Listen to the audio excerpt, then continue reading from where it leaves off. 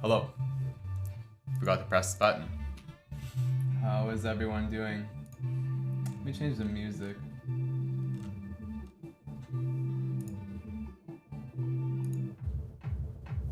That's better.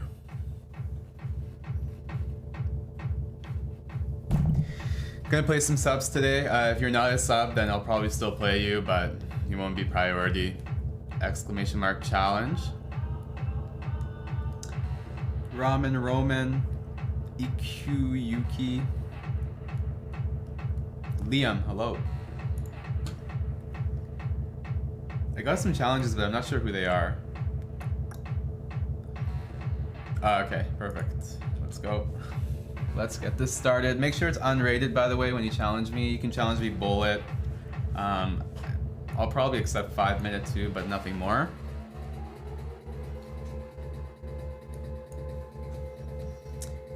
Hey, 603 kid. Okay, got a Queen's Gambit declined. I've been trying to play more Bishop F4, Bishop G5 stuff here, so let's try it. I have a bad habit of closing in my bishop and playing E3. Let's take that. Queen takes, okay.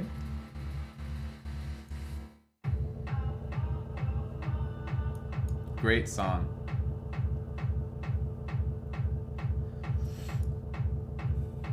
He's trying really hard to... Wait. There's no tactic here if I play bishop e2, right? Knight takes, queen takes. I have queen a4 check. Should be okay for me. This is strange. It's a weird position. But I like it. I have the double bishops now. It's a pretty dynamic play. This queen is probably a bit misplaced. Why can't I play c4? Why can't I take the knight, by the way? And then play c4. Seems like it would be good for me. Let's keep rolling down the middle.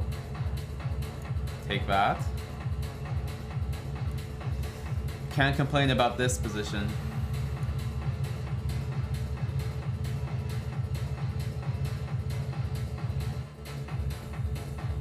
If I take here, it's probably good, but no rush. Let's attack the pawn. Oh no, remorse. Hello.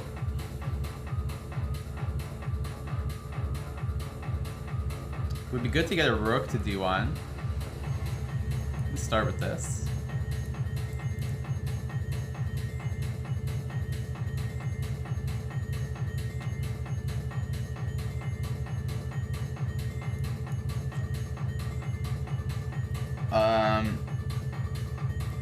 Rook takes.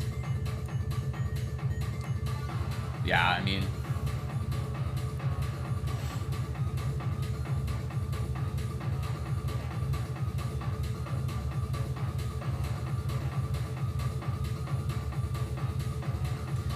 b7 is coming. So let's go here. If they go here, now we can hit. If they go that way,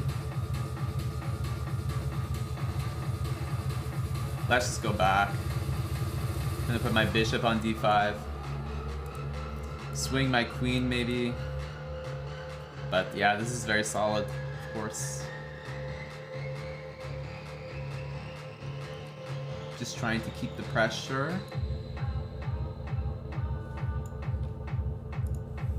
Just play fast as well. That's kind of important.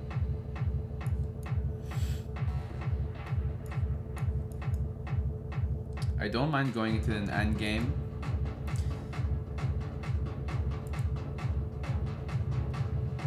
Although maybe I should. Is this winning for me?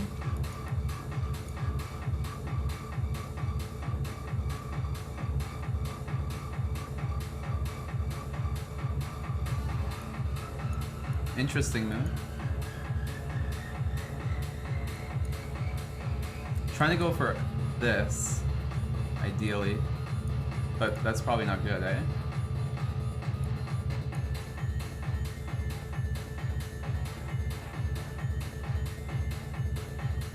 Whoa.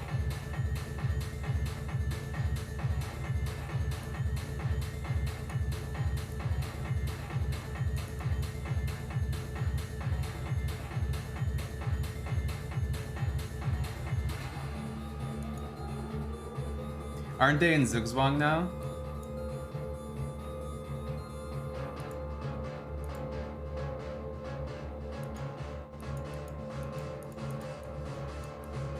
Check. Good game. That was interesting. I'm not sure about that end game. It's probably good for me. But yeah, of course, I'd messed this up here. I mean, I took with the rook, but yeah, I should take with the pawn. Obviously, taking with the pawn is nice. Don't know why I didn't do that. Who's next? Gummin Gang and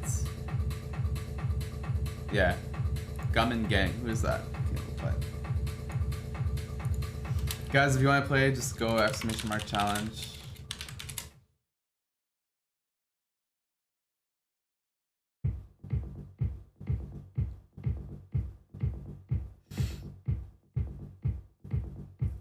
I can give you a rematch, just depends if there's a lot of challenges or not. Hello to Czech Manirov. This is my space. Do as I say. This is your space. I'll do what you say. Let's take that.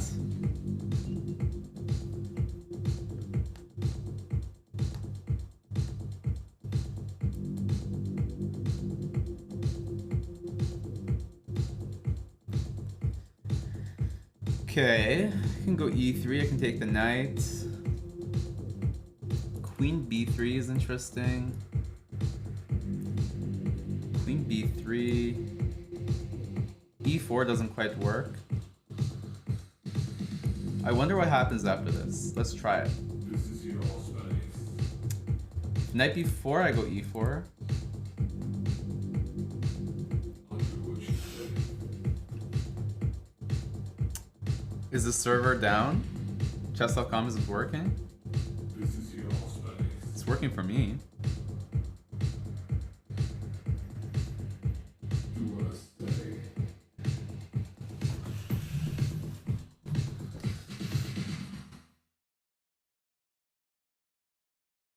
Okay. Here.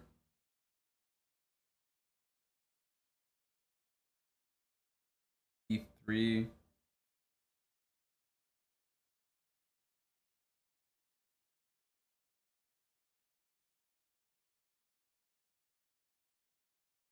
How is everyone doing?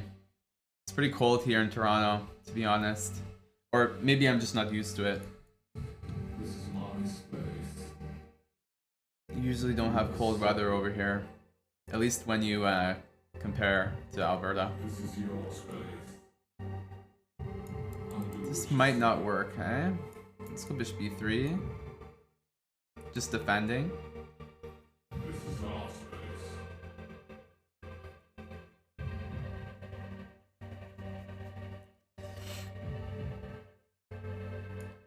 So you think it's all over? That's when it starts again. Cold increases testosterone, is that true? Work it out. Or is that pseudoscience? Bro science. Okay, now. Run. Is that why I'm so skinny, Kappa? Here's a drop.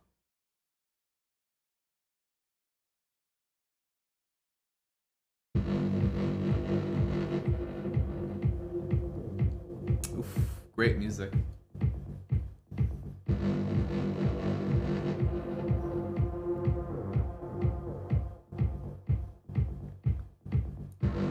Whoa, okay, let's go bishop g2.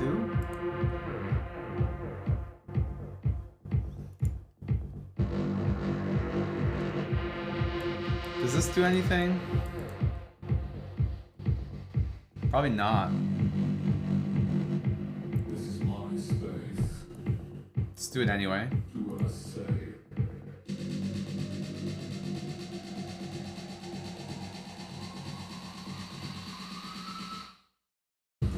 On this one, I was going to go f4. And maybe we can try for e5. d5, correction. And then now I have a nice pawn structure. Bishop f3. Maybe e6. I can take the pawn as well, by the way. It's pretty enticing. Don't see why not. Maybe we can throw in this first. Now take it.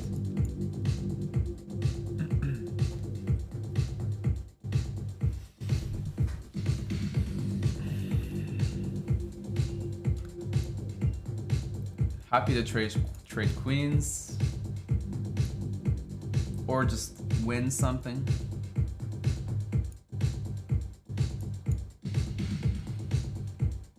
It's pretty low on time, unfortunately. Yeah, I mean, I can take a knight, exchange, queen c3, seems clean. Put my bishop on d4 after.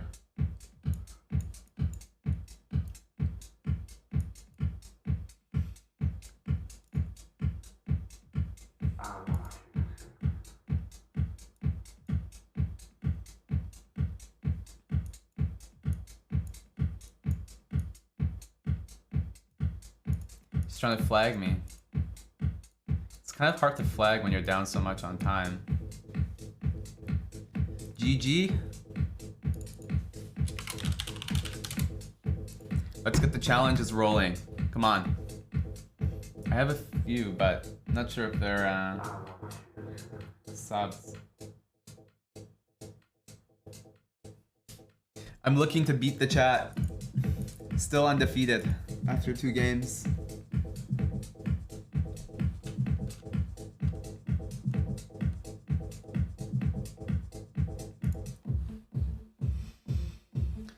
Strati, I see your challenge, but has to be unrated. Make sure it's unrated and I'll play you.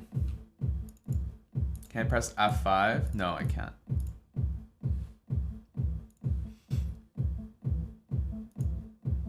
Is F5 refresh?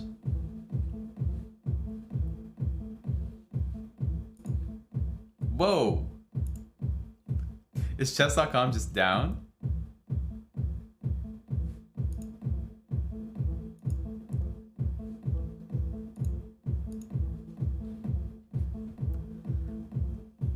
To be fair, I didn't press F5, I refreshed.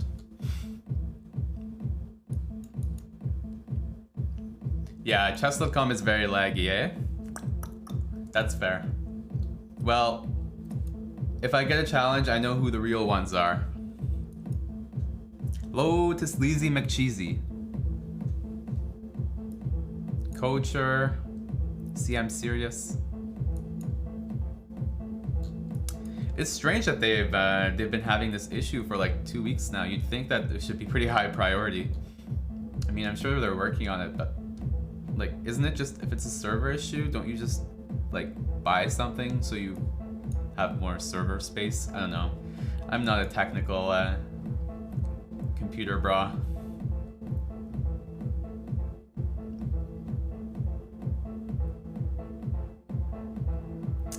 Okay. How do we play this? Queen c7? Is f6 a thing here? It might actually be a thing.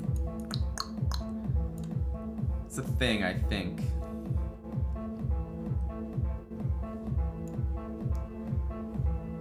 Whoa! I respect the energy.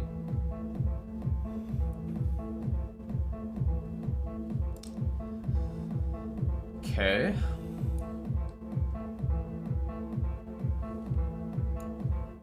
How do we defend this pawn?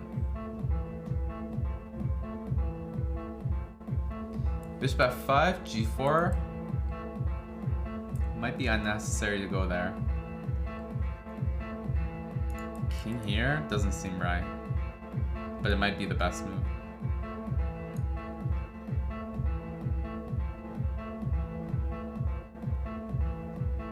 That's a fair point, Sleazy.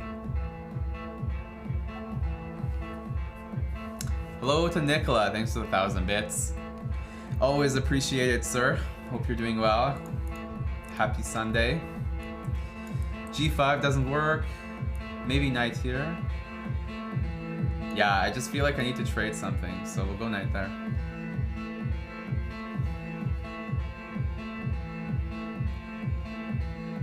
He's looking to sack. Let's start with this.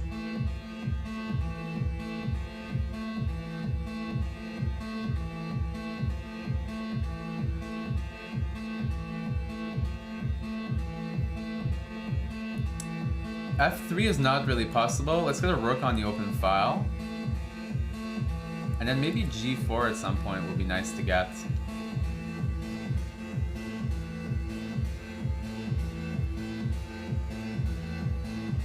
Gregory, thank you for the 18 months. Appreciate it, sir.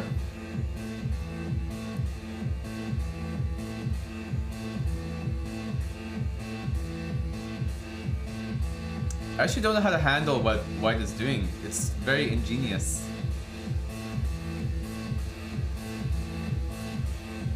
Well, now it's easy. Now it's very easy. Now I can play e5. Rookie numbers, tier 1 for 16 months. Thank you.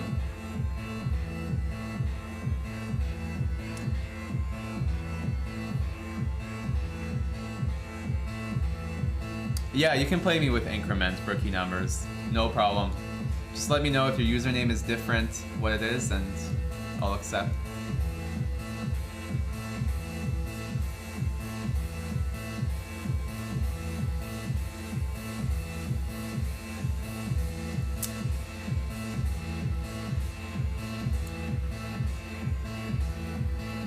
Once again, I know there's issues on the website, but if you have access, !challenge, press the link and you can play me.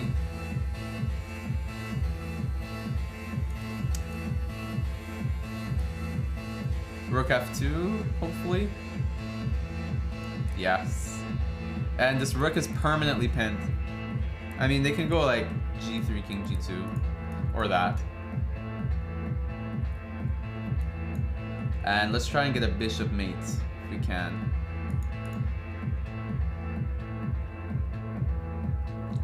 King is pretty boxed in right now.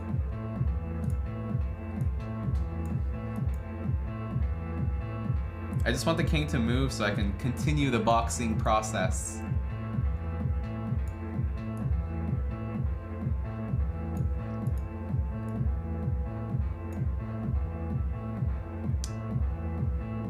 Let's go here and here.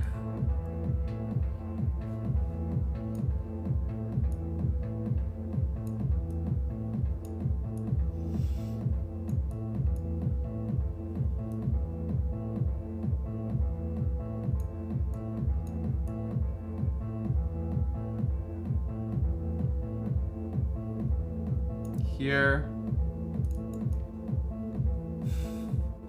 Here, checkmate. Oh, okay. I thought, for a second, I thought that was like stalemating. That's what was gonna happen. Anyway, GG. I'm not like Aman. I have to actually think about how to do this. I can't just pre-move it all. It's the difference between me and a grandmaster. All right, Sleazy, let's go. And then rookie numbers, just make sure your challenge is unrated. I see that it's rated. Gotta be unrated, man. And then I'll accept it.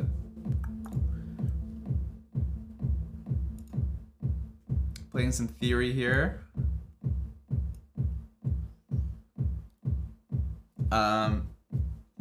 Okay, it's castle. Now I'm supposed to take. Bishop b4.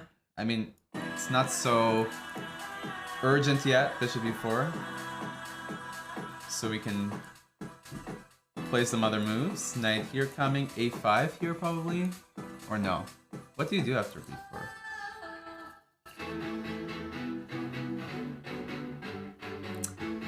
I think maybe I just ignore it.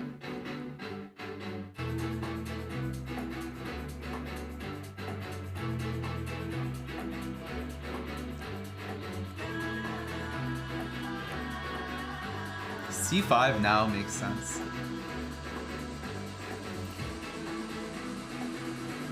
Wait, chess.com can tell you? Chess.com tells you what rating you played like? That makes... Is that like a new feature or something?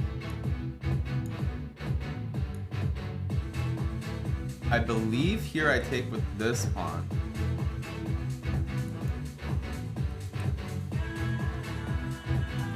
Oh, is there a beta version of chess.com? Is there a new version of it? Didn't know that.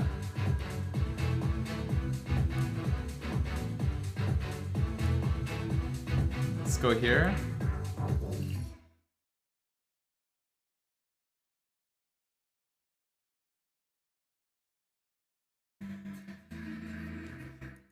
I think I'm not having any issues right now, so I'll okay, I see that, but I'm not gonna click it. I'll stay on this right now. Just don't want to have issues with the website not working again.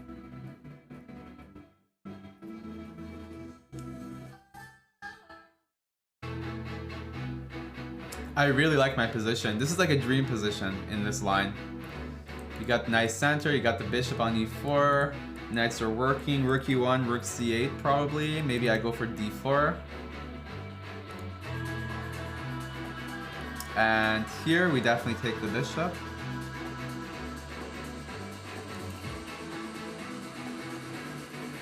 Knight e5 to c4 seems good. But I have to protect c5 first. Rook e6 is interesting. Just to stop the knight. I'm not sure how necessary it is. Knight e4, probably not good. Yeah, I mean, I'm convinced rook e6 is one of the best moves in the position. It does a lot. Getting ready to double at some point. I can't really see another move there. h6. Just have to make sure there's no sacks. But yeah, I mean h6. I might lose a pawn, eh? Queen takes. Rook here? No, this rook is hanging. So I have to defend something. Let's go here. Here I'm going to take with the queen. Otherwise I'll play h6.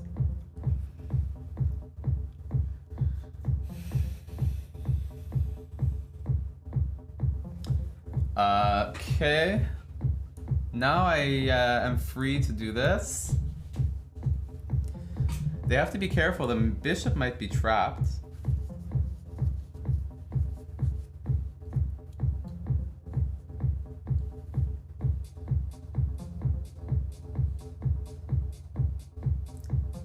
Pretty low on time.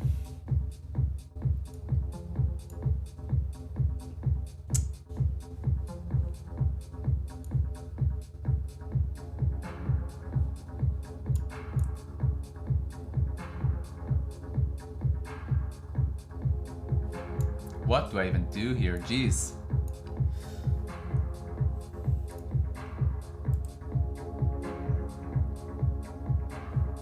Check.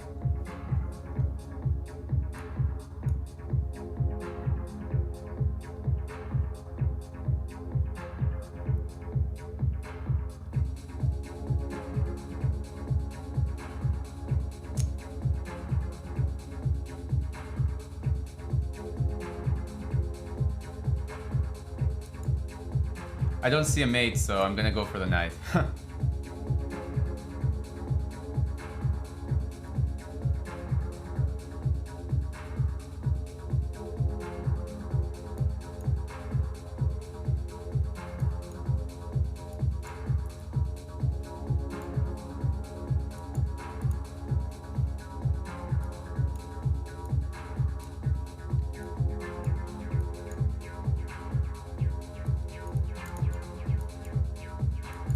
Oh my god, I was supposed to take with the rook there.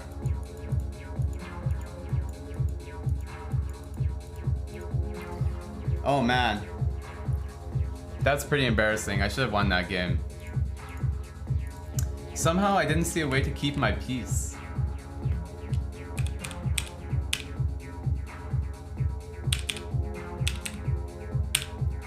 Amazing that knight h4. Amazing that knight h4 here is a draw. Like, it's an equal position.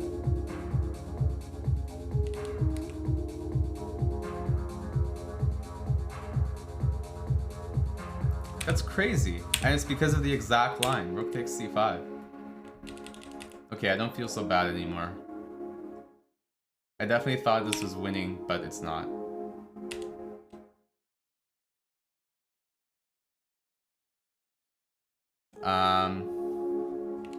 But yeah, obviously the move here was to go this way. And the point here is that after f3 I take, and the same line is not possible obviously because I took the pawn, and if not, then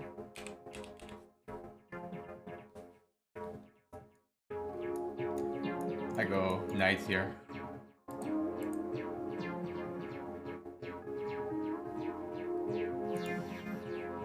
GG.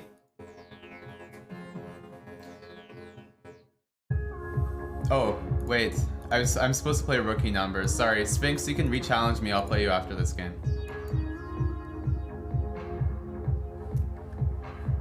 Sorry, Sphinx. I was supposed to play rookie numbers. I told him I'll play him after. He's been waiting for a while. For everyone that's new, !challenge. And you can play me on chess.com. Priority goes to subs. I mean, almost everyone is a sub in the chat, so I'm kind of... Oh, oops, that was a blunder? No, it wasn't. Yeah, I mean, everyone's a sub in the chat, so... It's kind of hard to play someone that's not a sub. Yeah, this was like an intentional bait. I actually thought I hung the pawn, but...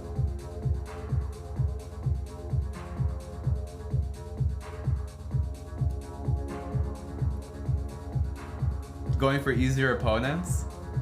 Hey man, I'm just clicking what I see in front of me. But if they're easier, then that also helps the streak.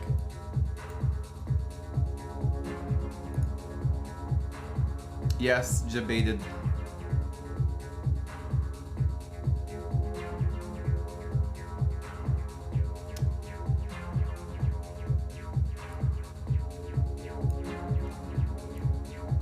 C4. Hello to Mattis. Hello to Mattis69. Let's take that. Bishop C4 if bishop takes. Seems winning.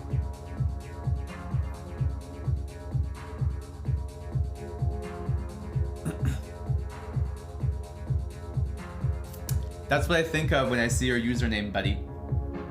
Big Matt.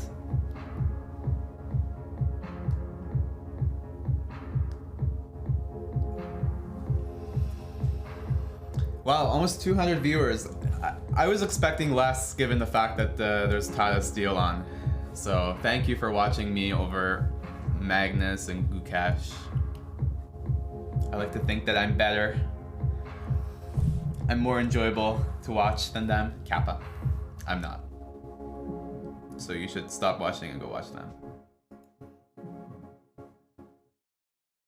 Gukesh's game is over? Okay, then it makes sense. Big gook. Okay, I don't know what's going on here, but we're trying. Should probably castle. Seems important. Bishop here comes with check, so I'm not worried about rook stuff.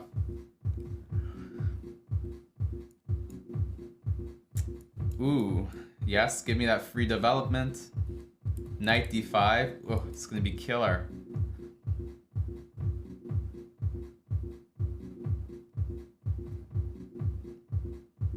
Everything comes with tempo.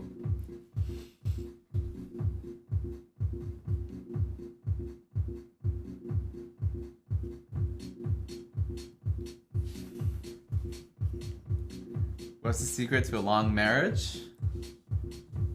I should be asking people that. I shouldn't be asked that question because I can't even maintain a female for longer than a few dates.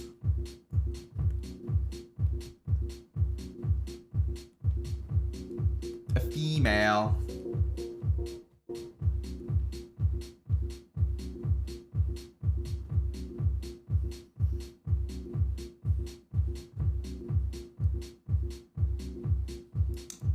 Okay.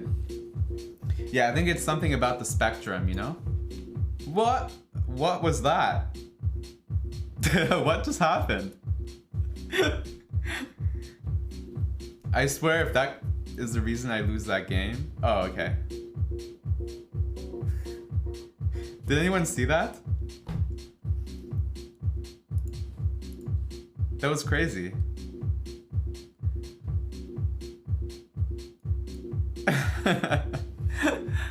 Alright, Sphinx, let's go. It's like a bomb. When you win, you get a bomb. Your computer just blows up.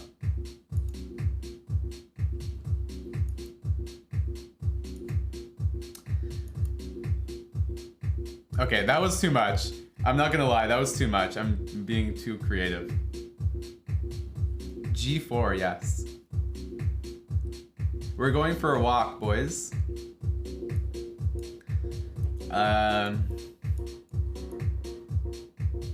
I still want to go for a walk. Okay, I guess they're going for a walk.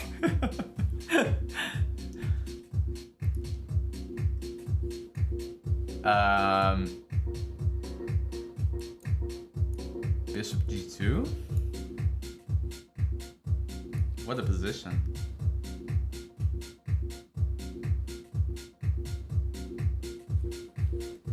What do I even do here?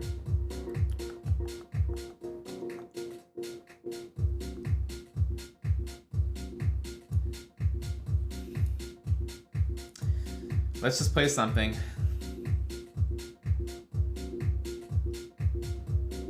I think I'm gonna lose a pawn either way.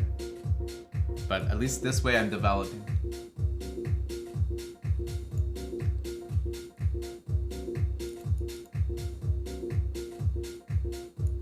Castle, please.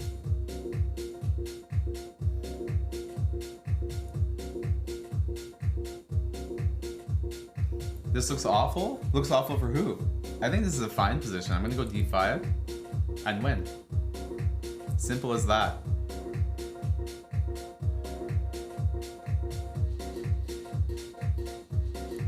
Otherwise, I'll just do this and win.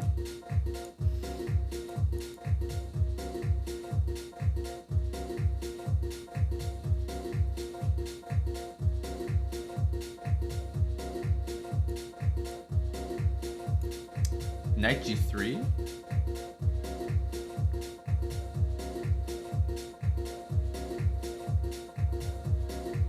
Maybe the other knight to g3 was better. This is probably a better move. Whatever. Bishop d2, bishop c3.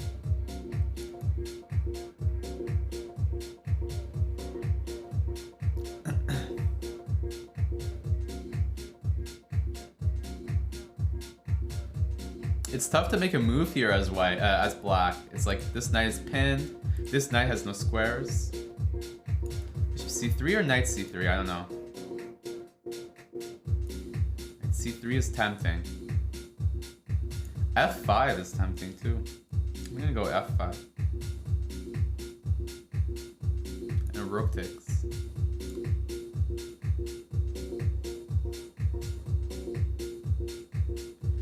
Excellent music as usual.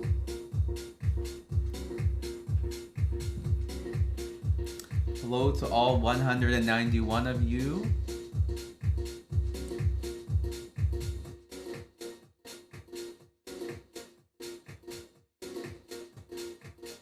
I woke up this morning with a weird like toothache, but it wasn't like a toothache, it was like my the area around my teeth, like my gums were a bit swollen, but now they're good.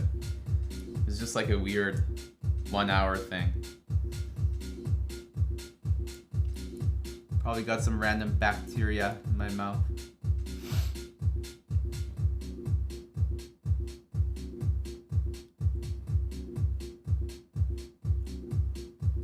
This is winning, no?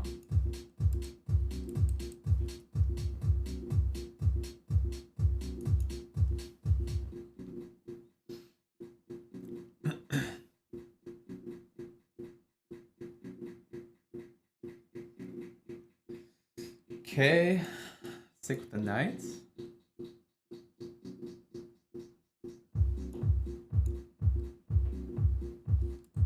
The king is going to be checkmated extremely soon.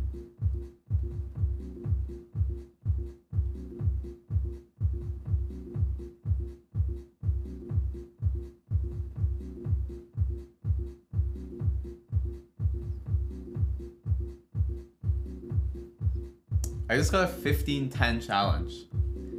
Definitely not gonna accept that, Mr. Double Jazzy. Money Bert, thank you for the resub, by the way. I don't know if I called that. Okay, this better lead to mate. If it doesn't, then I should quit chess.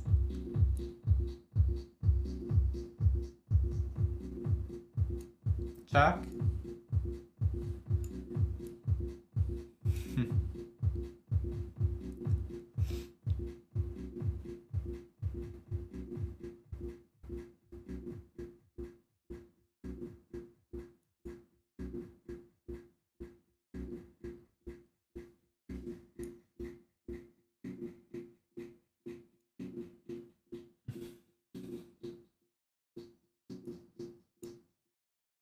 Oh my god.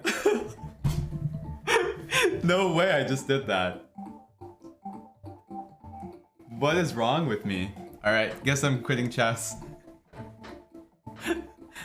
Oh god, that was so embarrassing. This always happens whenever you're in, whenever you say something like that. I had mates. Oh, it's never mate. That's the annoying thing. It's so annoying when the king is in the center.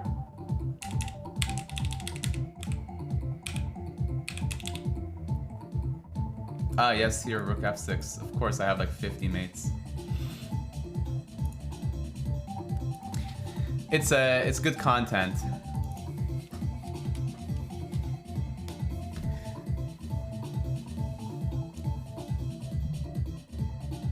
Can't believe that just happened. Only on the Chess Bros stream when I stream will that happen.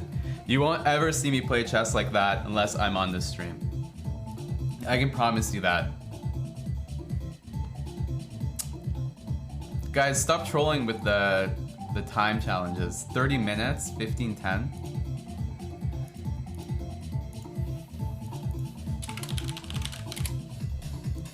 If anyone wants to play Bullet, I'm down to.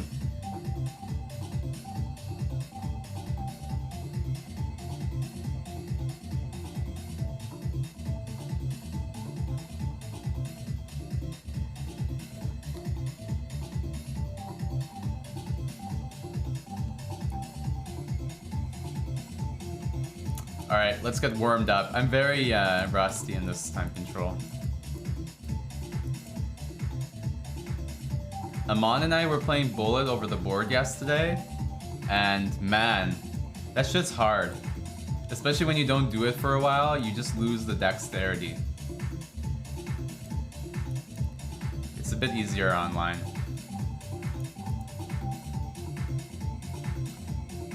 I think I have time here to do this. Let's go this way.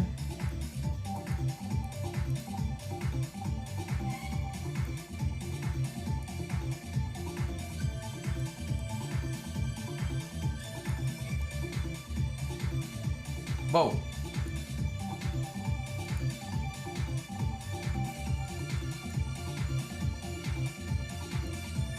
Oh, I could have just taken the pawn.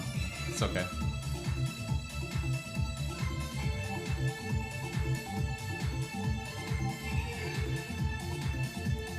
I might have to do this.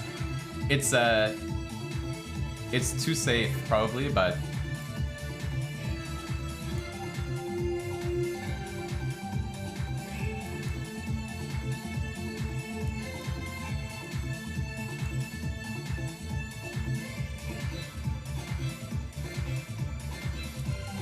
what is going on here?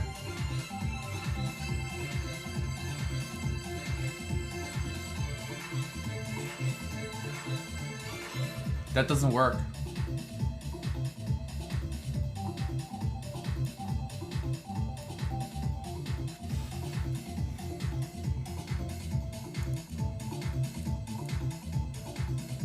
Oh, what just happened?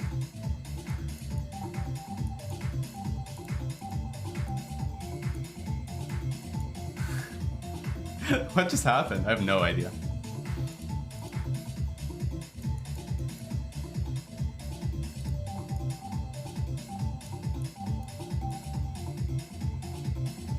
I definitely thought that it was checkmate, but he had bishop c1.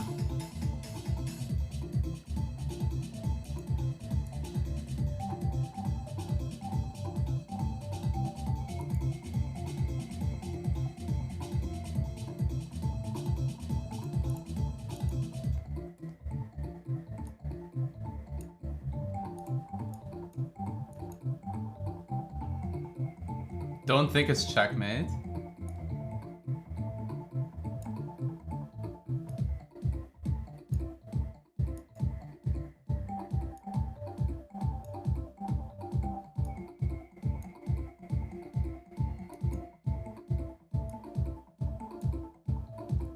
Wow, I think I'm just about to run. It's not checkmate. I don't see a mate.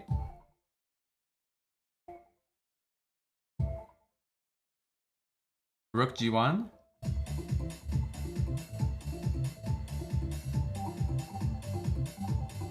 Queen takes f4, rook g1.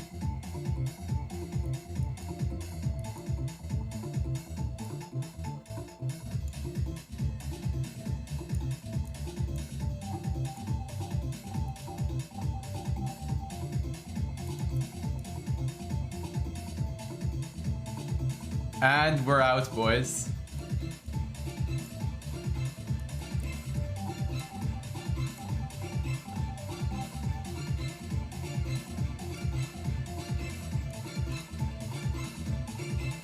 Oh, God. Okay.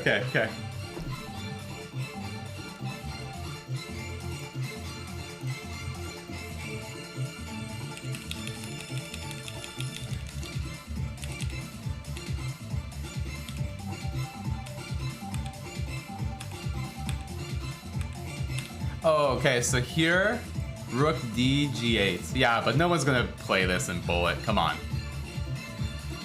Yeah, it was mate, but yeah, I mean, no one's gonna be like, well, actually, rook d g8, checkmate. Everyone's gonna take the bishop on h4.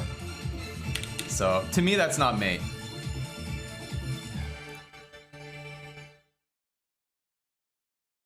To me, that's not mate. Okay, let's see here.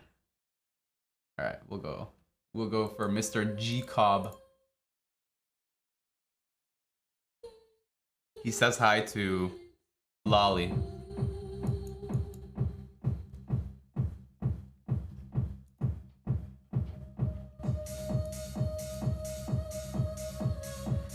Actually, I suck at Blitz too because I lost to you, Sleazy McCheesy.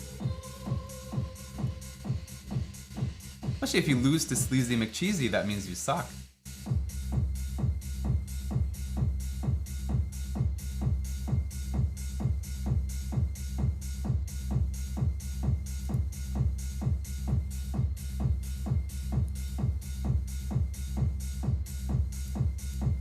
Oof, great position.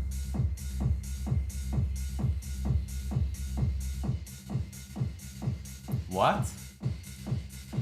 Oh, okay, I'm playing at 1000.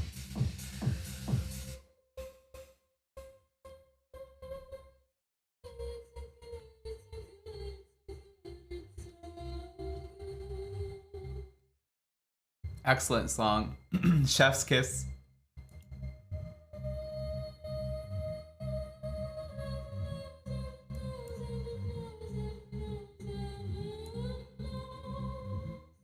Still gotta be a bit careful here, there's some stuff.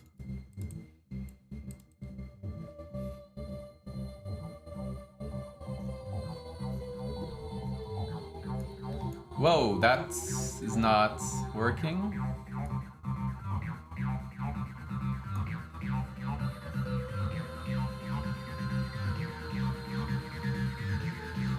Wait. Yeah, okay, never mind. Just gotta make sure there's no like bishop takes f2 tactics.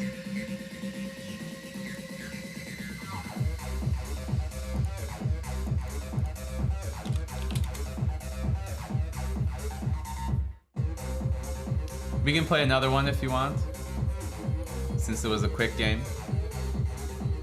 Oh wait, I need to get the play.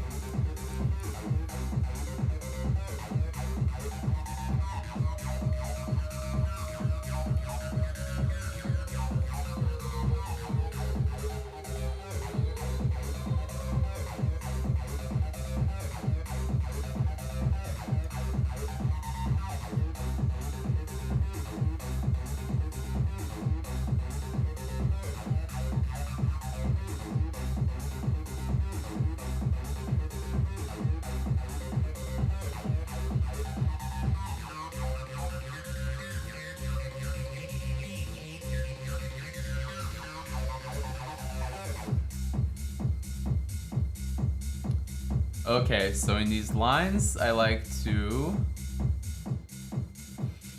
play rook e8, knight, try and get my knight to f8.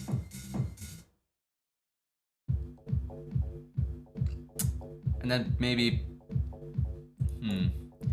at some point maybe bishop e8. This is a good move to get. Rook c8, maybe bishop b8 and queen c7. Just trying to go for an attack. Queen e5? It's interesting.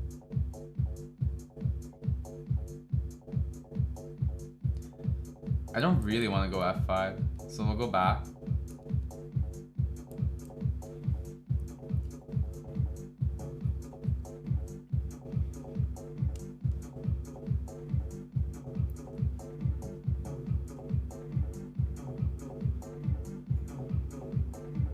Yeah, bishop c7, queen d6. Seems good.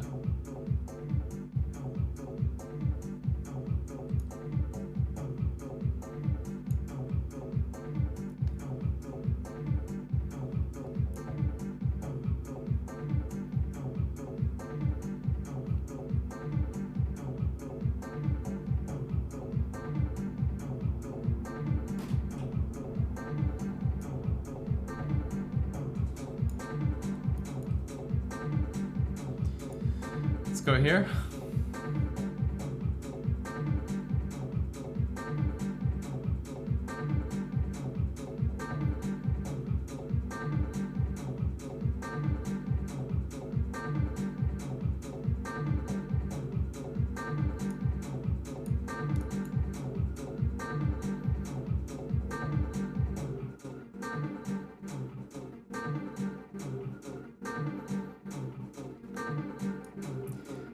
Wait.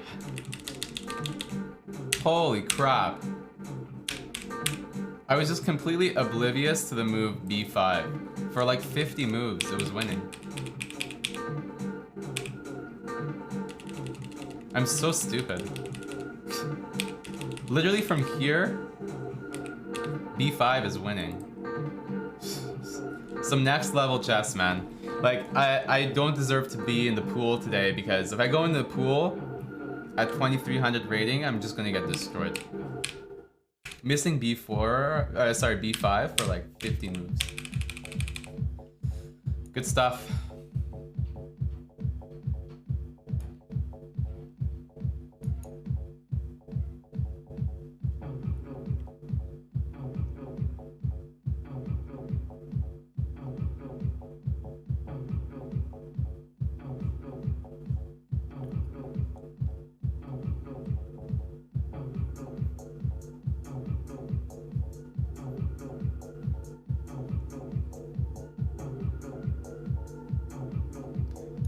Let's go here. Ooh, knight f5. It's kind of tricky, but I think it's fine.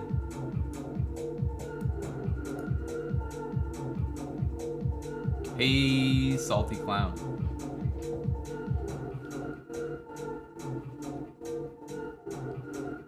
Big salt.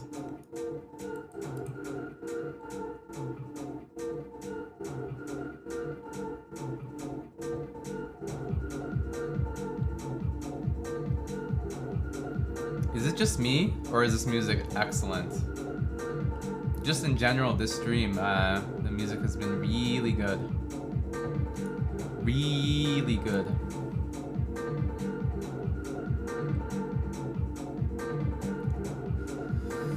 Okay, we just have to do anything. Like, everything works here. The perfectionist in me, though, wants to find the best move. Hello to Giant Space Octopus. Got your challenge. Wow, you're strong. 2500. Don't remember the last time I played a sub that high rated. I have to actually think when I play you, huh? Bunny noted.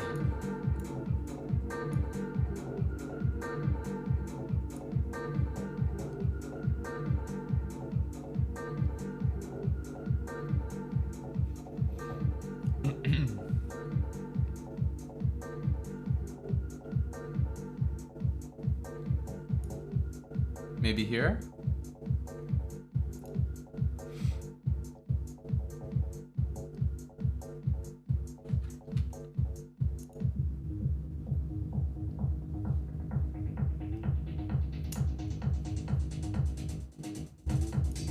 Let's take here, just make sure there's no tricks. H6 and I'm done. I'm gonna win. Just gotta make sure I don't get mated. GG's G-Cobb. Alright, let's go. Giant space octopus, giant alien moose. He's his country, he identifies as a citizen of the world. Very deep. I am playing a citizen of the world.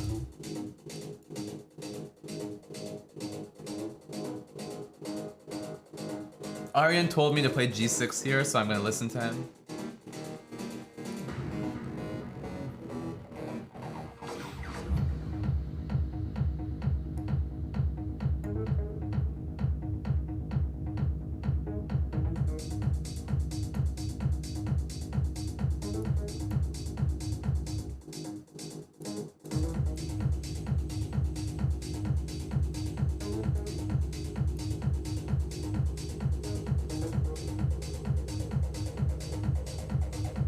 So here I was planning on doing some check, but actually not, doesn't work. We'll see what they do. Somehow I'm convinced I have some compensation. Okay, well, first of all, we can take now.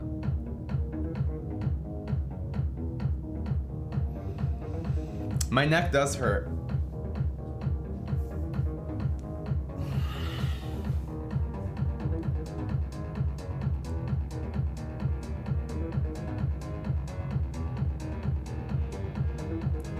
Let's go here.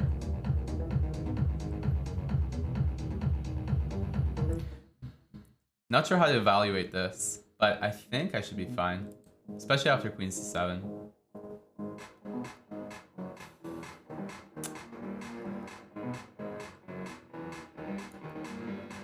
Let's do this. Let's do this, actually.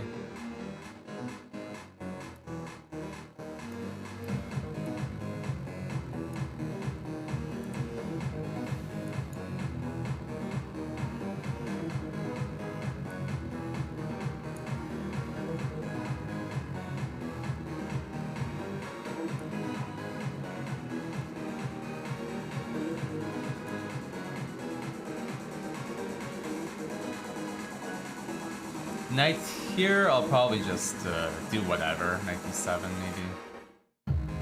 Not so worried about this.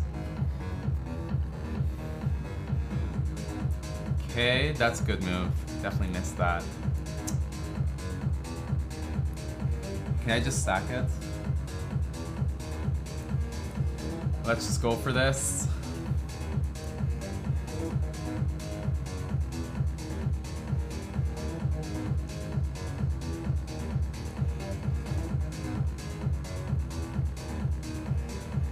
I don't think I can afford to not take here with the pawn.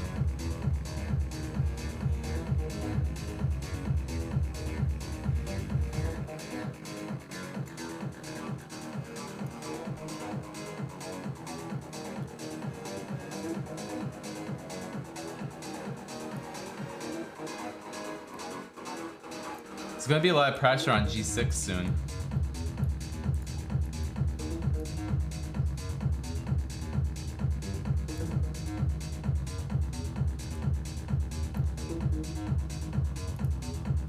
We will take that one and go here.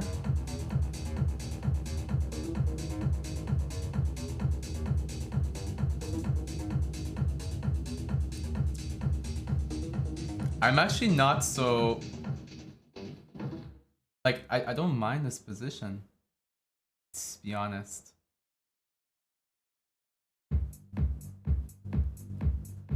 But there's a lot of problems, of course. The fact that I don't have time is one of them.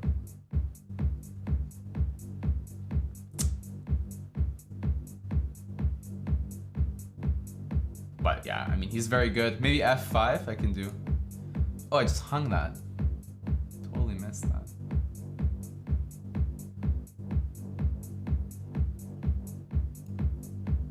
Does that work? Oh, bishop takes.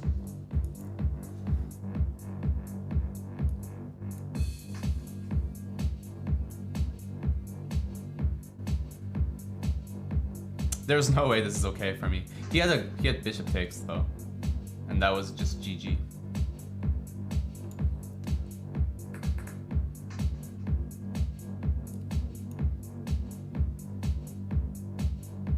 Not much to do.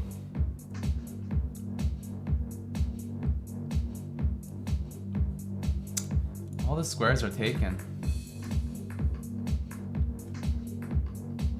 Yeah, just lost. 2,500 is yeah, it's pretty strong. Wouldn't have expected to win that anyway. Good game. Good game.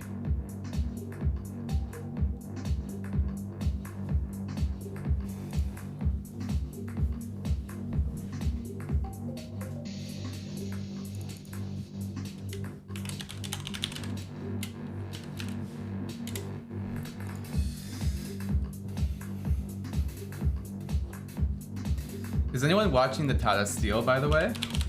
How is that going?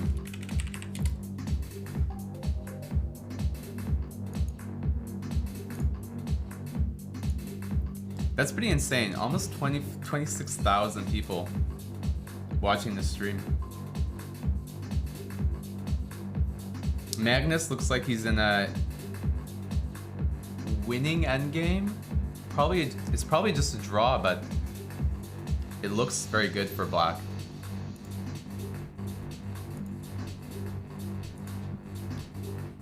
I guess we can actually put that on. Let me see.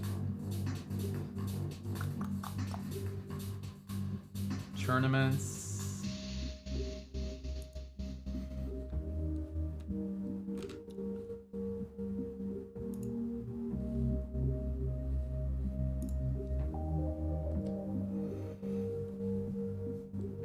Wait, what? I just want the games. Where are the games?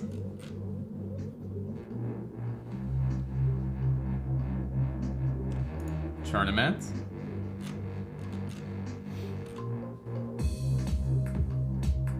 Oh, right here.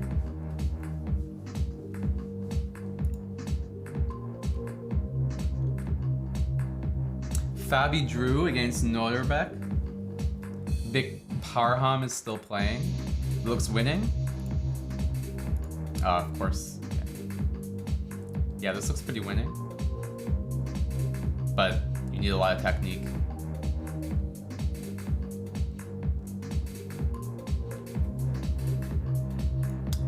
This is a very interesting endgame. I mean, if there's anyone in the world that can win this, it's Magnus, but the fact that there's pawns all over and they're all isolated, it definitely increases White's chances to draw.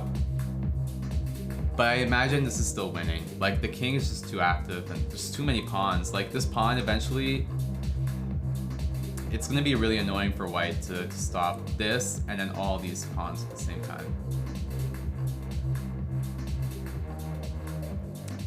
I think I'm just gonna chill for now. There isn't I mean, people can challenge, like exclamation mark challenge, and we can play at some point. Like, just leave your challenge in the queue. But I'm gonna look at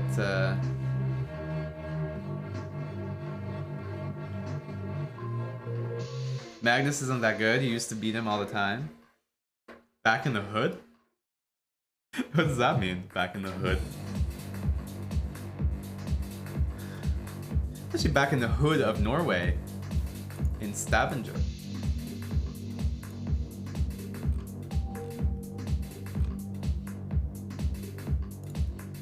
Ding Liren. I wonder if you can hold this. Oh wait, Parham is black.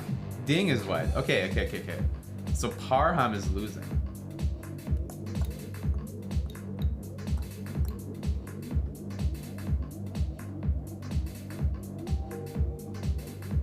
The Geary game?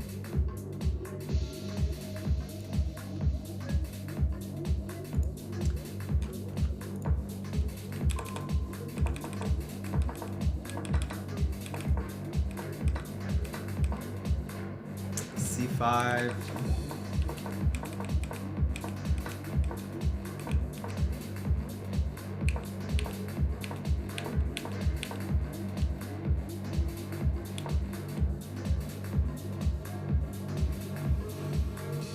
Wow. What is that move? There's some like rook. There's some sack on e6. Is this the idea?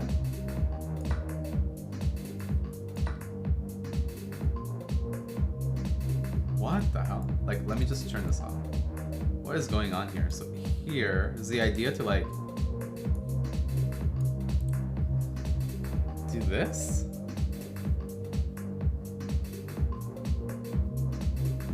Wow, it's very nice. I mean, it makes sense to do that attack because black is like no pieces on the king side.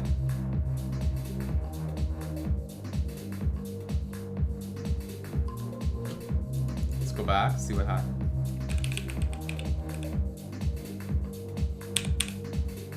Oh, he took with a rook first.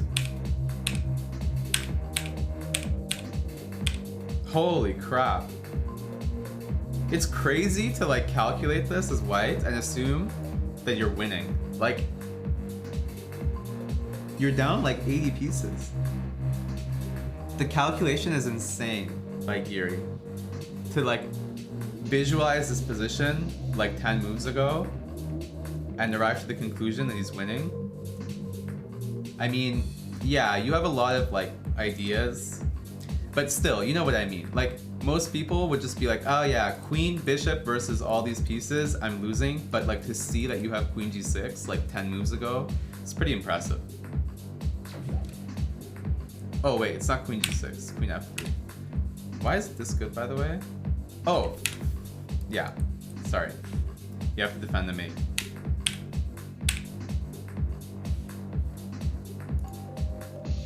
Queen f3, g4.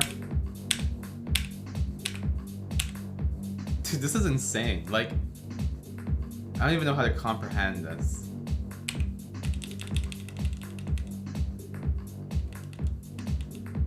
Everything is so forced. You have no time to develop.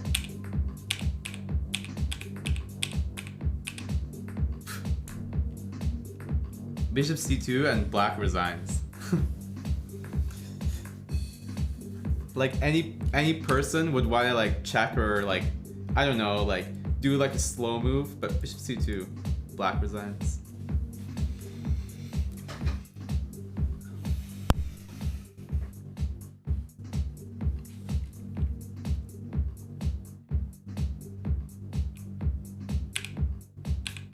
Very impressive. Don't know what to say. It's just like above my brain capacity, so I'm not gonna even try and understand it. Big Wes.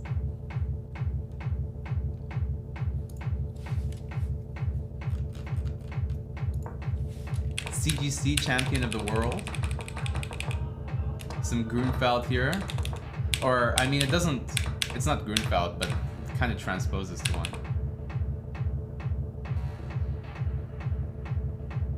Like a reverse Grunfeld or something.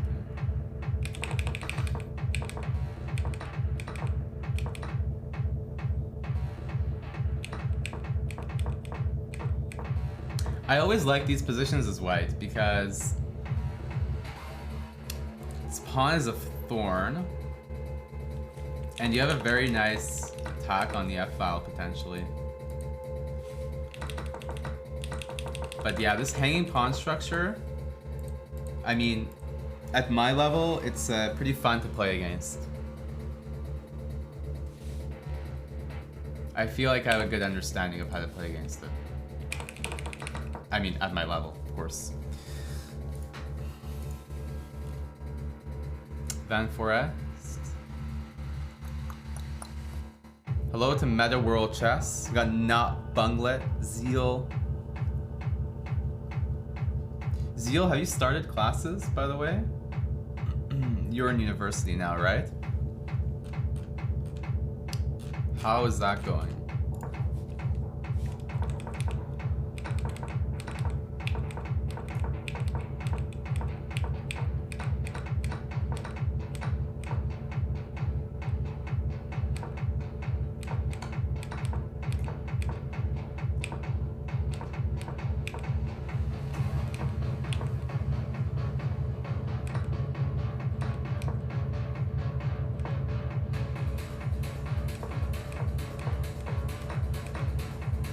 Unfortunately, yes.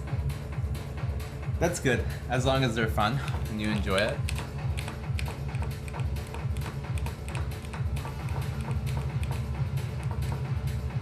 Seems pretty drawish, but I like the knight better in this position. Knight is very tricky. So yeah, only black can push here, but seems like a draw, especially now that the rooks are getting active. The rook is getting active.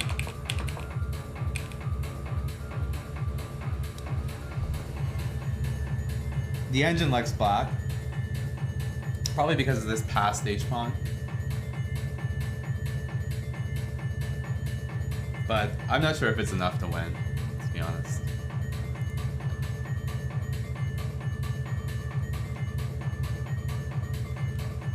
Where's Magnus's game, by the way? Oh yeah. Stupid f6. Wow, he's just completely winning now.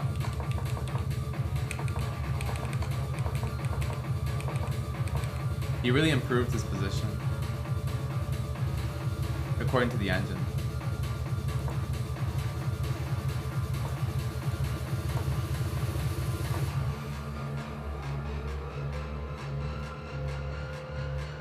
I just don't know what the idea is. Like, how are you supposed to push for a win here?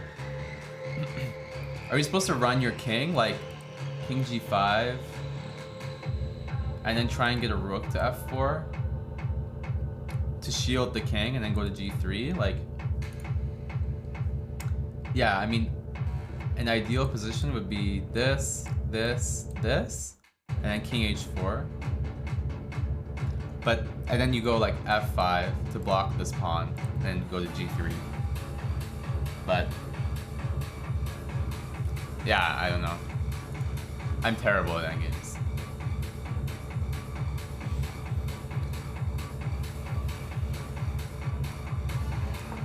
h4 as well, so that you can go here, but probably still you want to go here.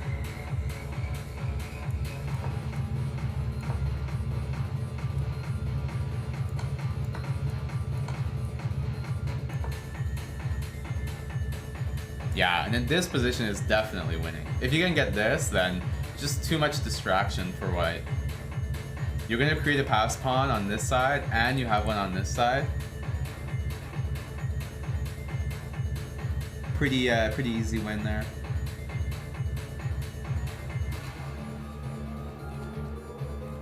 Magnus is a beast.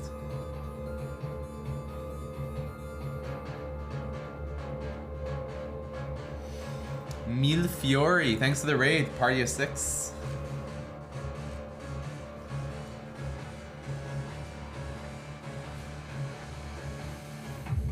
Six beasts.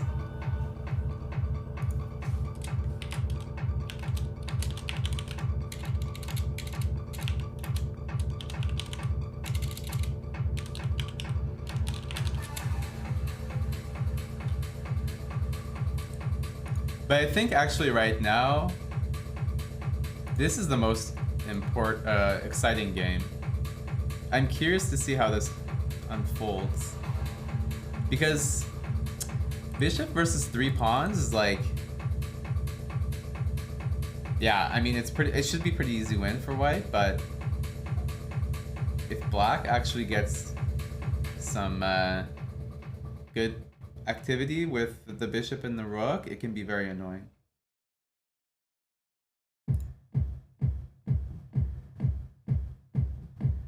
The king though is like perfectly placed to defend. And another thing that should be said is the bishop is on the right color. So in some positions it can help defend. And I assume you want the king in front of the pawns. As long as you get checkmated. But it is pretty hard to get checkmated here with these two pieces.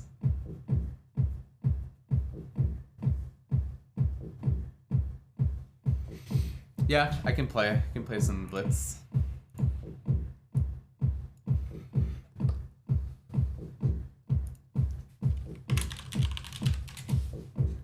Oops.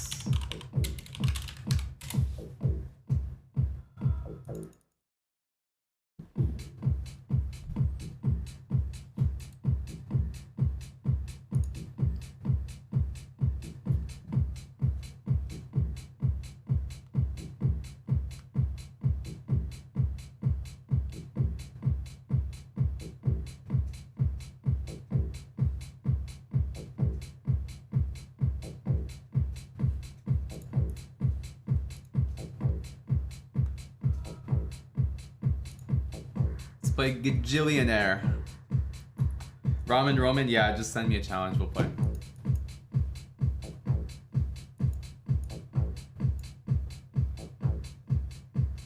Hello to Orwell.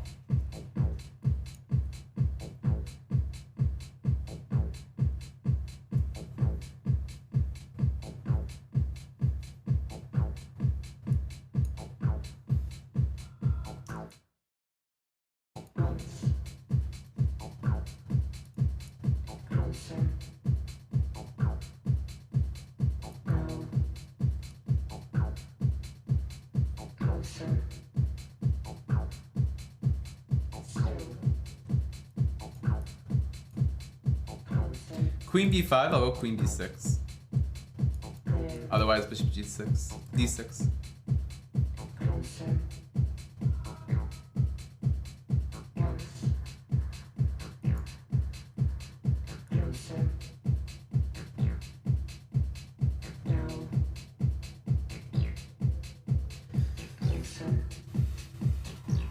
Alright, what's my plan? Still.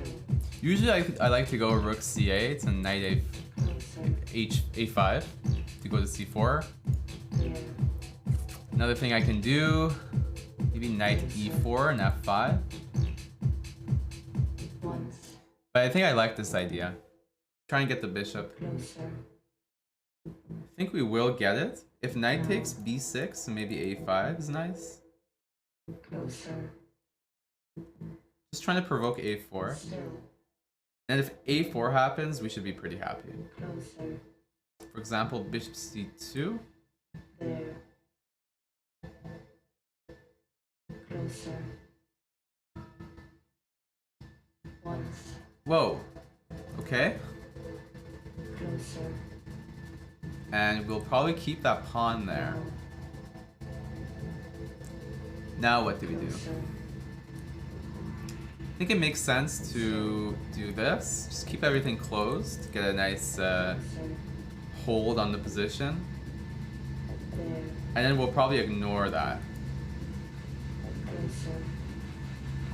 The rook will do a good job of stopping c4. The pawn will do a good job of stopping the knight. Closer. And then now we'll just take everything. Now. Just win a pawn. Knight d5 coming. Closer. c3. Still. Closer. Whoa, okay. Now. Big Bunglet, I got your challenge. There's nothing in the world. I'll get you which after. compares to this. GG. Big Bunglet is 2116. Jeez. People are roiding recently, eh? How do you just make so much progress? Back in my day, going from 1900 to 2100 took a few years. But now people are doing it in like 2 months.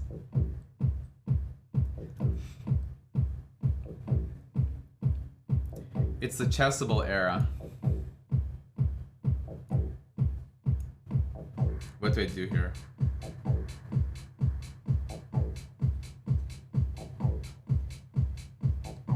What's the plan? Maybe here?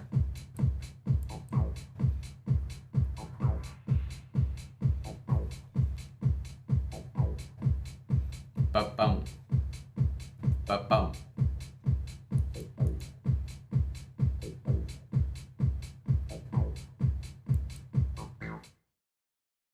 Once. Closer.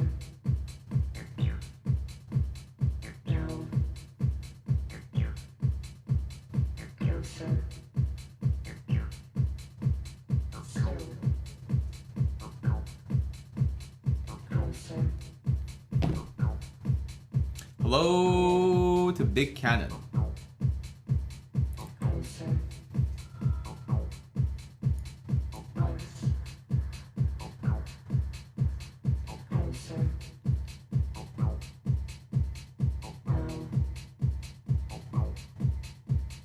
Closer. Still. It's very tempting to go e4, Closer.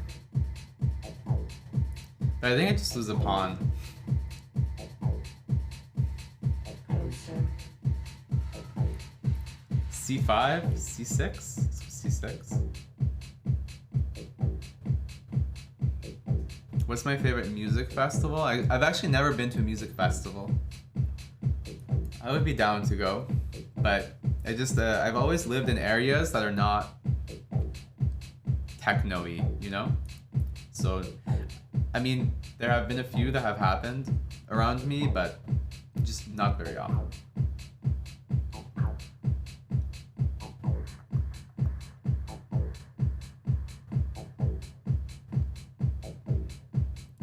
Here, here. It's really tempting. Then takes. Should be okay, let's go. Oshiaga in Montreal isn't far. Yeah, but I mean, I've only lived here for like 10 months. But maybe one day I'll go. Oh, did I lose a... Oh, I think I hung a pawn.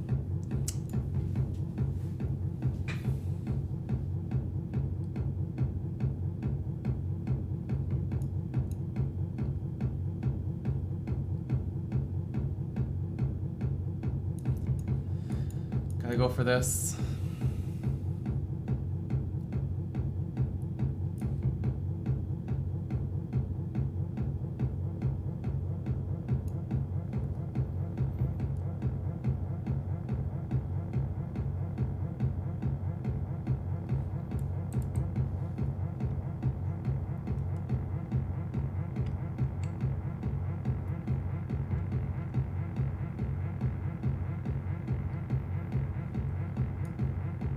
Hey, truth.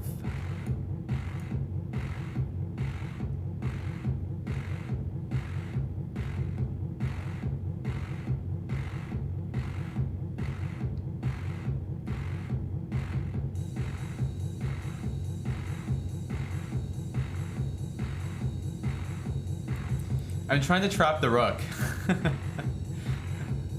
That was my idea, but he saw it.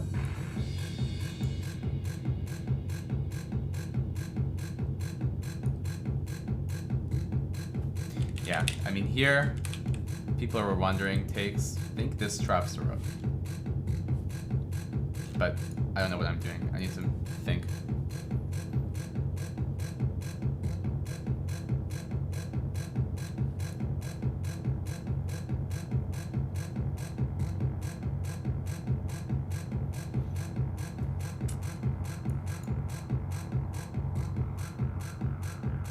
This is not possible.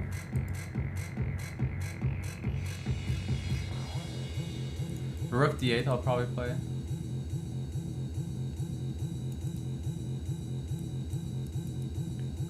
Swing the rook. My pawns at least are solid.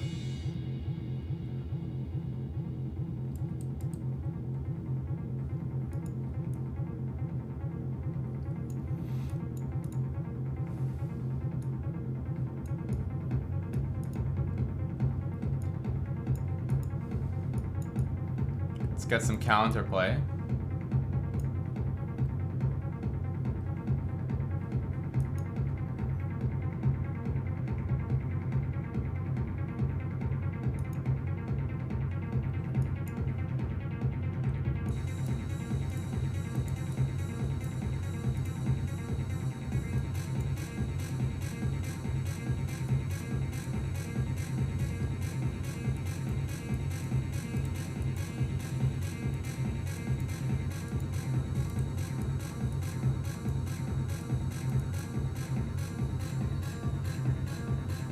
I lost that, wow.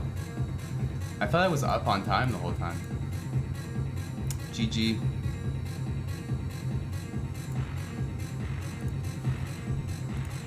I needed to pre-move more.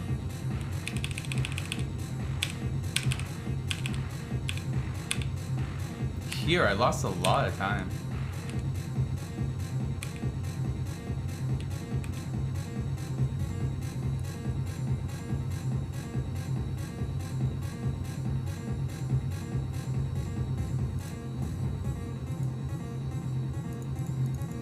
Who wants to play exclamation mark challenge? No, Bunglet was winning. Bunglet was winning in the opening. I just blundered a full pawn. Definitely a deserved win.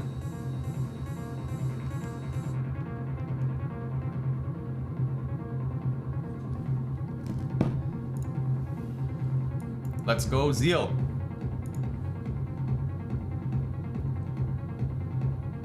Trying out some e4.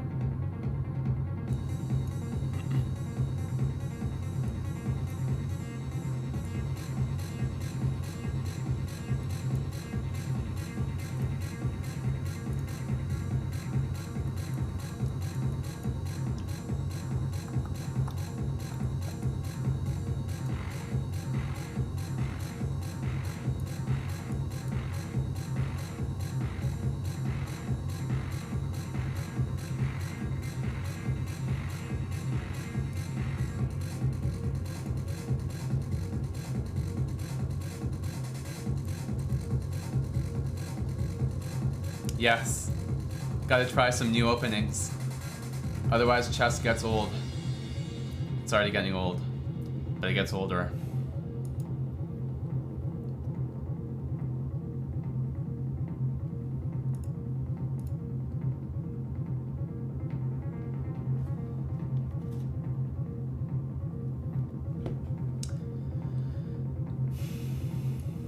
Something tells me d5 is a good move here.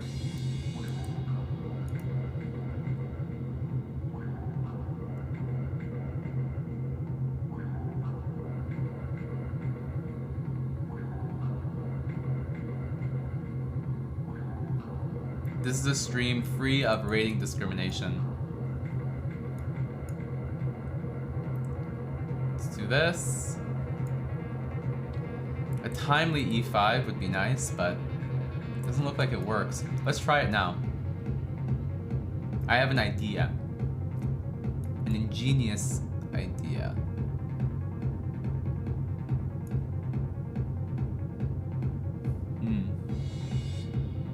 That doesn't work. So maybe we can try something else.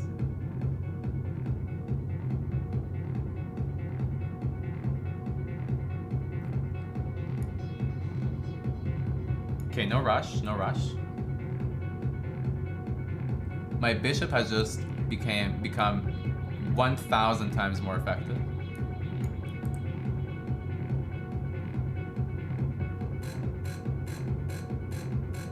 He can keep moving pawns, but it's not gonna end up well for them.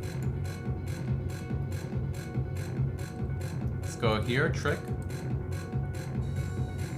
Very hard to stop, actually.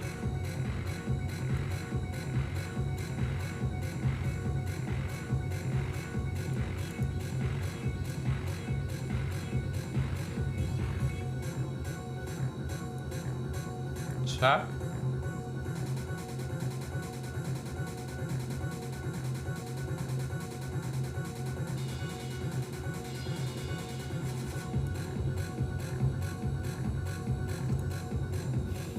This is so juicy, but I have no idea what to do. Insane.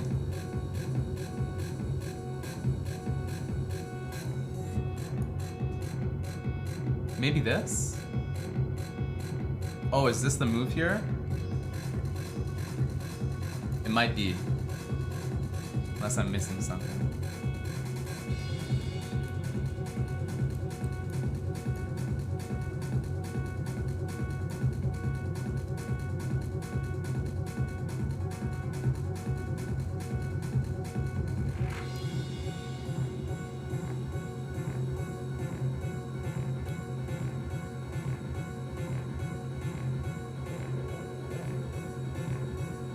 Just gonna hang it, eh?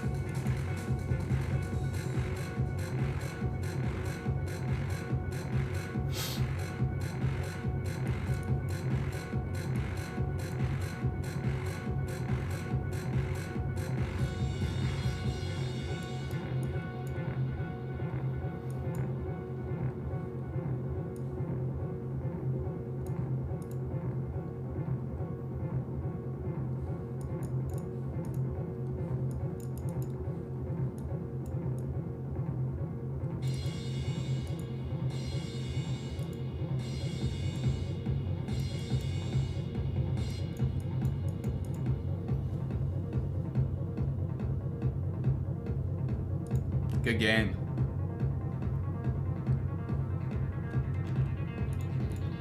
I'm sure I missed a lot of tactics there. But yeah, I mean, I don't play this opening, so I just don't know the ideas. That's my excuse. 96 is okay. King G7. This is not good. I should play Queen D2 here. I kind of played it late. But I'm sure I'm still winning. I already have like a strategic win here. Just these two pawns are going to be beasts for the whole game. But in Blitz, you want to try and checkmate. But this was wrong. was not good, at least. Take here, huh? This was a move? If this? D6. I missed that move. It's nice. D6 is nice. Noted. Cool idea. Yeah, because I kept seeing this and I thought just... This is not good.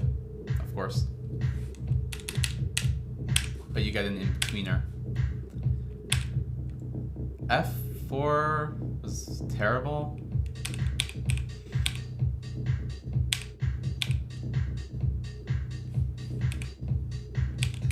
Yeah, and then from here it's pretty over. GG. Tim Cannon.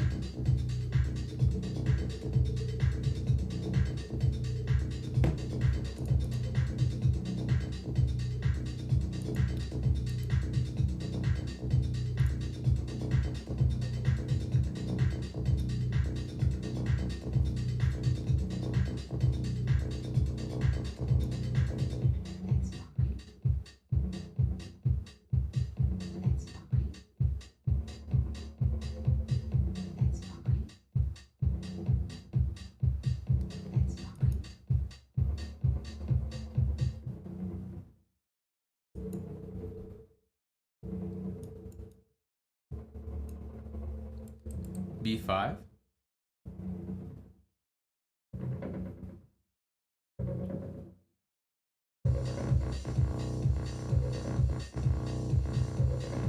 Knight B4 was also interesting. Yeah, I'll play it now. Knight B4.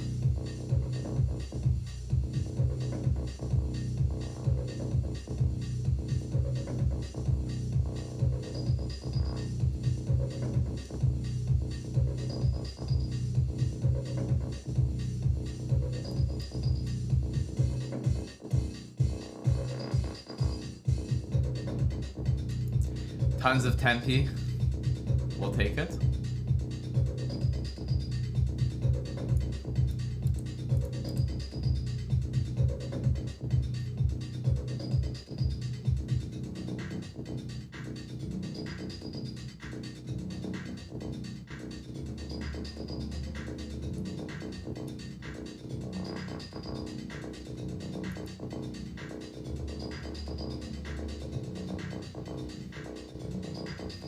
Hello to Omizi Malik.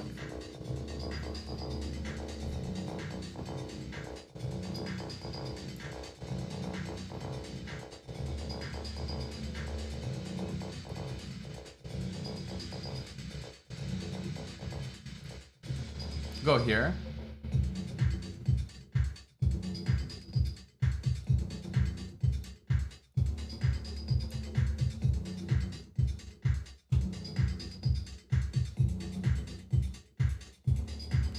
Knight b5.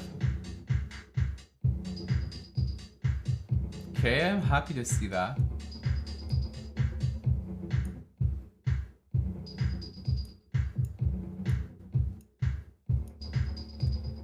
These moves are... I mean, the moves he's making are... It looks very good now, but in a few minutes, there will be a lot of weaknesses in this position. Let's go there.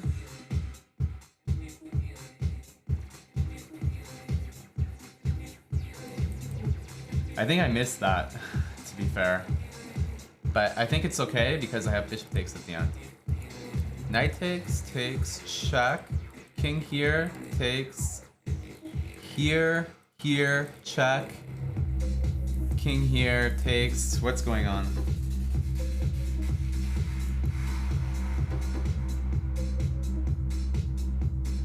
Oh, I should have taken there with the queen, by the way. This is a bit messier, but whatever.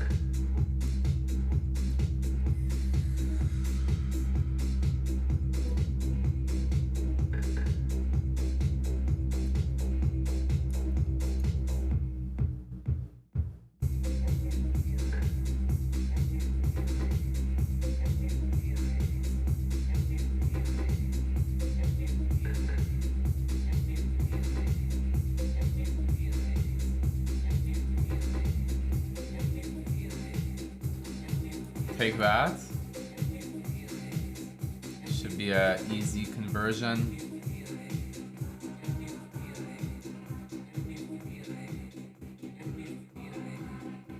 Check.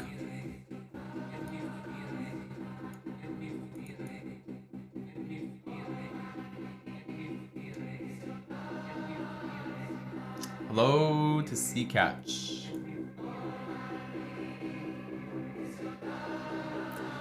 Rook here, I can actually go bishop f2.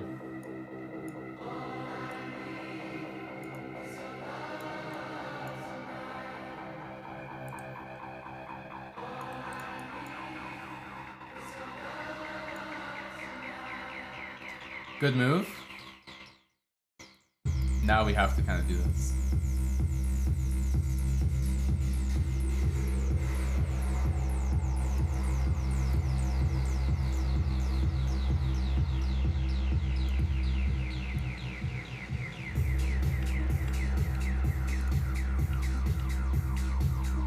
Good game, Tim Cannon.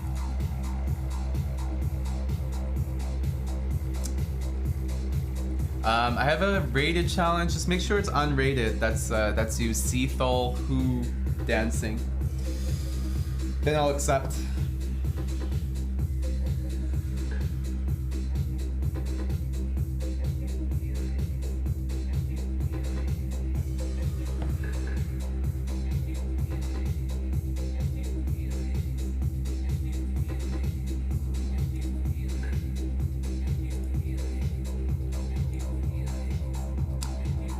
Is Magnus winning, by the way? Should we check? Can someone tell me if Magnus is winning? That's still rated, Seathol Who. Unrated.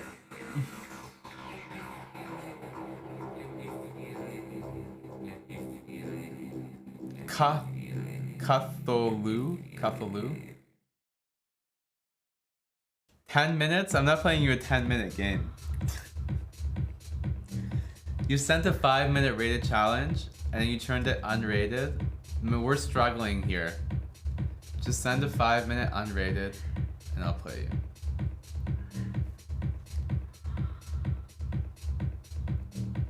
By the way, there's a vape here.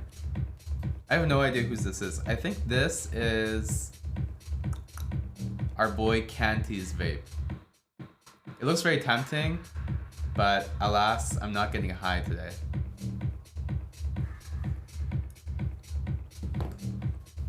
Yeah, THC.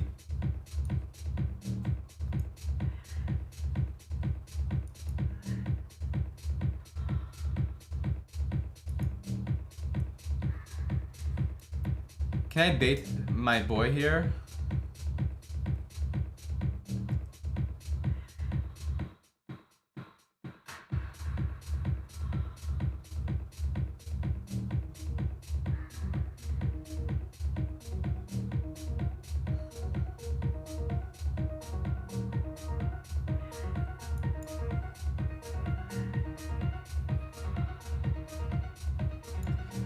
Please just play this. Actually, it doesn't work.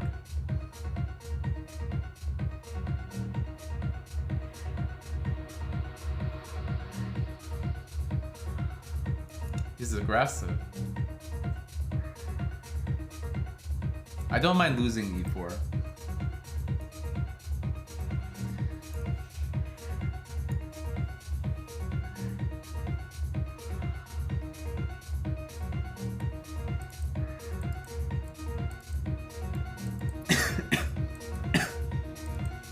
Unfortunate.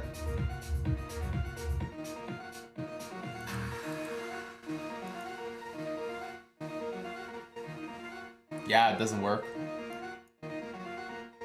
So let's prepare it. Kappa.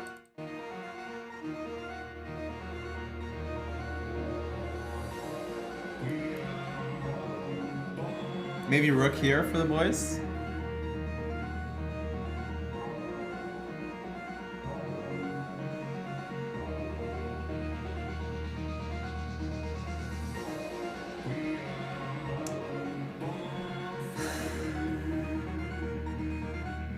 He's really asking for it. I mean, I have to. I have to.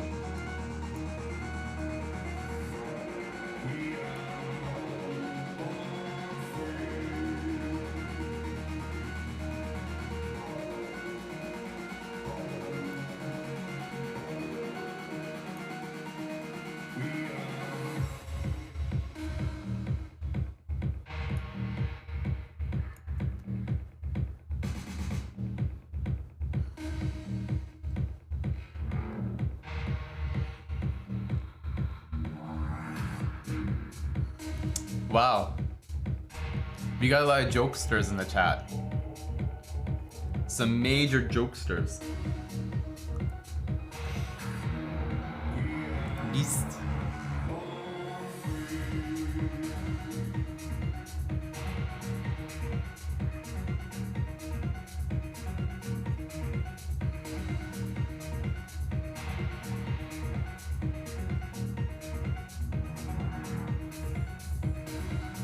Whoa.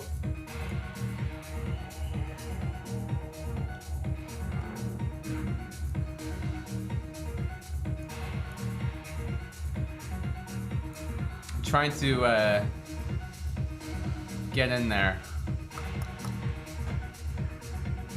desperately.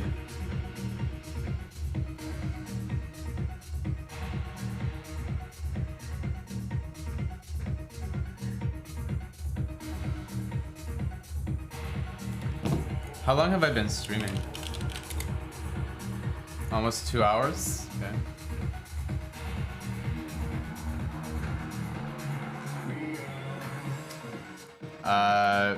G4?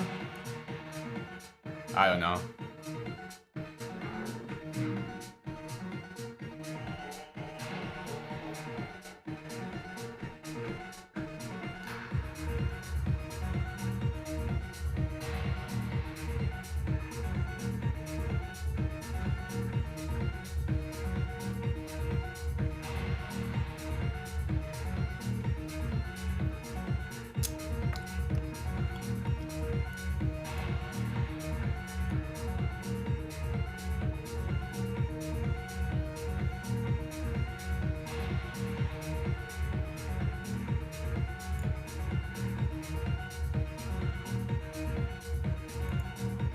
If takes, we'll take here.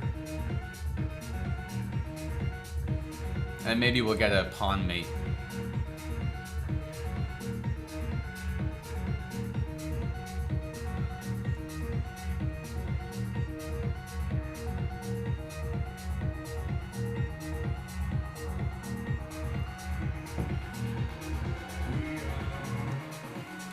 Did he take the pawn here? Okay.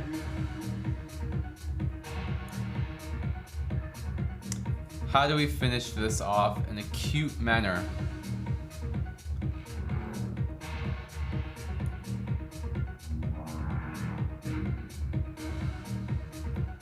Here, knight f6, e5, e5. Here, knight f6, e5. What's going on there? Takes, takes, and I win? Question mark. And then, well, if he takes here, then I can win as well. But yeah, knight f6, I was gonna go at e5.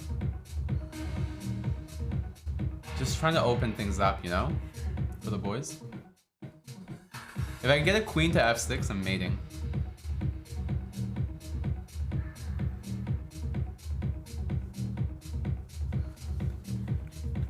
Otherwise, I mean, knight f6 is forced here, probably. Oh, is there a girl in the chat? Oh, it's Lisa.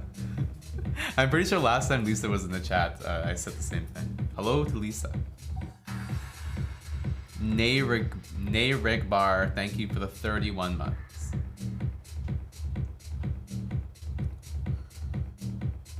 Oh wait, knight f6, I can actually, wait, I just realized, knight f6, I can take the knight.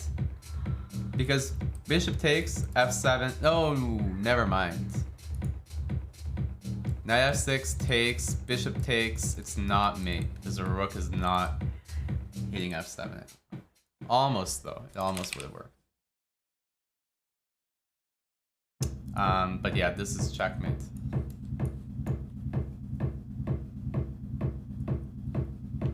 I think I just messed up the keyboard. One of the buttons fell off.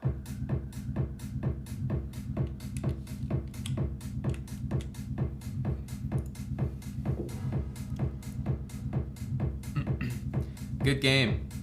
Yeah, I mean, I played some bullshit, to be honest. I'm sure I was like worse, but I was just trying to mix it up, you know?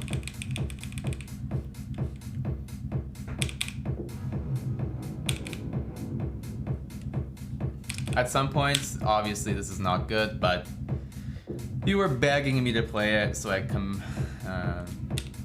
what's the word? I compiled? No. Complied.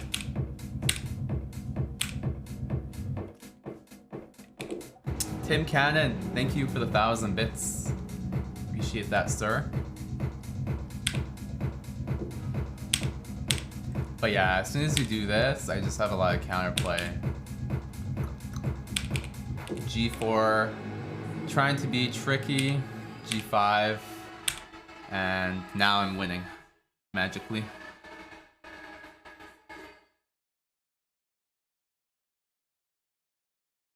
Thanks again to Tim Cannon. Any tips? Yeah, develop your pieces in the opening. That would be good, probably. Instead of moving, you're moving too many pawns. So here, just play like knight here or something, and bishop G7 and get some pieces out. B5 is okay, by the way. B5 is an okay move, but I don't like A5. I think it's too much. So after B5, bishop B3, now you can start doing your thing. At a certain point, this was better for black? Yeah, of course. I just mentioned it was better for black. Bishop takes f7 was not good. I just played it randomly.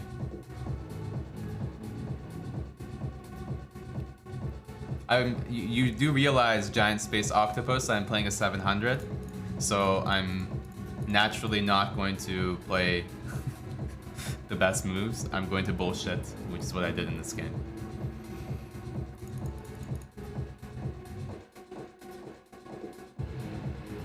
How should you have handled it?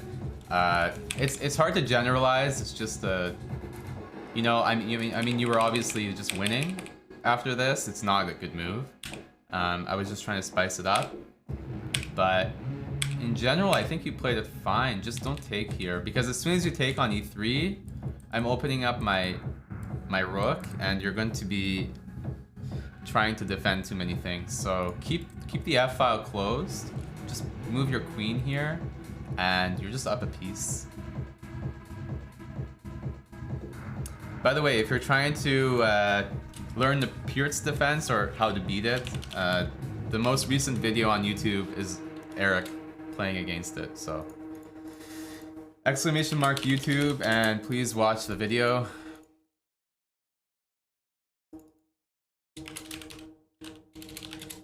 Yeah, new vid.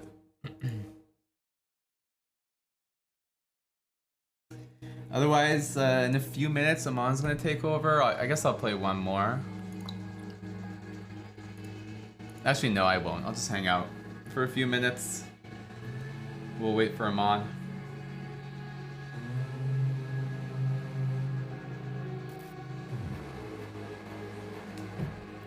Is he doing a speed run? Not sure. Vlog 3 from Kazakhstan, sometime next week.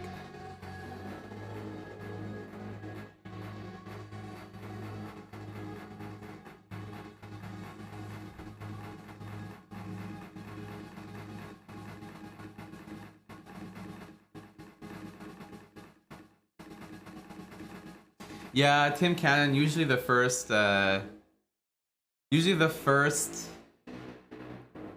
parts of any speedrun do really well. I think what really is going to be a telltale sign is if the 10th part does well, or like, you know, the 7th or 8th part. For now, it's hard to tell if it's gonna do well. But I mean, it's an Eric speedrun, so I think it'll do fine. Thank you, MN2197. You're too kind. I don't think that's true, but you're being too kind. Magnus has some karaoke skills from vlog 1. Really? Because I think most people in the chat disagree with you. Unless you're trying to be sarcastic.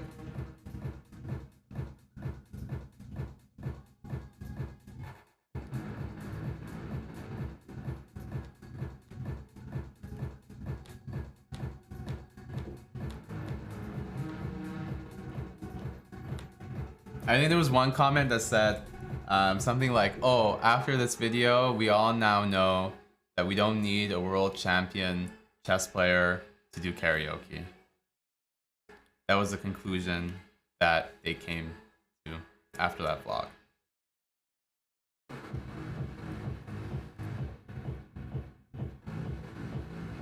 Hello to Tabar Jack. Yeah, I just realized the name is Zaman, but whatever. We're all Chespra.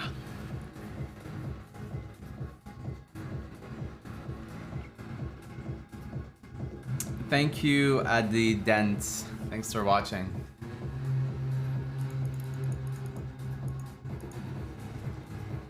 Yeah, otherwise I'm gonna put it on BRB and we will be joined by Aman in a few minutes.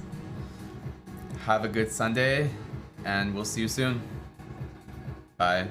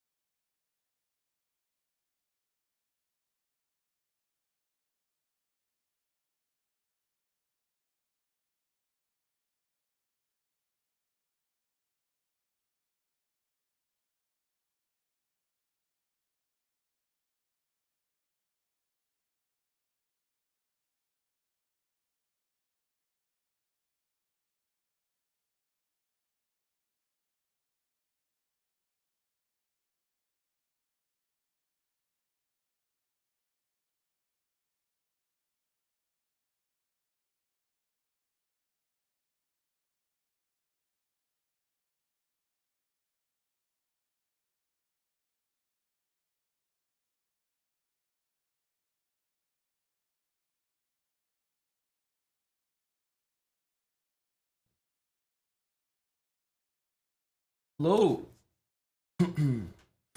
What's up, everyone? Thanks to Jeff for starting off the stream. Got a few games in. Warmed up the chair, warmed up the crowd.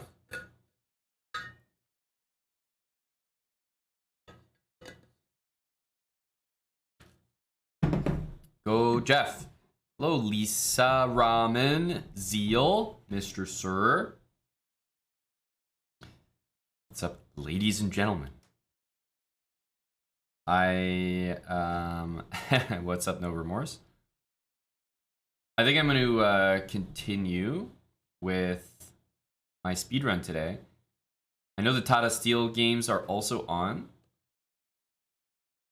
There's maybe one game still going. Ding's game. Which seemed really interesting, actually. But, one more game still going in Tata Steel. Figured we'd get on and start our speedrun. We're at like 1,300 right now. So we still got a ways to go. Put it that way. Still a long journey up the rating ladder. There's also a lot of very important NFL games on today. Right now Miami's kind of getting killed by Buffalo, but I actually think Miami's gonna come back. They've had some bad dropped passes, and Buffalo offense has been cooking. And Buffalo usually turns the ball over a few times, so I think Miami's gonna come back. Do I care or just bet? What kind of question is that? I care because I bet. And I bet because I care.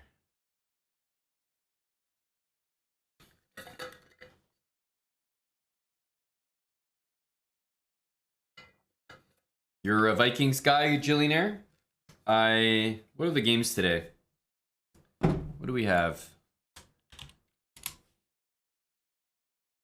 Dolphins, Bills. Oh yeah, so yeah, I'm Vikings. Vikings against Giants. I'm also Ravens against Bengals, but mostly to bet against Moistad in our Discord.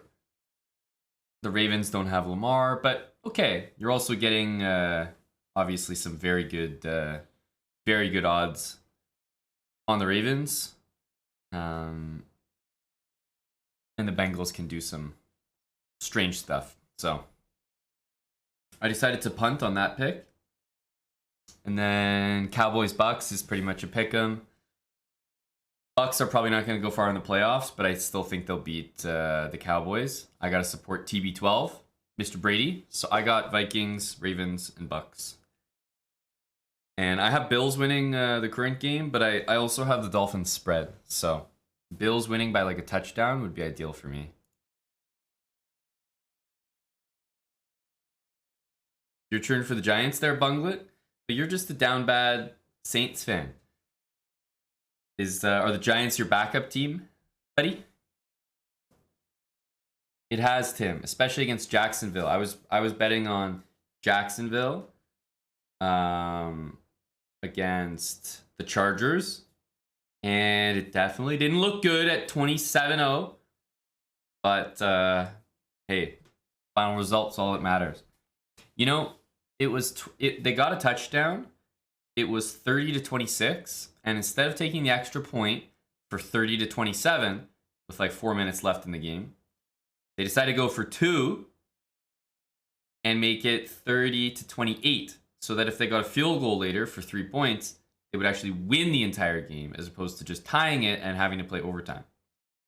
Now, that worked out because they won the game.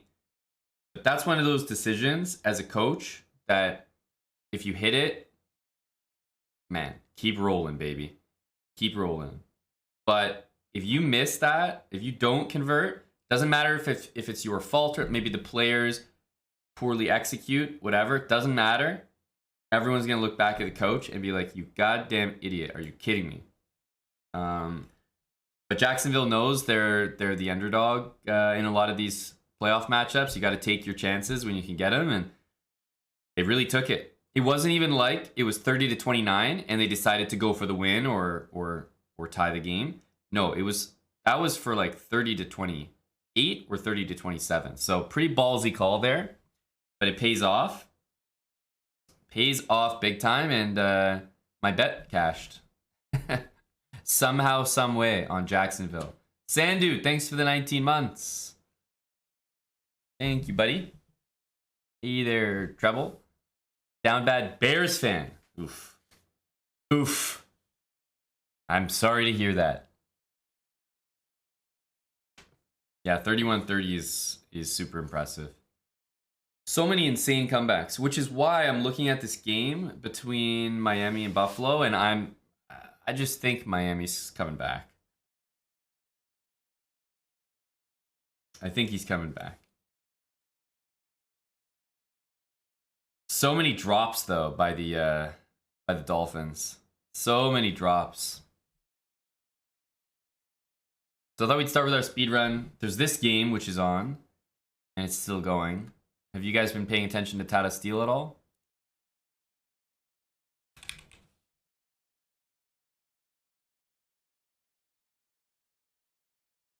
I have to admit, my appetite for classical chess right now is probably at an all-time low. Like, I mean, I'm interested in the result of this tournament, but I'm not that interested.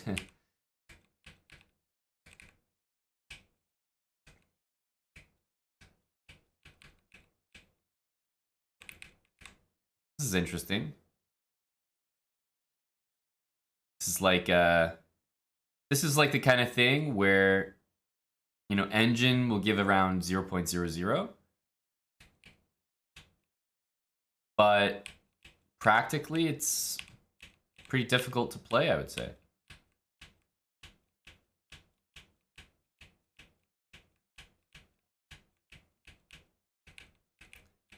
And white is the one with the only winning chances.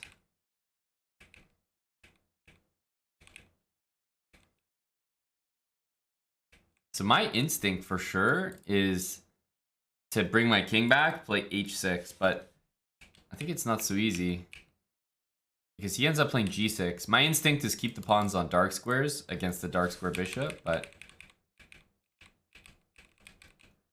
we'll see if he can pull this off. Let's see if he can pull this off. Even if all three of white's pawns disappeared from the board right now, he would still not be losing. That's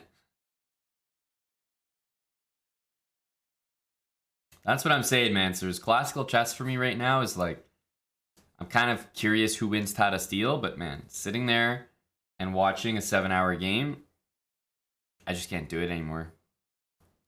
I can't do it anymore.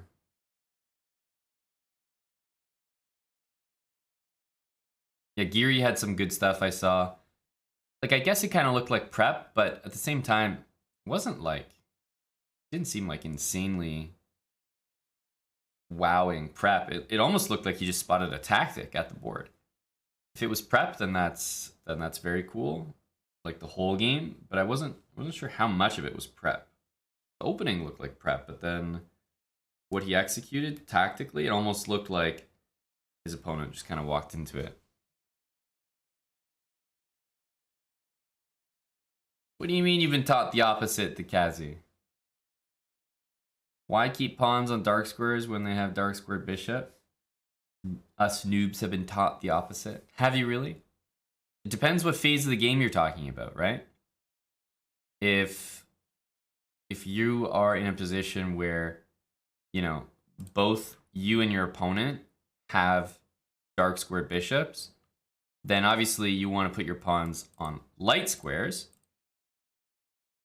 right? Because you want your bishop to be able to move around, and you want your pawns not to be able to be attacked by the bishop.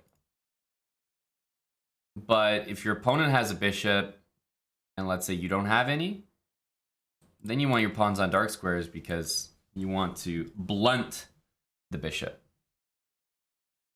And especially if you're in an endgame like this, and you're pushing a pair of pass pawns, the way to push the pawns is always same color as the bishop, and then connect them. Same color as the bishop, and then connect them. So let's say the pawns were like this. Against the dark square bishop, if you ignore everything, if I'm just pushing these two pawns up the board, I wouldn't go h4, h5, because then black plays bishop f4 and just, I can't move them, right? They're stuck. So I go h4, connect them. Then I go g5, dark squares. Then I go h5, connect them. Then I go h6, dark squares. g6, connect them. g7, dark squares. h7, connect them. h8, dark squares. And that's how the pawns should always move. Now, of course, it depends on the position, and there'll always be situations where you might have to break that rule, but for the most part, that's how you want to advance them. So it's interesting to see that he played g6 here. He must have really not liked bringing the king back, or he must have not seen a winning path like that. Computer liked keeping the pawns on dark squares as well.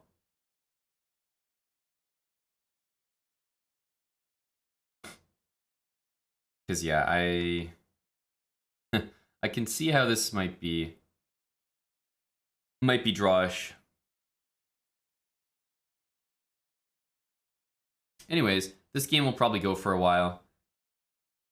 I don't think it's necessarily ending like this second.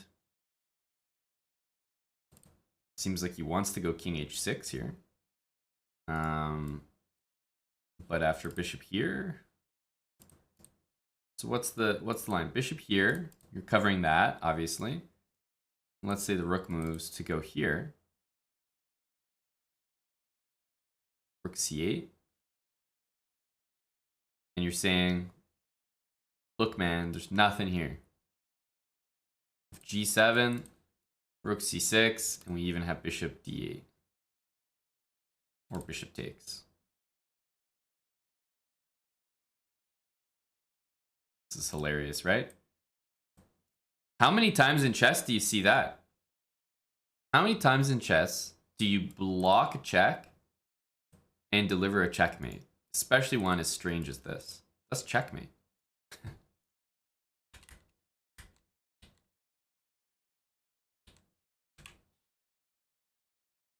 Yeah, and here we can block on d8. Anyway, bishop f6. Like I said, I think the game will go for a little bit here, so I'll leave them to it. I'll leave them to it. And I think we'll start our speed run. I watch the World Championship when it's on. I mean, I tune in if the game's kind of interesting, Irish Frank. Like, very tactical position, middle game, interesting end game. Maybe just, you know, if it's a tied match going into the final two games, I might watch them in their entirety. But no, for the most part, I'm not watching even World Championship games. But yeah, still, I watch them when Magnus is playing. But I mean, Nepo and Ding? Nepo and Ding? There's only so much I can consume there of the Nepo Ding match.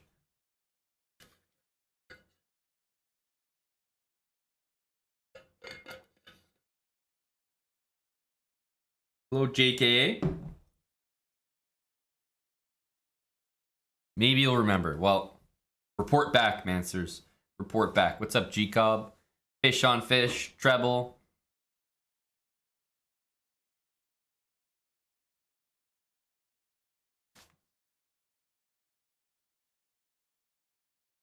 So, continuing our speed run.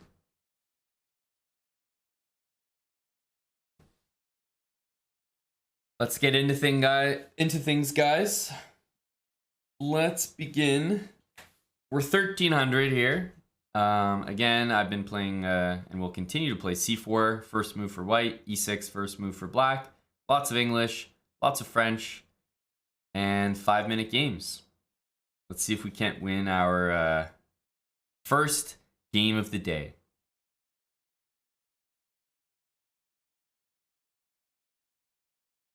All right, knight f3. I don't think we've seen that opening so far. After e4, however, that's right. We're just going to transpose to a French here. French exchange.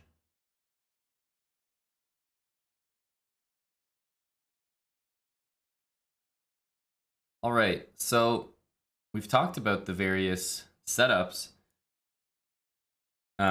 When I set up this knight c6, knight e7 setup, I like to start with bishop here because if he attacks my pawn, I want to be able to play knight e7. If my bishop's on f8, knight e7 looks silly. So, and if he checks me, knight e7 looks genius. Here we go. While I would normally want to do this in long castle, whenever I see this early check against my king here, I'm immediately thinking short castle, rook e8, ASAP. Just, make some immediate threats. So I think I'm probably going to go for that idea here, especially because knight takes pawn here is currently a threat since it's pinned. So we're definitely going to castle short. Rook e8 pronto.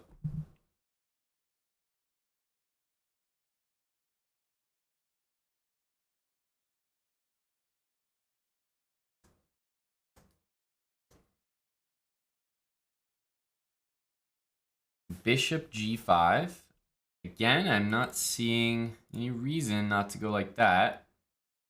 The other thing is rook to e8. But I don't see why not start with that. So f6, bishop h4. Now after rook e8, I think he almost has to long castle. But the thing is, if I put my rook here, he will castle, right? Like almost for sure. If I play knight here, this looks like more of an attack on the bishop. So he might play bishop back. And then I can play rook to e8. Now that we've hit the bishop. So I think if I had started with the rook, he might have castled out of fear for the queen. But by starting with the knight, I'm basically making the same threat, but he won't really notice that. So we've created the threat in the most optimal way possible. Now, as far as the best move in this position, again, rook here, I think there might be pieces ending up on d4. So I want to make sure that we maximize the pieces we can win here. Because I still think if we take this, he's not necessarily castling out of trouble. Well, especially with the knight, I know for a fact that he can't. The knight takes, pawn takes, rook e8, knight e5. We take it.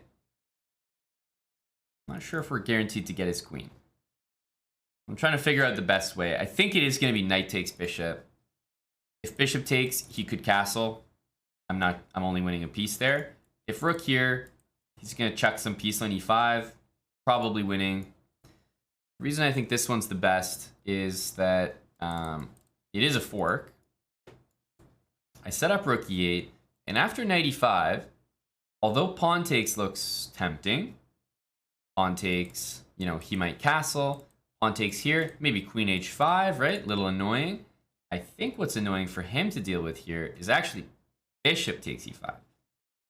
Because now he's going to lose his queen if he takes. And if he castles, he's also going to lose his queen to bishop f4 check. That's a pretty good move, honestly. Queen d3. I didn't think Buddy was going to find that one. Takes or takes, both possible. He can run. He can play bishop e2. I'm pretty attracted to bishop d4. But then I see this move. And I'm like, is king d1 very good? Because then our bishop's hanging. And we're not getting mated on queen h7, but it's like, it's still, it's still my pawn there. And it's with check. I don't love it. Because if I take here and he blocks and I get to take there, I mean, that's great. But you can't count on your opponent to help you out like that. So I think honestly the best thing is just move my bishop back. Say, you know what? Worth.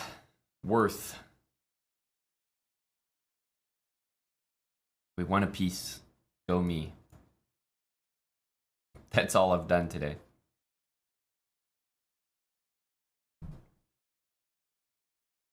Yeah, unfortunately, bishop takes, door knobbing. Doesn't do much for me. I lose that pawn on h7 with check still.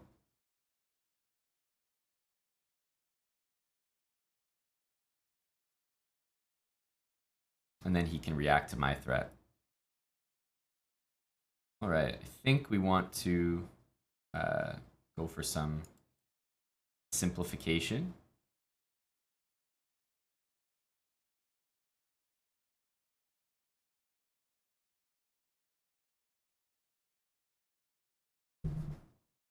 Bring the knight out. I like bringing the knight to f8. I think it's damn near might be necessary.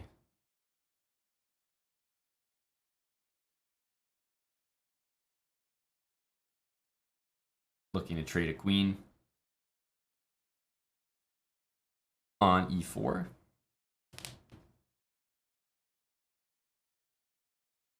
Please and thank you. I mean, any trades will be good here, especially a queen trade.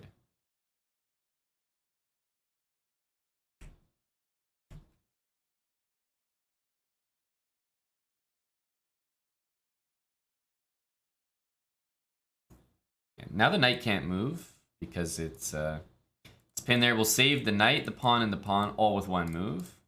Feels good to do that.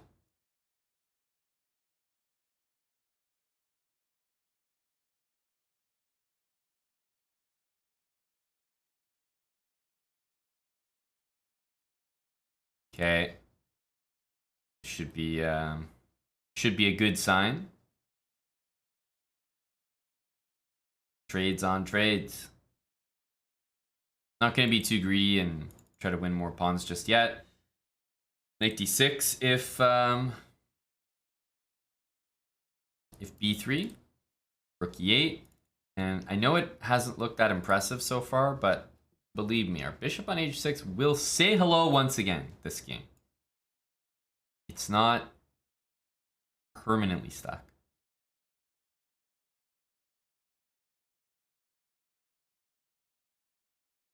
All right.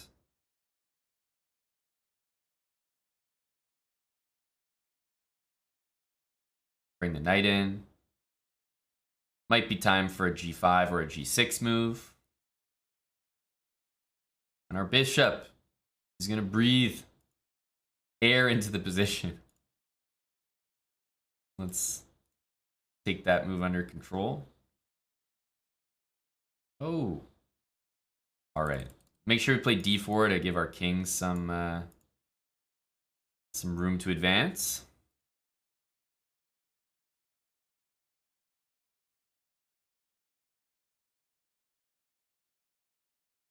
Push.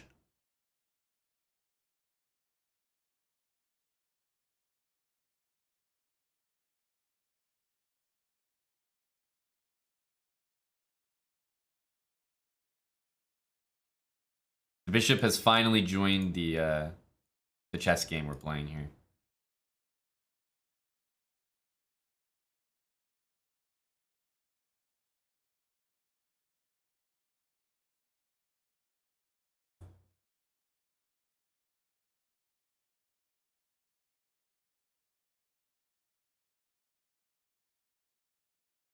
Finally.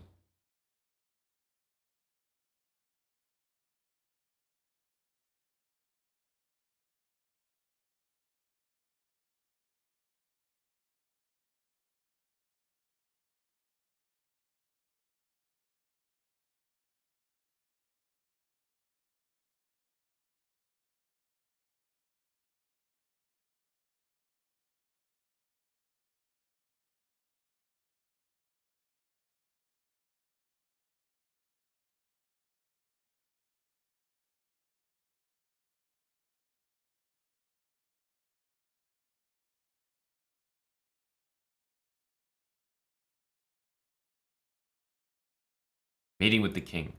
It's a true display of dominance. A good first game.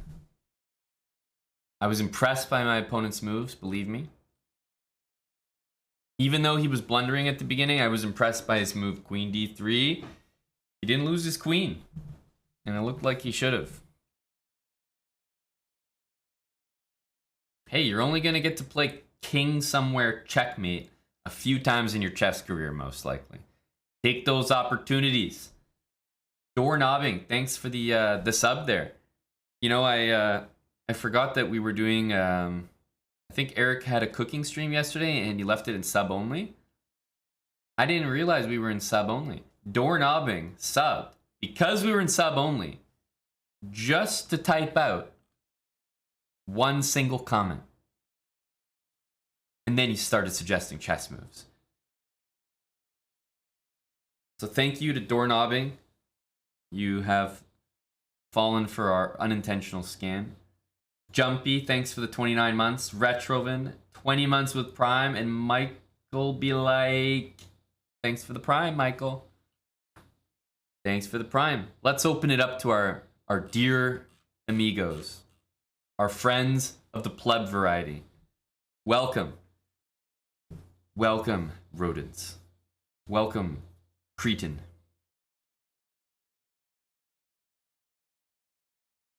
I think we had sub only on from her cooking stream yesterday. Super exclusive stream. Hello, Sornik. Avocado. Hello to the lurkers. Those that govern the sewers below. I appreciate it, Michael. Hello, Green Goon. Check raise flops. Are you leading a pleb revolt here? Chatter like that? I mean, people are gonna question your allegiance. Hello, Drew Scribbly. Can use the command. Should give you at least an idea. Exclamation mark speedrun. 17 months from FTOth05. Thank you, buddy. Welcome back.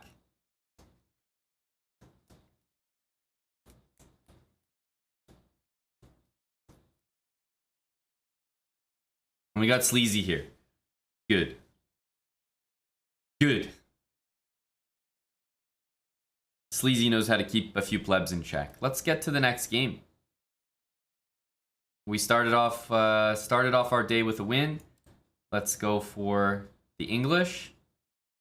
And boy, oh boy, this has been a popular opening, guys.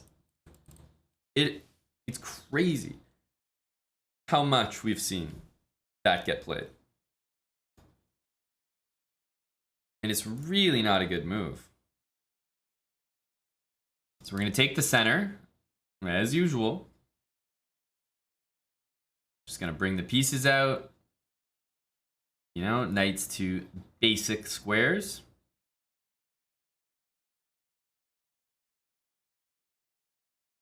Where do we want to put these pieces? Bishop d3, castle.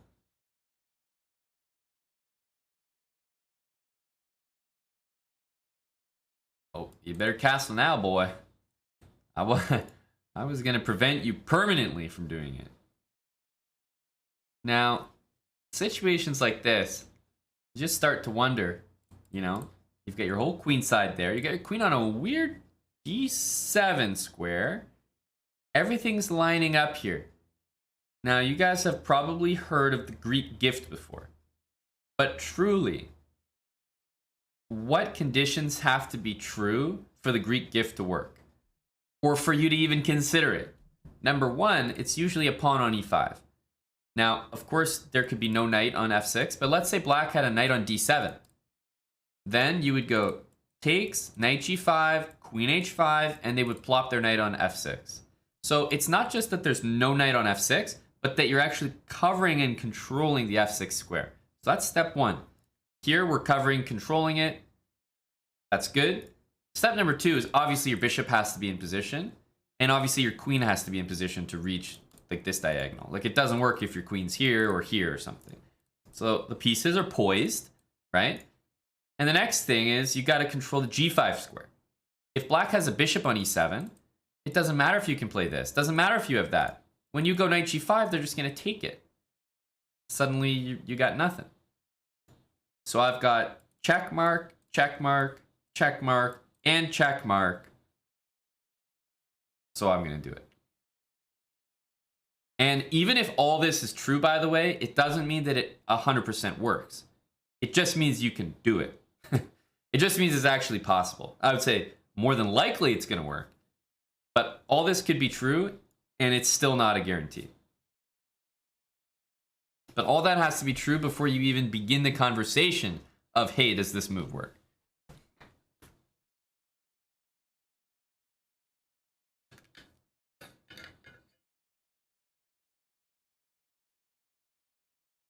All right, rook e8. Well, you know, we've only got one main idea, and it's queen here. You'll probably appreciate that black's position is so incorrect right now. It's so wrong that the move bishop a3 is just going to tie him in a knot. No matter what thing he puts on that square, that's mate in one. You can play this and this and this. It doesn't matter. You're not surviving here, bud. Bishop a3 is the killer. It's so tempting. The lower rated players, they see this, they're like, oh my god, check, check, oh my god. You're not meeting anyone. The dad bod shuffle is going to happen, and you might win some pawns. Hey, you might even win a rook, win a piece, win something. The stronger players will look at the squares you want to move to and take them away, because then you know you've got them cornered. Bishop a3 is just a dagger.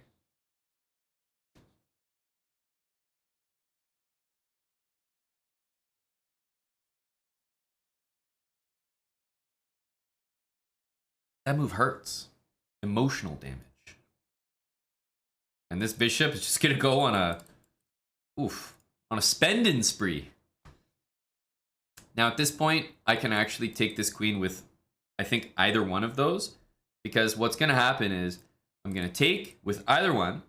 Let's say black takes back. Of course, if I start with the pawn, I take with the bishop. It's very obvious. But even just to demonstrate what it means to cover all the escape squares, it's more instructive to take with the bishop to show you guys that, look, you can move this pawn, the square is covered, that's mate. You can move this pawn, the square is covered, that's mate. You can move anything you want in the position, that square is covered, that's mate. You can move the rook, that square will be covered, that's mate. So even just having the pawn here, even just covering the square, it doesn't have to be check, it doesn't have to be a strong piece like a bishop. It's mate no matter what. Aw, snap! This is the winner's POV. The chess.com aw, snap message. Let's go, baby. We still have this problem. Aw, snap. Man, I was playing some games yesterday. I kept getting this aw, snap message. And I did some troubleshooting over, and still, we are aw, snapping. Well, we get to relive this position. But the good thing is we know we won the game. That screen does not pop up after an L. So at least we've got that. At least we've got that. But this is like, oh, just driving me. Just crazy. It's going to cause me to be like a, Microsoft Edge user. Does anyone use Microsoft Edge here? Unironically, I mean.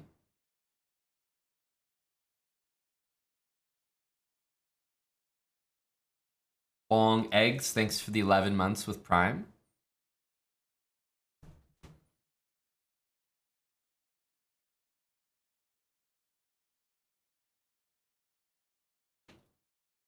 Exactly. Any edgers? Any edgers in the chat?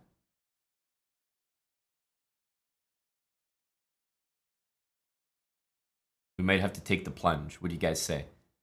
There's only so many aw snaps I can handle.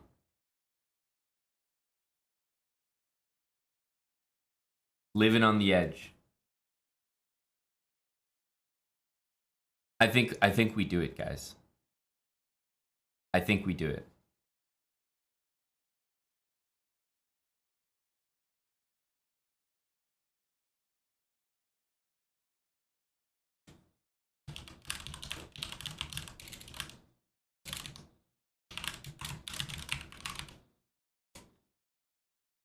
I think we do it. Microsoft Edge. Ugh. Just looks so. Ugh. I think I might have to like change. I think I might have to change some of my OBS settings though. Ugh. It's in light mode too? Oh my goodness. How do I fix this? Ugh. Disgusting.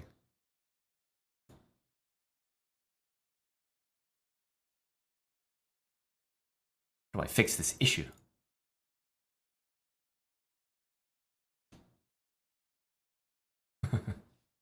Okay, so am I really gonna change everything just for this one issue? Yes. But I'm not looking forward to it.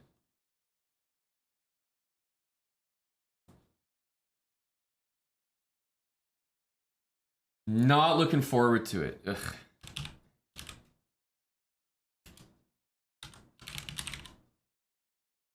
Let's see here. Oh my goodness. This is actually going to take a while. This is actually going to take a while. I have to go crop this down. I'm going to do it right in front of everyone. You can see the pain and suffering.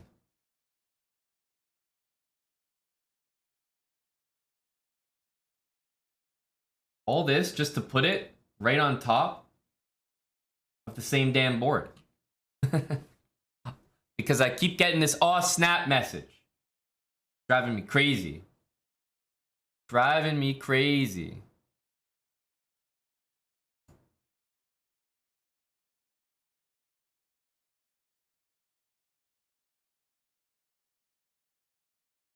Okay, now, but I have to do more. I have to get the,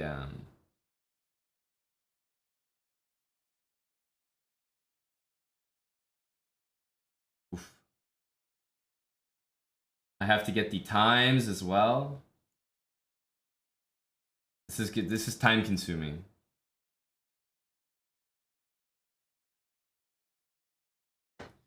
Of course, I was born in Halifax. Can't you tell? I'm a Chrome user. I can't handle this aw snap message.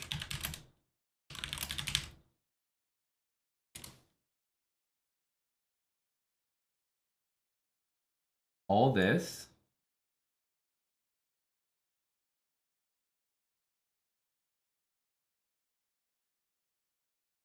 Just because of that one issue. Okay, we'll put you right there, buddy. No, see, I have to do multiple. This is now like a full operation.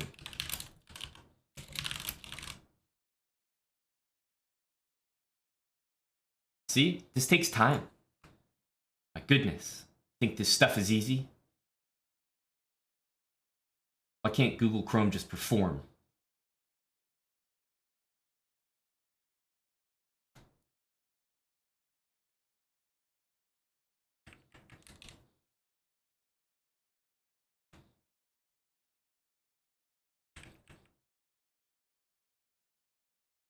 Yeah, okay, we're halfway there.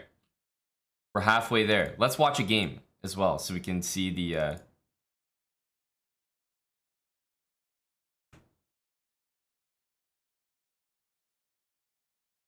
wow, it feels so smooth, so efficient.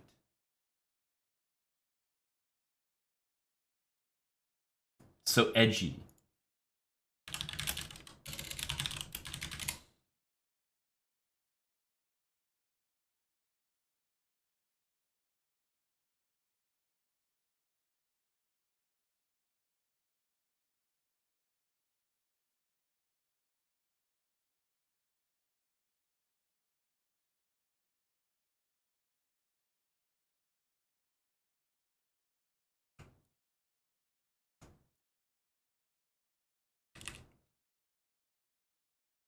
Okay, how do we feel about this?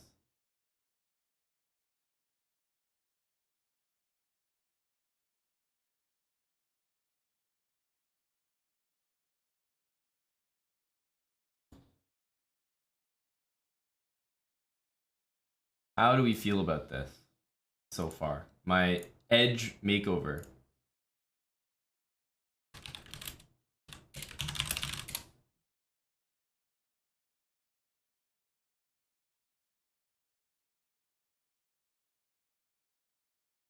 These guys gonna play again?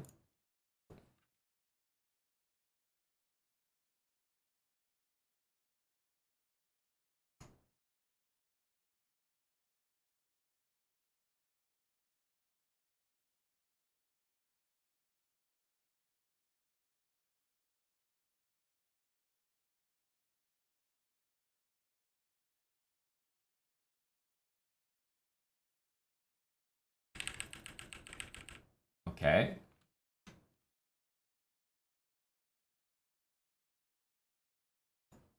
I think we've done it. I think we've done it.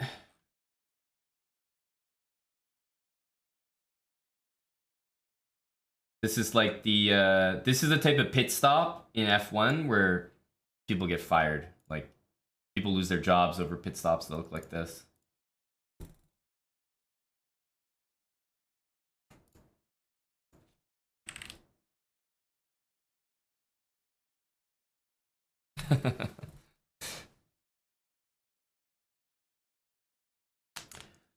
Oh, snap. All right, let's see if the same issue happens. That would be, of course, awful.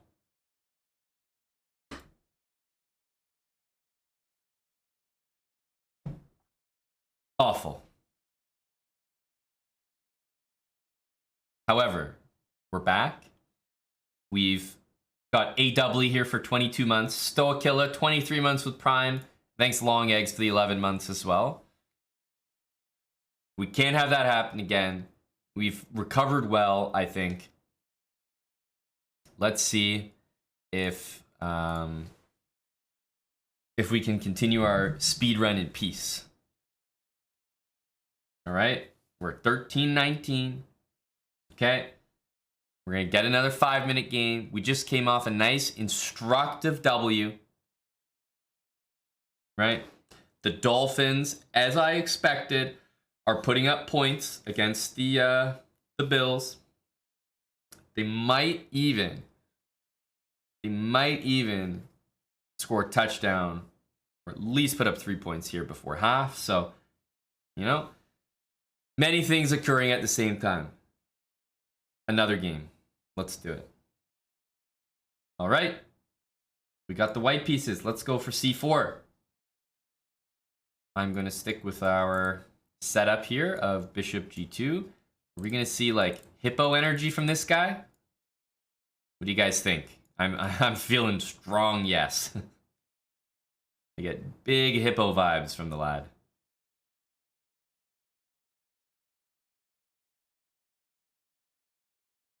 Whoa. All right. All right. Now, G5, it's not so much that G5 threatens G4 or anything, but G5 definitely gives me I feel like a pretty good idea of how my opponent's going to play the game. So let's have a look here.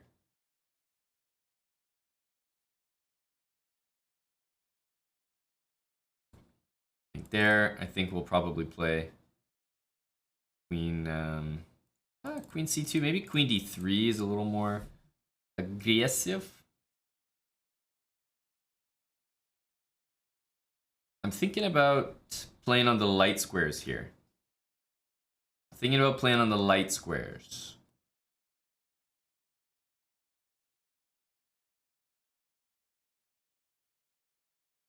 And that would be,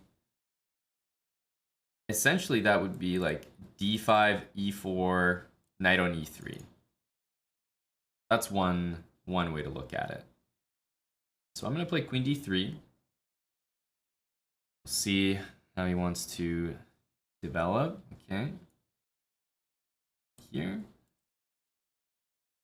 D5, E5 happens. I think we need to start blasting the position open. Our opponent is displaying the classic, you know, move quickly, but not really do anything approach. So whenever you're up against someone like that, you're pretty much required to be ultra aggressive.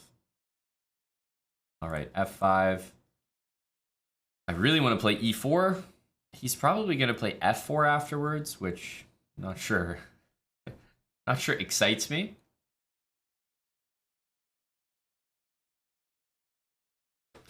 You always want to try to play e5 in those cases. The worst I guess that could happen is like if he gets like a fully formed pawn chain and really starts to make some threats there. So I think we'll try to avoid that. Let's definitely start with e4. No question about that. We'll play e5 again.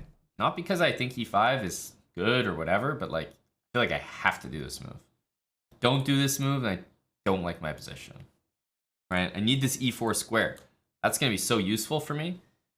Being able to put any piece on e4 here. Bring a rook to d1. Kind of get all my pieces working there.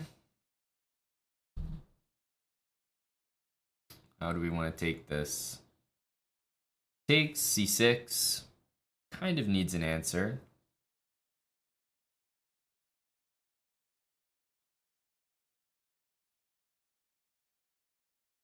Pawn takes, knight c4, rook d1.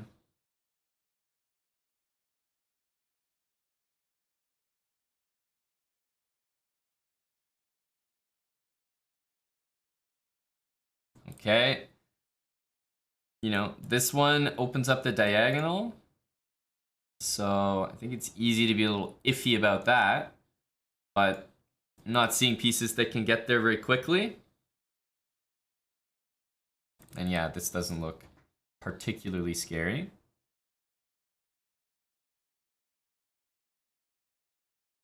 Hit the knight.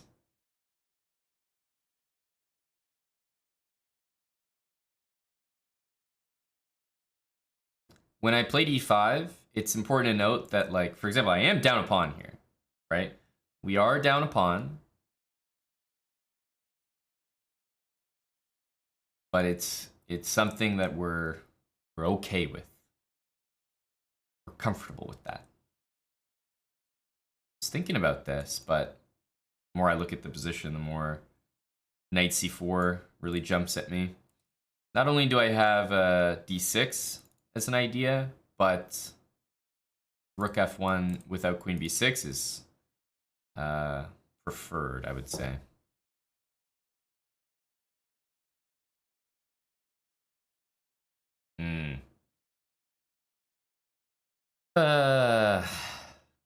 All right. Let's take this thing. I don't believe in this position. I have to be a non-believer.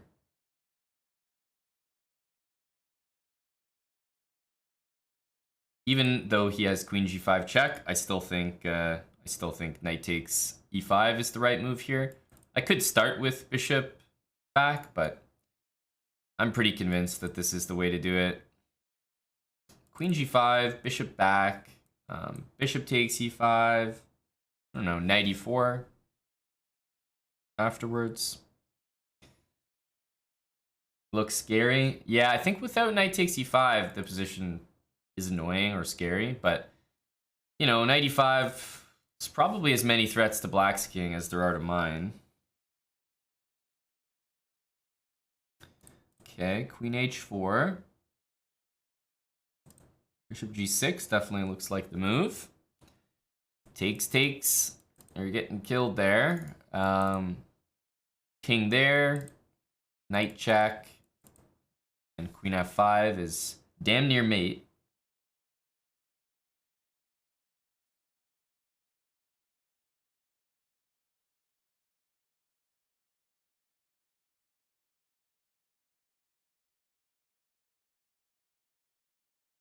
Yeah, the pawn, the knight, and then the rook plus black's pieces take basically every single available square. So this will just be mate. But again, I think the important thing is that the important thing is that I was comfortable giving up a pawn, and I think more people need to be comfortable doing that when they playing against the hippo. Not just the hippo with like a refusal to develop. My guy's got 2 pieces out and he's only pushing pawns here. The center needs to be opened. So e5, d5 just ensures that things are cracked open. And I would not say that this is a, I don't know, like a basic, isn't a basic theme. It's not easy to execute, so hopefully that's at least an example. Thank you, Jaden. That's the validation I needed. Let's take another game here. Oh, we got the white pieces again against the 1400. Hey, are we playing the same lad? All right. It looks like we're finally going to get a real King's Indian setup here. Knight c3. c6. I don't really know if my opponent's planning to play d5 or not. Can't really tell. At this point, it's very tempting to play, you know, e4, d4, try to take the center. But again, those very Sicilian setups are like more with d3, so I think that's what we'll do for now.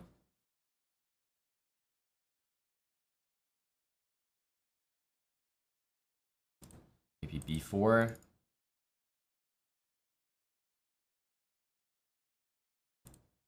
Rook b1. It's weird to do this, like just to make a threat, you know? Like I'll just go back, so what? So what? I've got the 2 bishops now. Fairly happy with the position. And I've got the light square bishop, which means I'm probably interested in opening up the position just a little bit.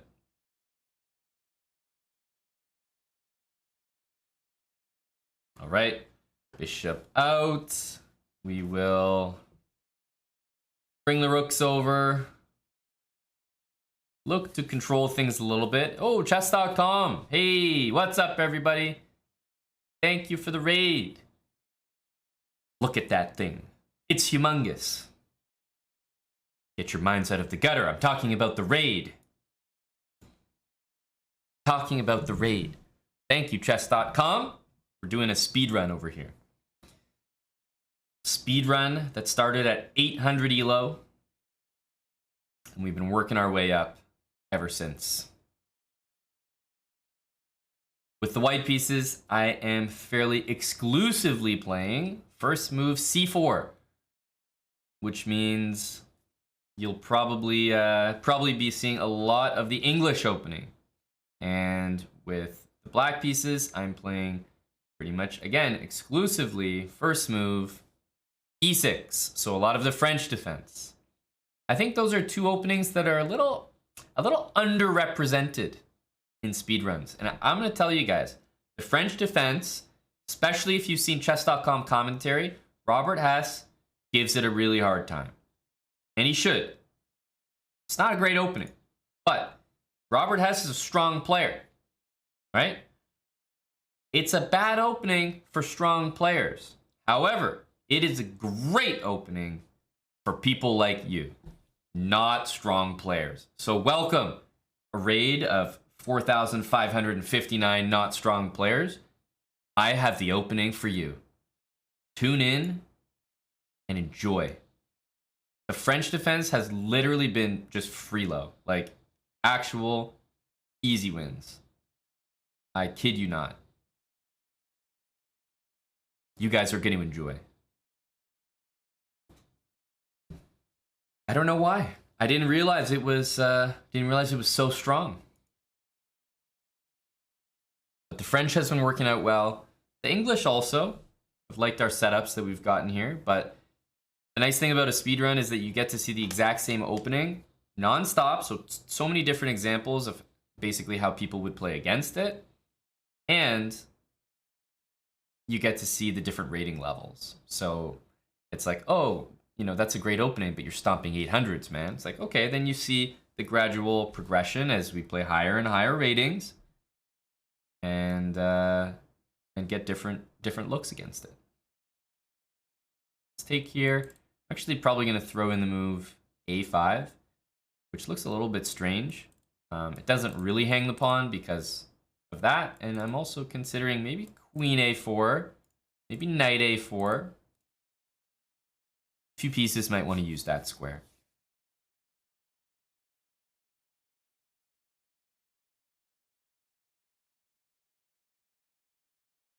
Knight here. Then I think the queen can take. But I have an interesting follow-up, which is c5 there. So I'm gonna pull the trigger on knight a4. I think that c5 is interesting enough as a follow-up move. It loosens up the e5 pawn. And remember, my opponent's played this move, so their knight on f6 is looking a little tender.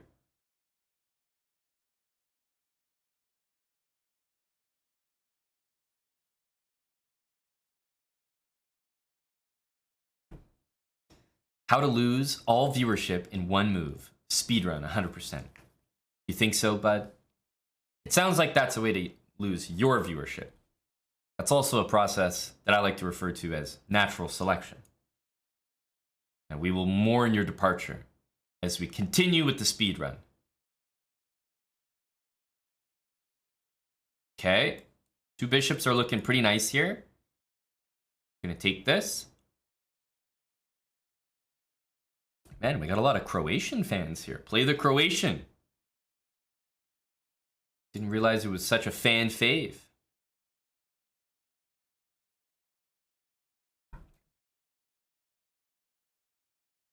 Now I am down a pawn here. So temporarily though. All right, we have pretty good structure. Our weak point is the d3 pawn.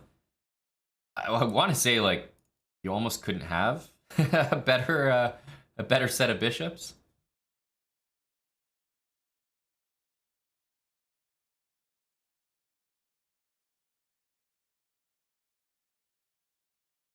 Bishop f8. Again, c6 can be taken, and e5. I think the more valuable pawn is the one on e5, so I'll take that one. Knight back. I'll save my bishop. I probably want to play something like rook to a1 in order to put pressure on his weak pawn. That way I'd be attacking both of them. It's kind of tough to defend everything at once. Here we go. Ooh, and that is the blunder that broke the camel's back. Here we go. GG. We didn't get our aw snap. Nice. Shout out to chess.com. Thanks for the raid. Seriously, welcome, guys. If you are with us here and hanging out, I think you might find this speedrun, this show, enjoyable. And the good thing is, if you don't find it enjoyable, you might find it educational. If you don't find it educational, you might find it enjoyable. If you don't find it either of those things, well, then I regret to inform you I've got nothing else to offer. Maybe some good music. Maybe you can stick around for that. But really, if you're not into the music either, this is kind of a strikeout for me. Let's get a game. See if we can get that French that I've been talking about. I've been, you know, parading the French around here as such a successful opening. Let's see if we can actually prove it. GG to Sam. Looks like he's got the old Michigan logo there. Go Sam. But let's get another 5-minute game. Here we go. We got the black pieces. What are we going to get? I mean, obviously e4 is the common first move, but I saw knight f3 the other game. d4 is very common. And again, the point is I'm playing e6 no matter what. So against d4, a lot of people follow up with e4. But really, if you're a d4 player through and through, like me, for example, if I play d4 and someone plays this, I'm still playing a d4 opening, which is what we see here. So we'll get probably a Queen's Gambit declined sort of structure here. But the nice thing about this for black is you can just erase all possibility of you messing up in the opening. If you play e6, d5, knight there, bishop here, and castle, I mean, you're guaranteed to have at least a fine position every single time. Like, it really can't go too poorly from here. So, with the pawn on e6, it's not that easy to develop the bishop from c8. Taking on c4 before the bishop moves is also, let's say, not the best practice. So I played a6 to prepare this move. My opponent's gonna have to keep moving that bishop around. I want to play bishop b7 and probably also the move c5.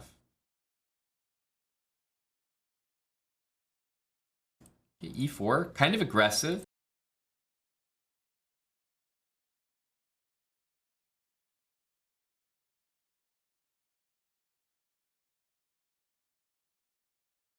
And if I take here, it looks to me like we might win a pawn. And I like pawns. I like pawns. So I'm looking at b4 as already a way I can take advantage of this. I mean, knight d7 and c5 was my other plan, but I'll go b4. And we'll see what's cracking here. Moving the knight away is certainly no good. So kind of got to go for e5. Takes here. And if I take back, white takes back. The reason I want to take on b2 is I'll be hitting this bishop with check, mind you, and I'm hitting that rook, and I can make a new queen once I do that. So I'm thinking that we take here. Because if he takes our bishop, I can take this bishop with check and then take back, and that's pretty decent. But I can also take the rook. So I think we want to go here. Do we like this? One final look. Knight g5. We can play g6. I think it's okay. I think it's okay. We have 3 minor pieces. He has 3 minor pieces right now. So it's even. Doesn't he take back with his queen? Well, sure. But then I take this. Right? And then just count up the pawns that are left.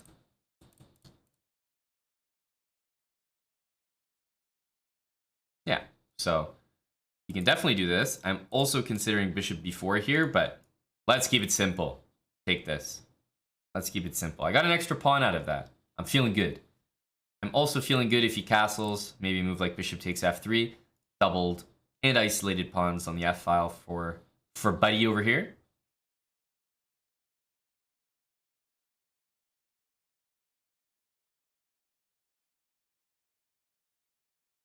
Knight e5 looks like a good move.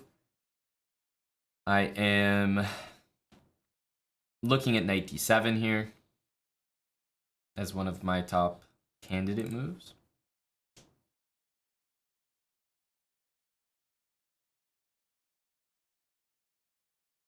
Knight c6 looks like an interesting reaction.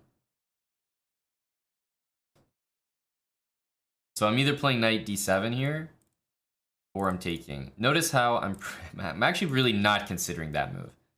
It might be very decent, but it's really not on my radar. The reason I want to take is to then play queen g5. And I like queen g5 because it stops him from castling for the moment. Yes, my pawn is hanging, but queen g5 stops him from castling this way, and it also stops him from castling that way because checkmate in 1.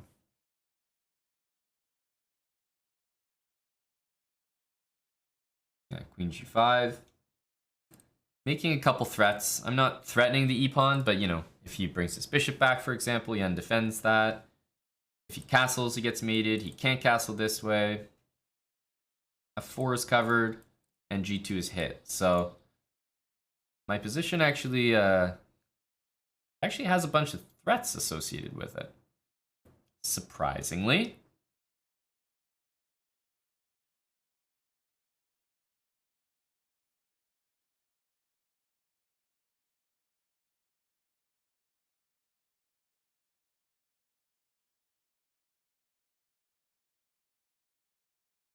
Okay, so he does take it.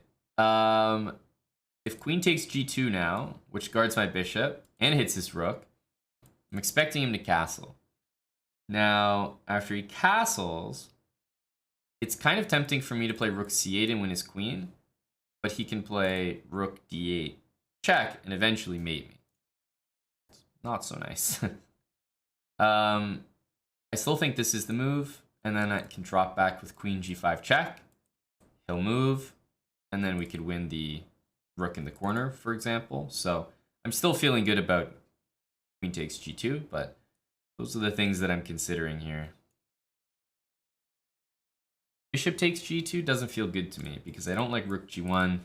Just pinning, pinning it to my my queen there. Doesn't feel right.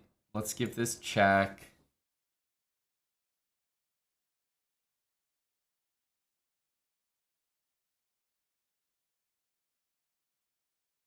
Probably take the rook.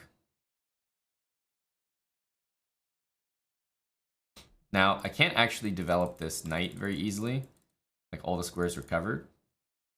But I think we can find a way somehow. There's like a nice checking diagonal to the king that's left open here. I can also play a5 to get the knight out there. And I am kind of liking a5 at the moment.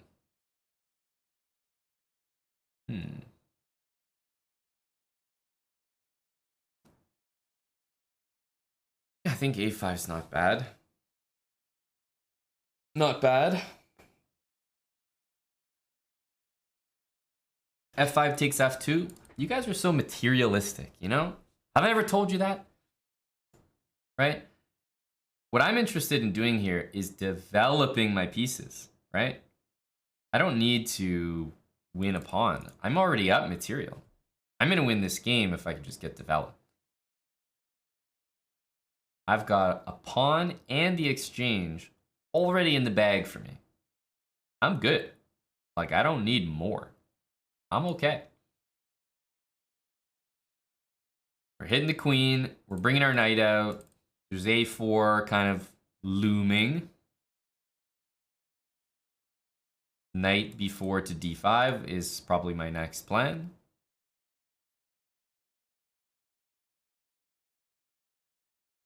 Queen takes a5. What a greedy, greedy guy. I think it's time for... It might be time for the special. Just h6. Just no... I don't want to think about maybe losing to a back rank.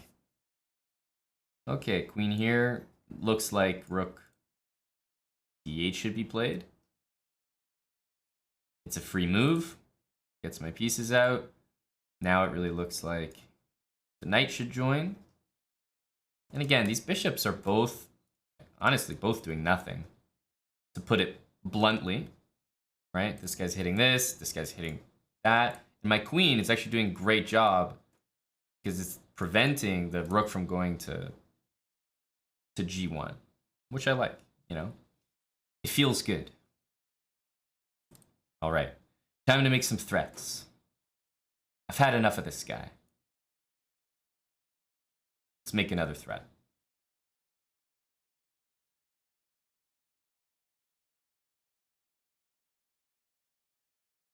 Shall I say thank you?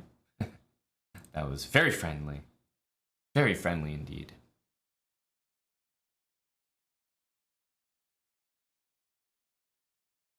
He's far too kind. Far too kind. A very amenable house guest. Yeah, that was an oopsie for him. Okay, not a bad game, you know. I thought my opponent played really well also. Full credit to him for a complete game. However, I do think his initial push in the beginning was too much. You know, you want to keep it more secure here. Bishop back to these diagonals usually feels a bit better than this. Bishop b3 hitting e6. There's not much going on there, so yeah, e4 is a little hasty, but yeah, you played a complete game. Right. Well done, well done. Not a bad game at all. Pie Walker Matt That's right. That was a vintage Telos game from back in the day. Matt, thanks, buddy. Appreciate that resub. There might be some people watching right now who I'm hoping are considering following the channel for the first time. And meanwhile, we got guys like Pie Walker Matt in here with a 90-month resub. 90 months. 90. That's a long time. The 226, thanks for the 26-month resub. And Abiotic, thank you very much for a couple years. Cheers, dude. 2 years Abiotic. Hope you're doing well, bud. Thank you. Jin makes me sin.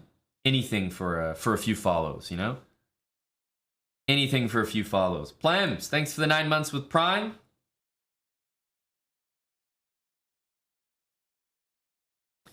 Thank you, thank you. All right, and let's get another game. Let's not lose the momentum. We're against Theo. The Germans are always tough. Always good players. That's what I find. So again, I'm sticking with e6. It's my opening against everything. My opponent here playing a very chill setup.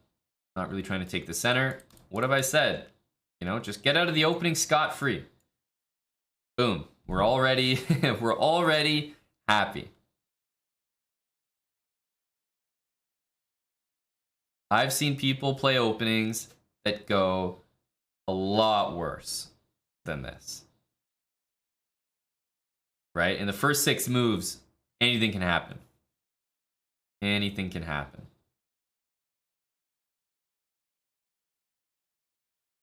I'll take that.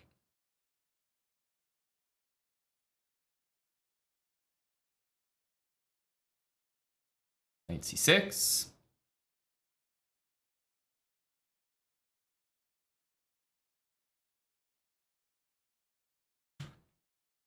Okay, e5. How's a guy gonna say no to space?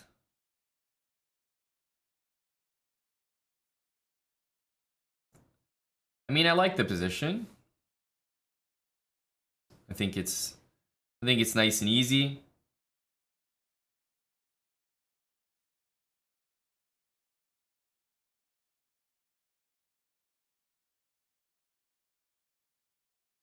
We want to go for b5 here. He's doing the right thing. He's putting a knight on d3.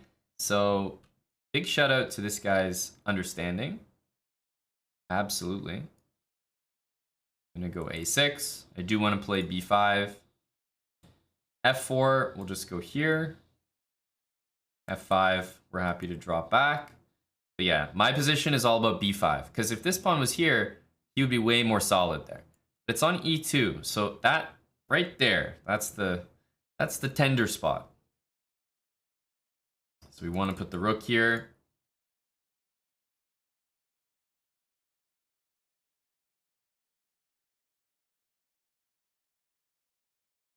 Here we go. b5 takes, knight takes c5. Takes. And do I have anything useful I can do with that damn knight? Anything at all? Why do I feel like the answer is no? Why do I feel like the answer is no?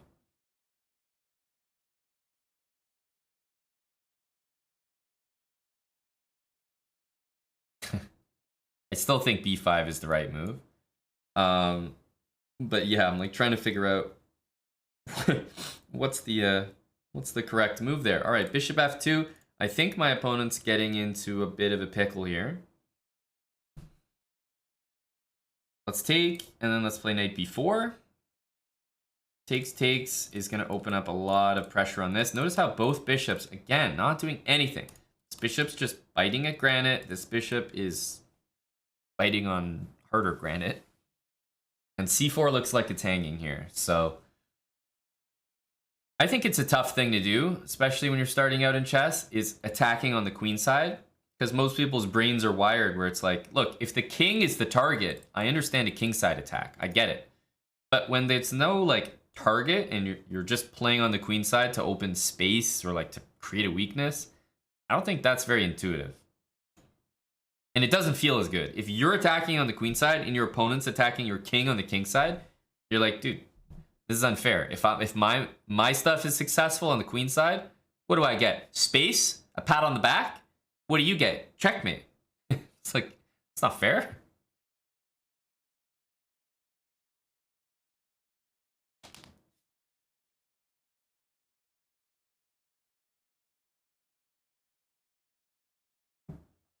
Except my pawns right now looking a little better than a pat on the back, I would say.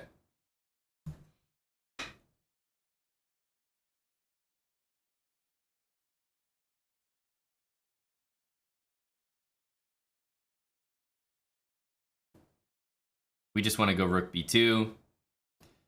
Rook b1, I'll probably take it and go queen b5. Because look at these bishops. They're so bad at covering one of my passed pawns. If I trade these queens and rooks off the board, I mean, the game's just over. Almost immediately. Queen here. I think we'll go queen here. Again, want to trade. And then all the pawns will be hanging in the position as well.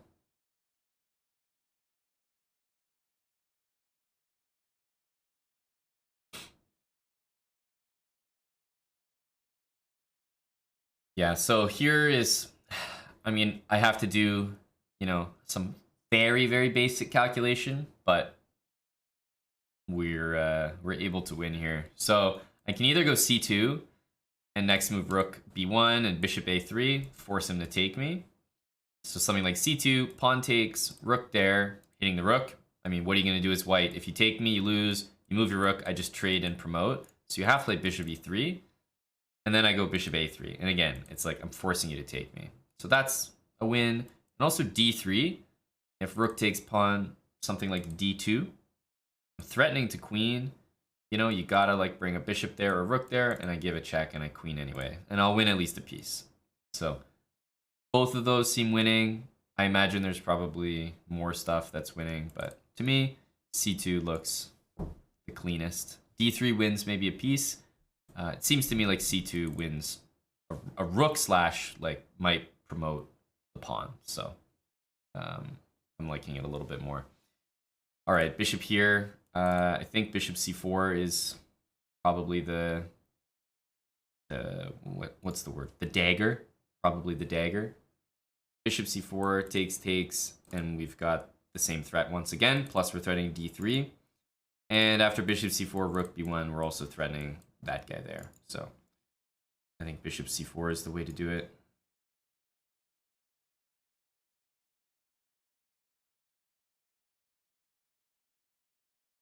What did I say about the Germans? Tough chess players, all of them. Bishop takes. If king takes, rook here, bishop here, right? And if rook takes, rook here should be just as effective.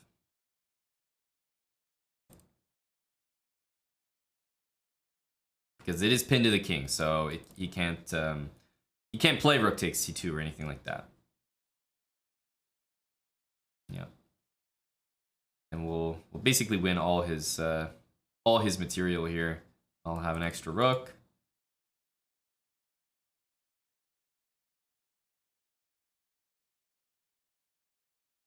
And I'd like to think I can get the job done from here.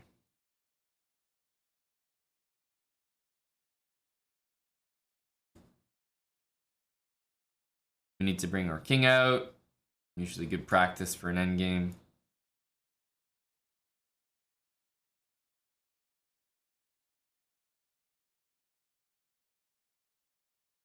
Usually what I like to do is just use my king to go take all the pawns. Like, the rook is doing a good job. It's keeping the king cut off. There's nothing more annoying than when you're trying to, let's say, pre-move a time scramble, and your opponent's king is, like, doing that, right? You know, you guys know what I'm talking about, right? King's, like, getting all in your business. It's like the board's flipping upside down while you're trying to pre-move a mate. So it's like, why not keep your life easy? Keep the king cut off. Just use your king take literally every pawn in sight, keep the king cut off, and then you've got this wall of pawns that you can advance, and it's like, you're never gonna mess that up. You ain't gonna mess that up. GG, Theo. What happened in the opening? Oh yeah, this was the this was the G3 opening. Now, not much to say about E6 here. It didn't really turn into a French. My opponent didn't play E4. So it's not like I can talk much about this in terms of a French game. However, in terms of how the game went, yeah, it was all about playing on the queen side here. My opponent, I mean, this is a great maneuver. Like, I think white really knows what he's doing in terms of maneuvering. However, b5 is still a very nasty threat. And I don't think bishop here was right. I think he needed to maybe swing this rook over, but it's tough. Black is just a bit better, right? Double pawns here in the center are not making a good impression. All right, let's jump into another one. Enrique-san, thanks for the 7 months. T-Fox3939, another 7 months. A pair of 7s. Thank you, gentlemen.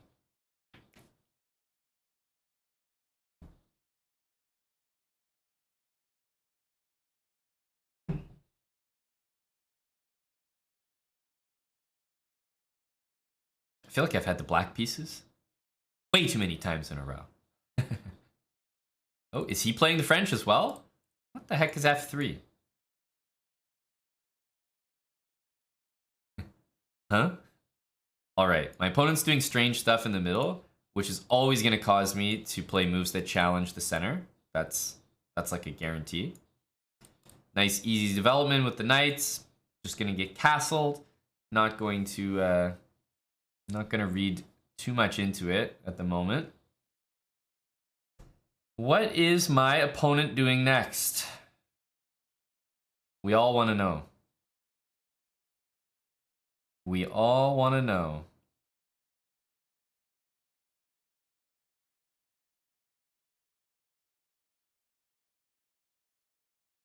Is it going to be long castle, do we think? I'm getting strong long castling vibes from Buddy here.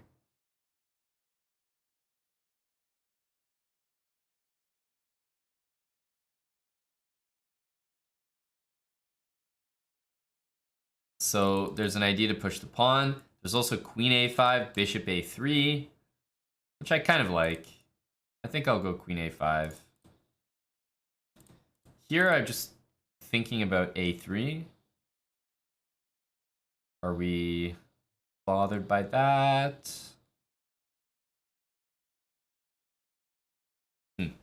A3. A3. I mean, when your opponent's kind of playing like this, normally you want to be a little aggro early on. So I'm gonna play e5, d4. I'm gonna really try to push him around here. Get rid of that knight.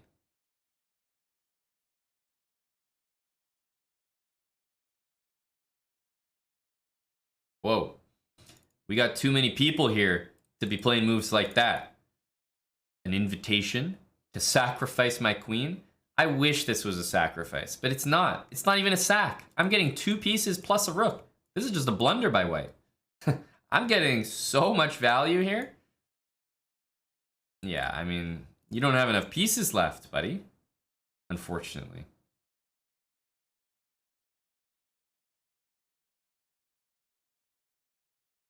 Queen c4. Looking to, of course, take the bishop. This bishop is way too valuable. We're not going to be handing it over for nothing. Let's keep it because you know what? I want to put that bishop on f6. I think it's going to be very useful. We're going to take all the tempi we can against the queen. Pretty much wherever the queen goes, I'm looking to like make a move that attacks it because I don't think the queen should be finding a safe haven here. This is in stride, right? I said I wanted to bring my bishop here. Well, here we go. Right. Check. Everything's with tempo, tempo, tempo. I mean, this should really be impossible for him to survive here. Let's give a check.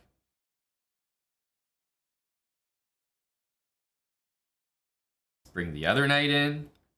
I mean, it's just too easy to play with these pieces. Look, everybody's like perfectly coordinated. Perfectly coordinated.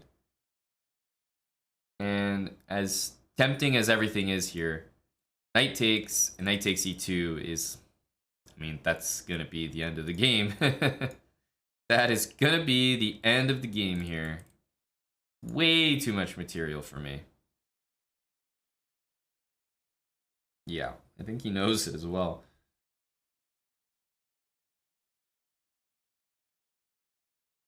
Check. And if you take my knight, I got another one hopping in. It's not going to be too pretty for you.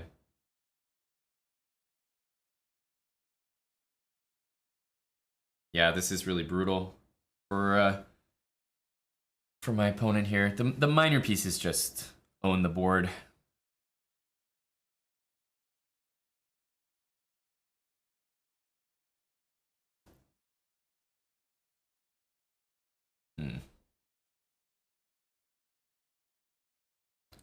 I'm using this knight because I think I'm threatening a mate in 2, like this, or a mate in 1, like this. There we go. We can even bring out the KO button for that. That was nice.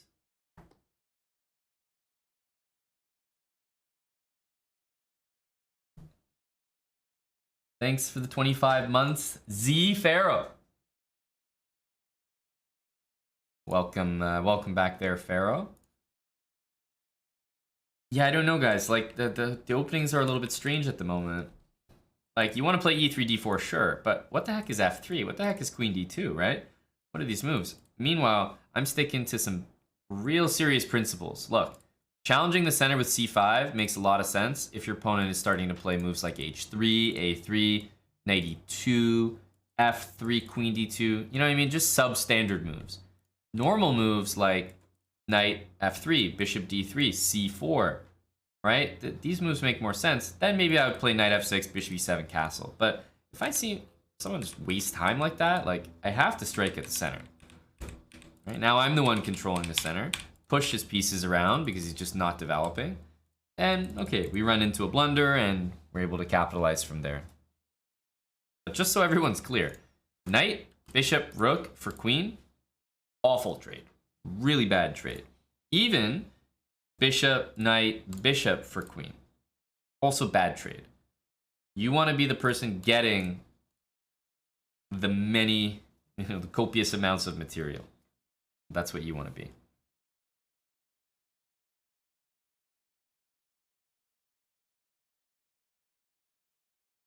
Okay, we finally get the white pieces again. C4, please. Apologies, my bad. I'll take the black pieces, actually. Thank you. I was actually hoping for the black pieces instead. Let's get a game with black. Oh, white pieces again. Look at our lucky day. C4, and we get the main line of the English, which I'm excited about. Start with the fianchetto. I like to bring the knight to c3 first. The important squares in this opening are on d5 and e4 for the most part. That's what our whole game plan is about. g3 and bishop g2. And we see a new variation. I don't think we've actually come across this one so far. So I'll show you how I like to play against this. And it's actually e4. This will be really surprising to most people, because I'm blocking my bishop. I'm like giving away a nice dark square there. But I do really like this move, and I don't like taking this way. I like taking towards the center. We need to play d3. This is like mandatory. Absolutely mandatory. And we certainly want to play f4. But, you know, f4 right away when I haven't really developed. Not so sure about that. So, d2. We want a castle. He goes knight b8. Wow. Whoa. What's going on here? That's certainly interesting. Okay. f4. I'm going to go with my plan. Bishop g5 here. I mean, I think this move is quite good.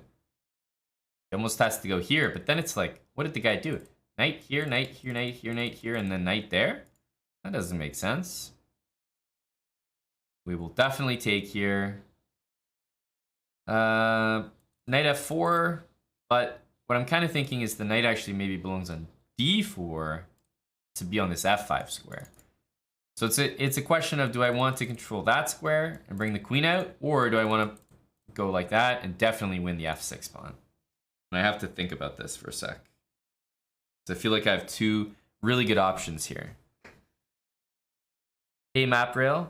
We'll be going at least to 1500 today. That's the plan. And we're only at 1350 right now, so we got a day ahead of us. What are we feeling here? Okay, you know what? I'll start with queen d2, which I like. Hitting the pawn and forcing my opponent to make a decision. And because I see the move king h7, I feel like I'm more attracted now to taking this pawn. So I think I might consider knight in here to f4. That's what I'm leaning towards right now. Knight f4, f5. But I think we have answers there. I think we have answers. Plus, we can even just double the rooks. Okay.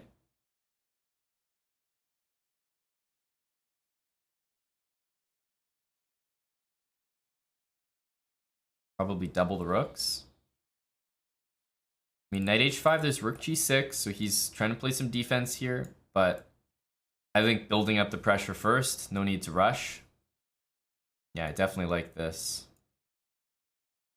Because, yeah, there's knight d5, but again, I can bring out this move now, for example, and I've got all the firepower behind it, so I'm feeling good about this. Plus, this bishop can be kicked around with h3 and g4.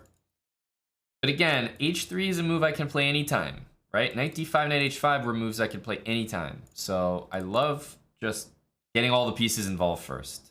Rook f2, rook f1.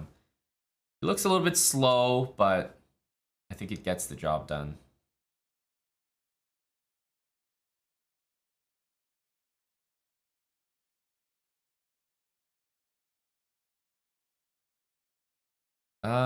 Wow.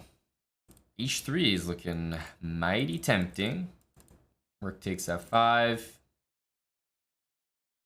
Yeah, I mean h3 looks very good. Taking here is definitely strong, but I think it's pretty much the same thing.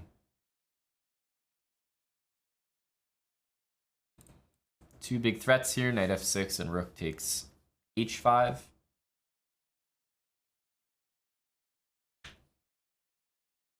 I think knight f6 probably.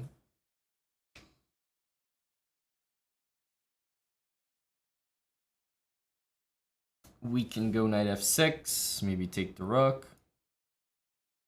Just win some material. I was thinking about rook takes f7, but I don't see anything definitive there.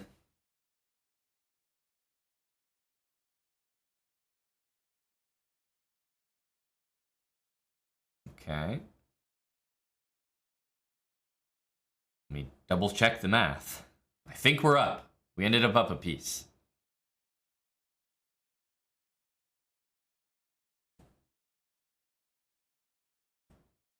Check. Check. Of course. Of course. We have to bring out rook f8 for the disrespect. Queen h7 available? Of course not.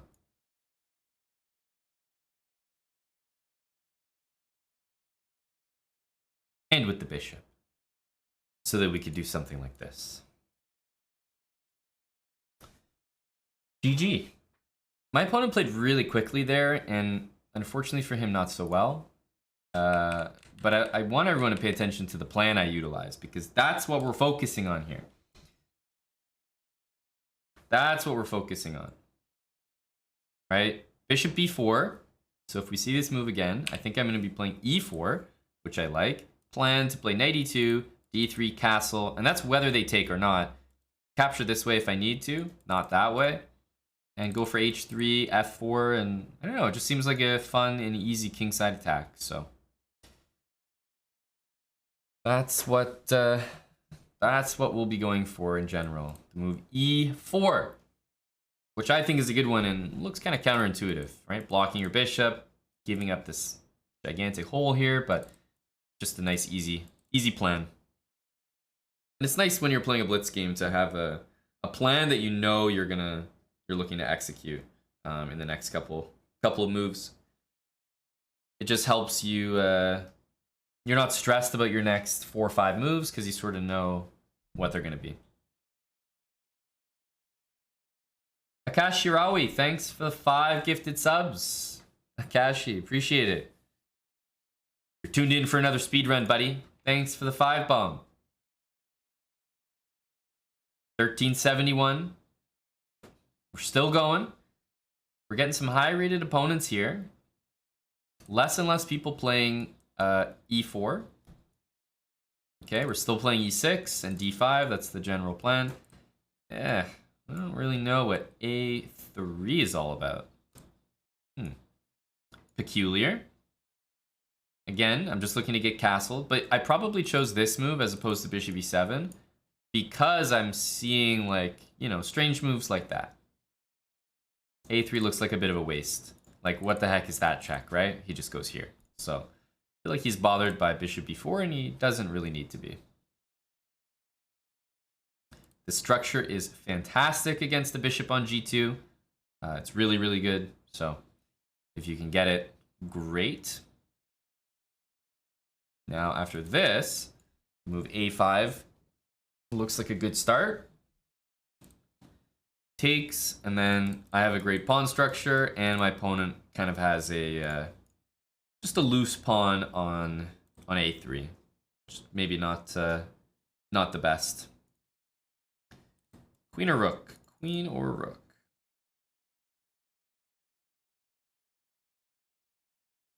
Go queen. Bishop f5, knight d7.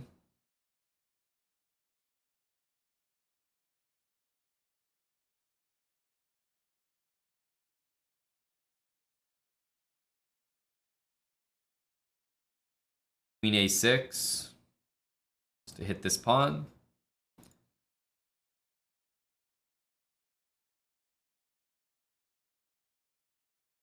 Yeah, knight d7, h6 I want to play. Again, it's good to have a feel for your position. Make sure you have those moves mapped out. Those, like, next couple moves that you're going to play. Well, in this case, he's defended that, but he has offered me a pawn there. I'm actually probably not going to take it. I'm just going to go here because I think that the dark square bishop is very valuable. But it's interesting that he defended his pawn by offering a different one. Very high energy.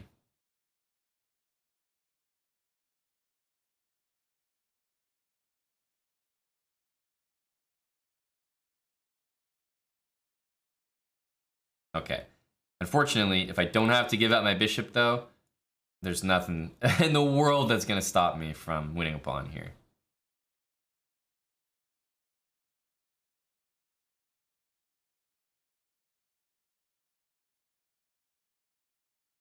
Takes here, takes here. Bishop back to d3, bishop f6, and if takes, bishop takes, hits my queen. So that line isn't anything special. I can definitely just take back. But again, yeah, I'm not sure. Not sure if that's any kind of advantage.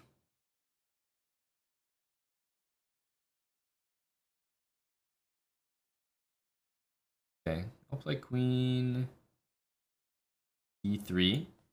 Offer a trade here. I'm up a pawn. Usually good practice to trade, first of all, anything. More importantly, queens.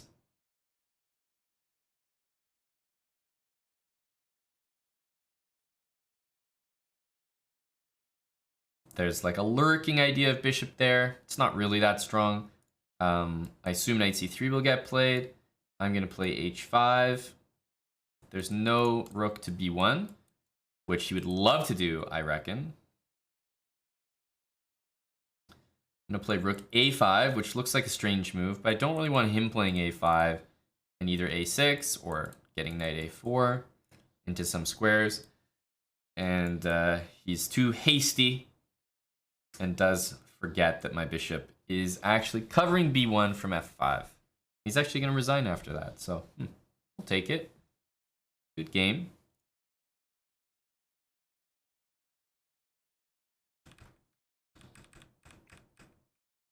Yeah, whenever you see, like, first of all, it's kind of a, I guess it's kind of a known thing that, you know, these fianchetto systems for white, they work kind of well with maybe d3, e4, but less well with d4. Because when you play d4, you kind of want to play e3 at some point. But if you're playing e3, you'd rather develop your bishop here. And playing bishop here, you'd like to have a nice diagonal. If you play d4, your opponent plays c6, you don't have a nice diagonal. You're looking at these 3 pawns. The whole point is d3, e4, maybe open it up, f4, e5. But when you play d4, you're already telling me that I think I have an advantage with black. Because I know this bishop is never going to be a good piece. Like, you look at the quality of black's bishops, right? And then you look at the quality of white's, especially after a move like e3. This bishop is not that impressive. And then this bishop is certainly not impressive either. So the quality of the bishops was a big difference there. Macacchio. All right, we'll jump into another one. Now it's our turn with the white pieces. We'll start with c4.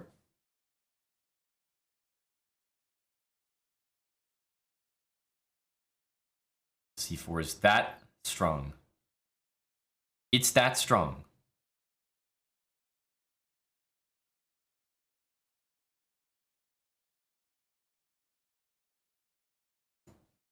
He didn't want to face it.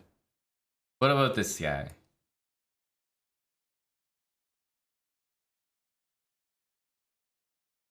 Okay. He's going to do it. Again, I'm going to go g3. I suspect we'll see e5. It makes the most sense by far.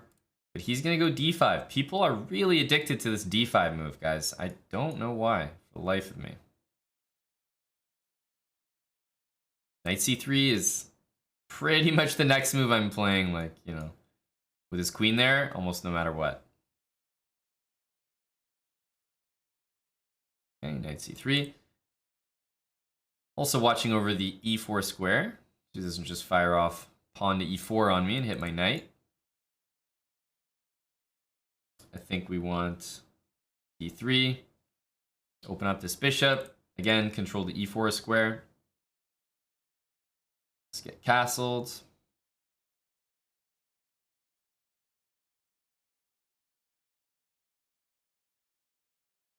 And we have a super, you know, classic position here.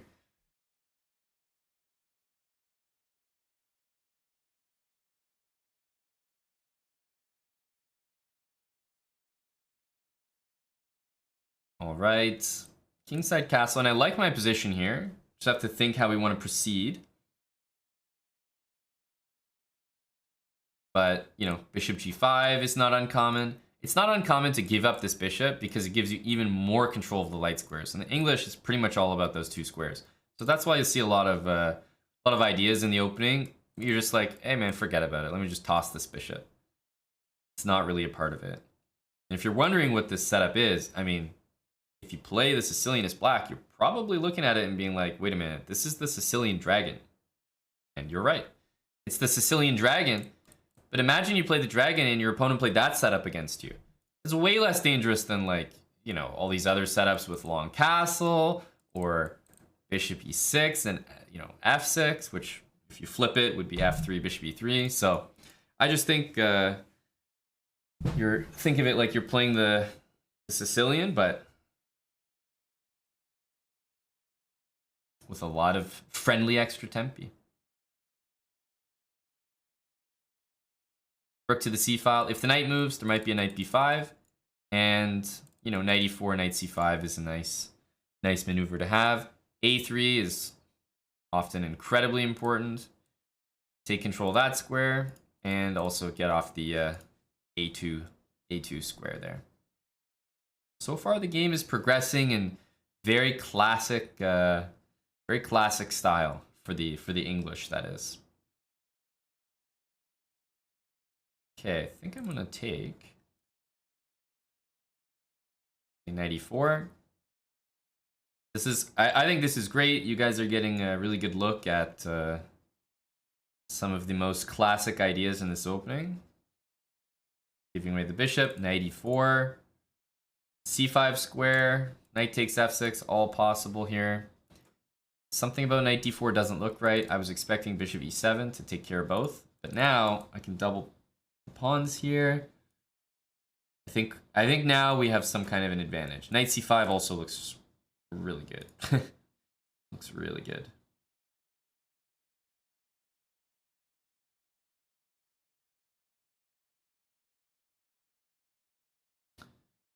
Question is, which one are we going to go for?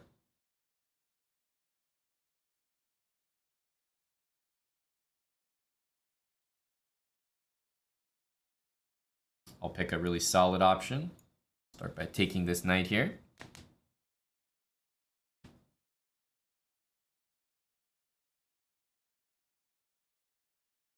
Knight c5 looks like a great move. Hard to say no to that. Knight takes f6 looks like a great move. Hard to say no to that.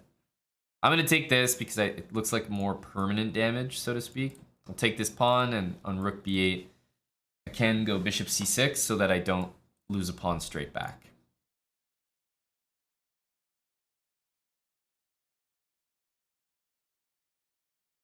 So now this pawn is being hit. Queen d2 and queen h6 is I would say it's a serious threat.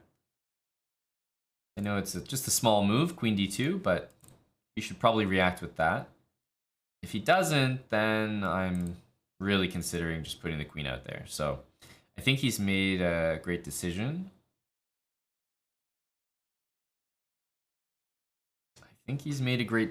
There. As for me, I'm looking at b4. I'm liking what I'm seeing.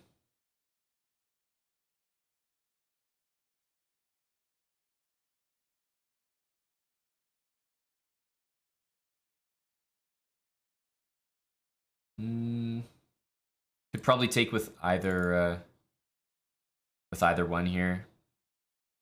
I'll do the b pawn. There's still something to be said on the other side of the board there.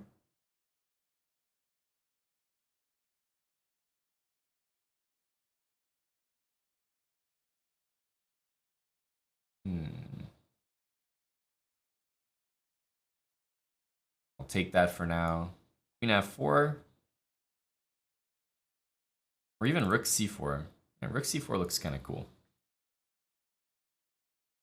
Because it's like, if you take me, my pawns get connected and your d pawn is hit. And then if you deny the exchange, then I'll bring my queen out. See what happens.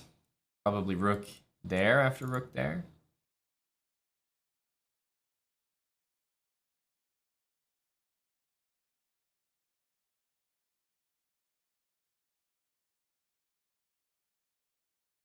It's a good game here by black. It's a very small edge, but that's often what the English yields. Small positional edge that, you know, takes time to mature, basically. But now I think we can keep things really simple. Take. We're going to lose our pawn, but we're up 2 pawns here, and our opponent has, you know, a shattered structure. So I think any queen trade is immediately losing for him. You know, some are better than others for me. Like, for example, taking here is not my ideal queen trade, but guess what? I'm up 2 pawns in a rook endgame. I'm not going to say no to it. So I wouldn't say that I made the best move there, but I know 100% that my position is winning. Like if all the pawns trade down, I'm left with simply 2 extra ones. 2 pawns in an endgame like this will always be winning. So I know that I'm winning. It's just a matter of executing.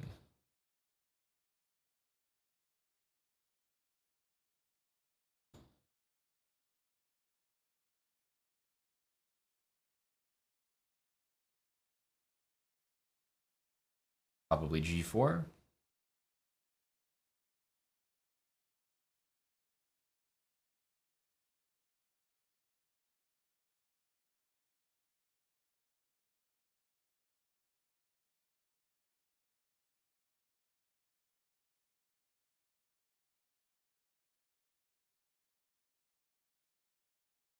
And essentially we just want to play F4. I want to keep my pawns together. That's the only sort of caveat here. I don't want this pawn and that pawn. I want them to be 2 connected pawns.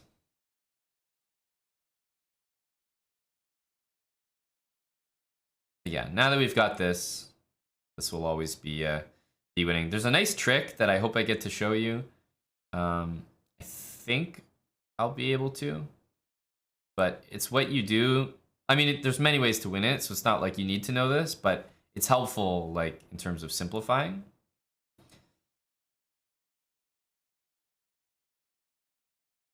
Okay, yeah, I'm probably not going to get to show it. He went down here. I was expecting him to stay here, which prevents the check. So, kind of makes a bit more sense, but it might come up again.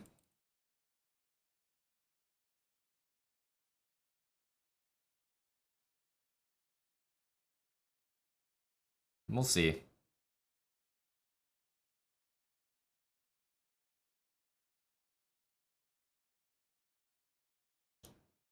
I really like want him to go back, but I don't think I'm going to get him doing that.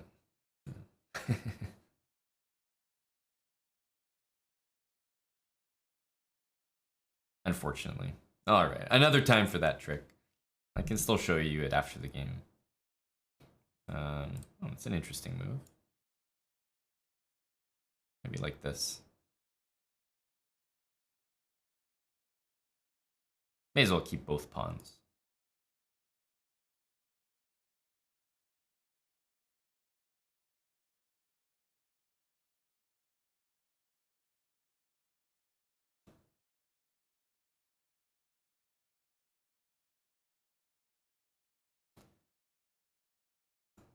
All right. What I was what I was going on about here was, I mean, it's not really a big deal, but if people leave their rook here and go like that, yes, you can check and like try to find a way to do it, but I always like playing rook here because if they, you know, give ground with their king, then you can go f5 and you're threatening rook check to trade rooks. And if they go this way, then you can advance with your king. And if they keep shuffling, then you can give this check, which forces a rook trade because you're effectively losing your rook and then trading it off. And this king and pawn endgame is always winning. And then, yeah, just win it from here with the opposition and king in front of your pawn. All that good stuff. So it's a useful way, especially if you're in a time crunch or something and like, I don't want to sit here and have to play like precisely like f5, g5, slowly advance. If I can just go here and do this like check trick, it saves me a lot of time. It helped me win a lot easier.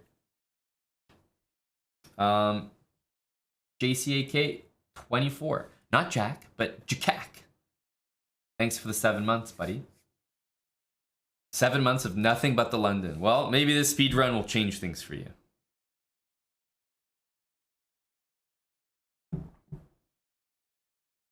Okay, we're 1391. Let's see if this next game will be a +9 for 1400. It is.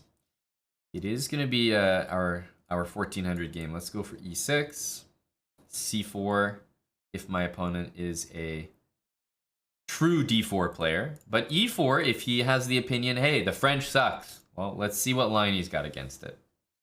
The advance, very common. And again, so far in this entire speedrun, we've seen the advance a lot, but I've never seen it played well. And I say that bluntly. I've never seen it played well. People always play c3, and they got this great pawn chain, but they always blunder one of those pawns in like the next couple moves. It just always happens. So I'm just gonna play the sort of standard moves here. Queen b6, and let's see. Let's see if they can hold it together. This guy's a 1460, so he's for sure the highest rated player that I can remember playing the French against, who's used the advanced variation. But yeah, that's why the French, I think, is a great opening at lower elo, because you know you immediately get this great pressure on the position. He goes queen d2, definitely a bad move. Like taking the knight square at the bishop's diagonal. There's nothing about that move that looks good. I'm just gonna go bishop d7, rook c8. Proceed from here. Yeah, queen d2 looks really bad, but if I want to say one good thing about it, he didn't lose a pawn. He's actually the only guy that's managed to hang on to a pawn for more than a couple moves. Then the one nice thing about this is knight h6. I no longer have to deal with bishop takes, so I kind of get my knight into f5 nicely. That's good. Get the knight into f5, hit the d pawn. So I'm torn between that, and I'm also definitely looking at ideas with takes, bishop b4. There is always knight c3, so no, we're not like winning as queen or anything like that straight away. So I'm thinking knight h6 looks like a nice plan.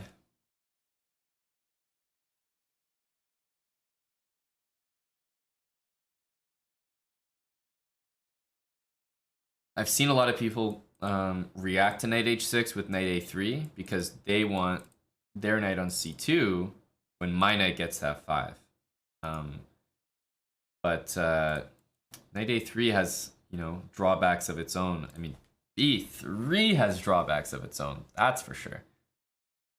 I don't see, again, guys, I don't think he's surviving without losing a pawn here. I just don't believe it. I think we are going to see a blunder.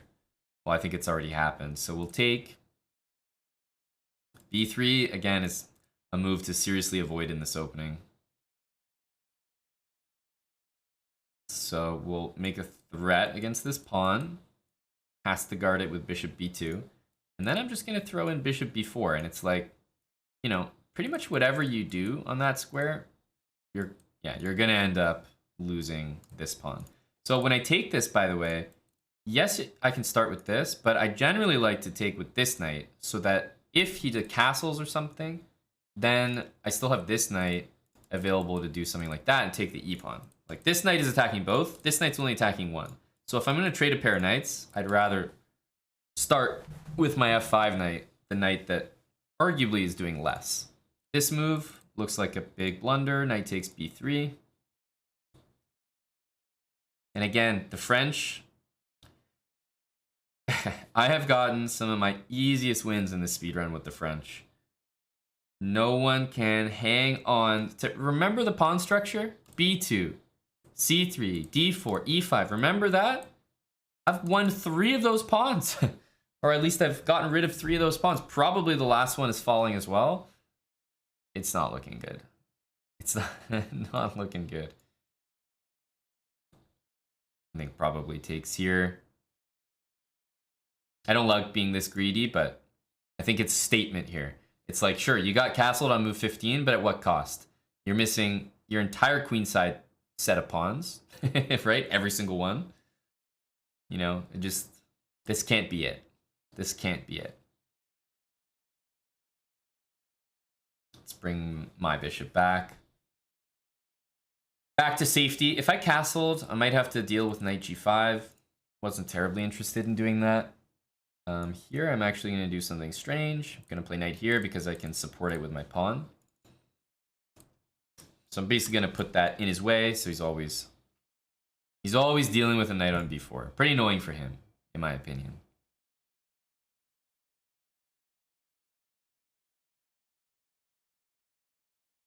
Yeah, he's kept his e-pawn in the French, but at what cost? The exchange, you know, 4 queenside pawns. Okay. Just going to lend support to that knight. It's not like it was being threatened. Like, I'm still defending it twice, but just good practice to overprotect it.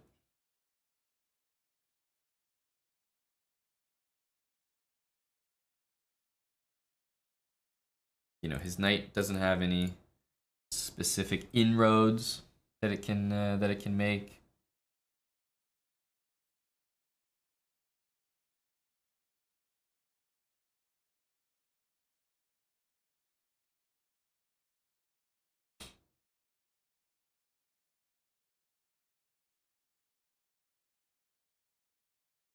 Knight b5. Interesting. I think it's time time to get the heck out of Dodge. We'll get castled.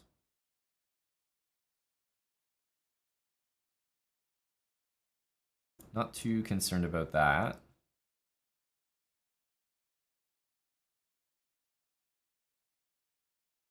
So how do we want to continue this?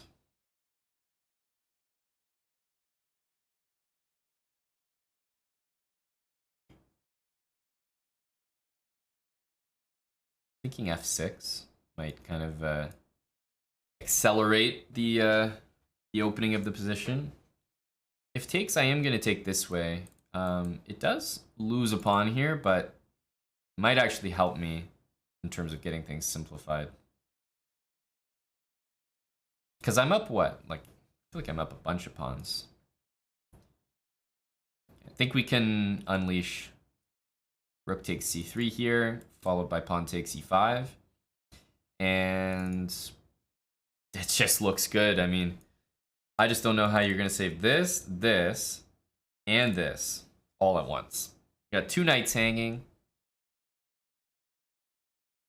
I've got a mass amount of pawns, 4 extra pawns here.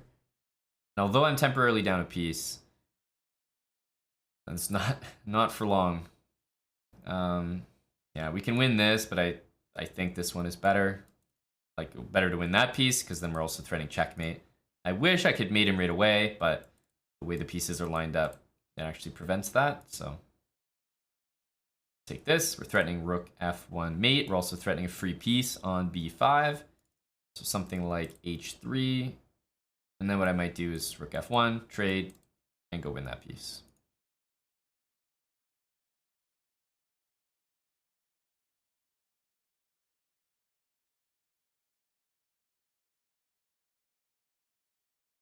I think we kind of got the job done there. Not too bad at all.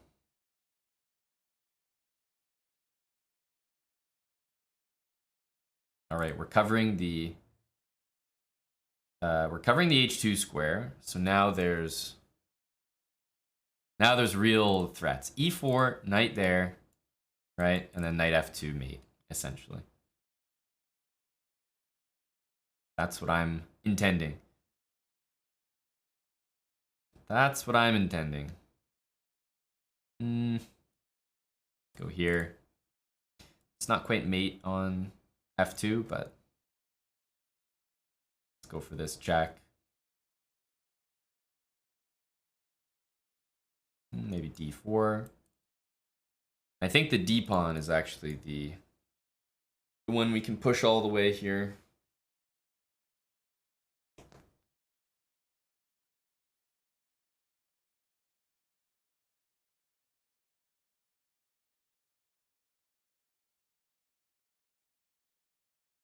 Nice.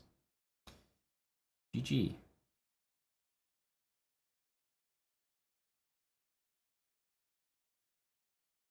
Nice, nice, nice.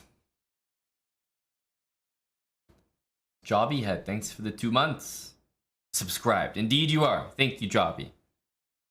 Yeah, the capture, promotion, mate, all at once. Feels good. Feels good. Again, this was a French, and this went as well as it could. Like, yeah, this is a good sign here. We have the knight f5 move coming. He just can't stop it. Like, so he needs something else here. Like, he needs to just castle and maybe be comfortable taking on c5, something like that, you know, or bring a rook to d1. But this is what I'm saying.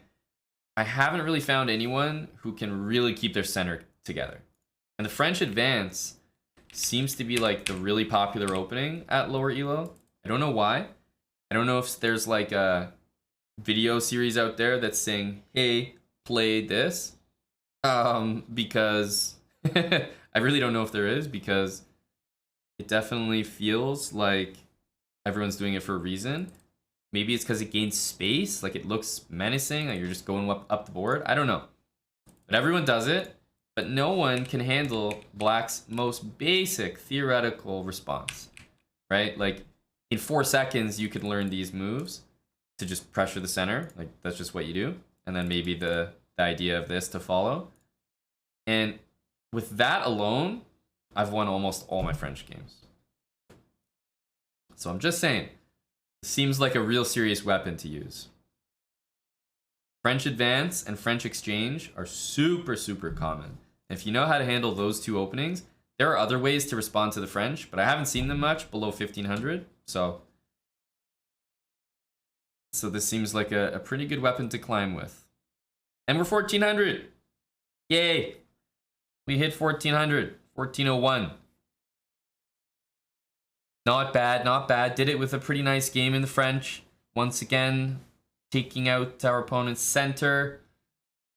1 pawn at a time, it feels like. 1 pawn at a time. That's right, Kevin Richardson. That's right, buddy. A giraffe to celebrate.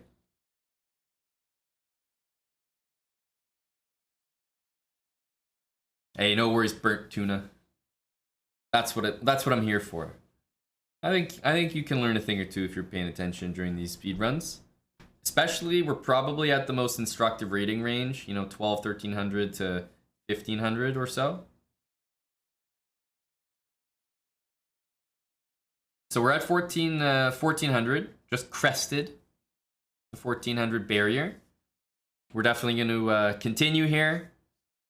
I'm just going to take a short break, refill, bathroom break, an ad. People have been demanding it. I've been saying, look, wait, we got to play at least an hour and a half of chess before we run an ad. Fine. I'll run one now. Your wish is my command. I'll be right back, guys. And then we'll continue our speed run. See if we can't get a little higher. All right? Stay where you are. We got a chill Sunday. Lots of NFL football on. And speed run in the background to keep everyone entertained. See you guys in just a sec.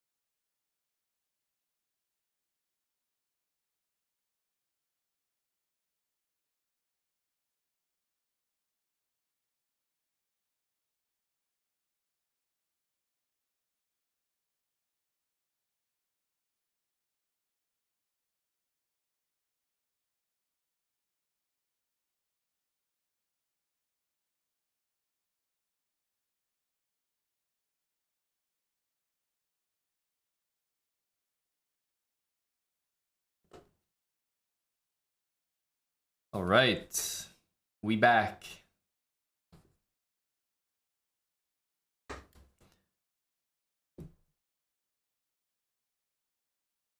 We are back. And looking for the next potentially 100 points. Close out some of those games. We're at 1400, going for 1500. Gonna stick with the 5-minute games. Feel like it gives me enough time to at least get my points across. And they're higher quality games from my opponents with more time on the clock as well.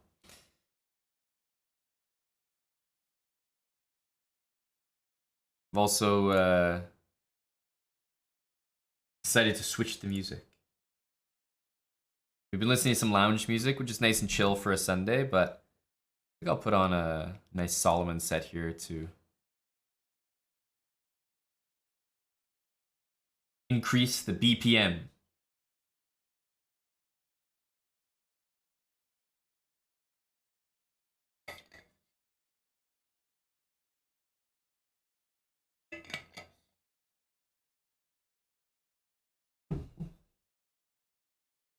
Okay. 1400, continuing. Let's go. PJ Ramirez.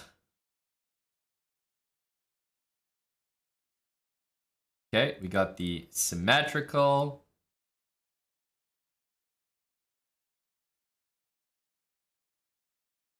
Got our nice Fianchetto setup. Oh. It's time for probably a D4 D4 move here. Hard not to. B5. Jeez. Ultra aggressive. Okay, so we take and then take again.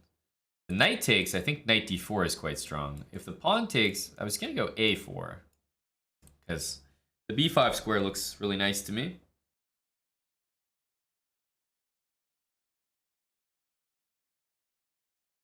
Okay, we'll slot our knight in. Knight d6, you know, bishop f4.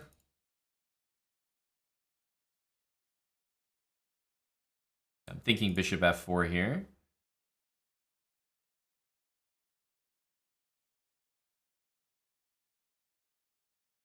Rook b6. There is bishop or knight to c7. Rook c8, which looks admittedly more likely. I always have knight d6, if needed. I feel like he's already in trouble here. I mean, think about what I've done. Castled. All my minor pieces are out. My queen's on a nice position. Doesn't even need to develop, maybe.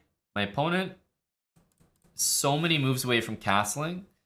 We're always going to have a huge advantage in these cases.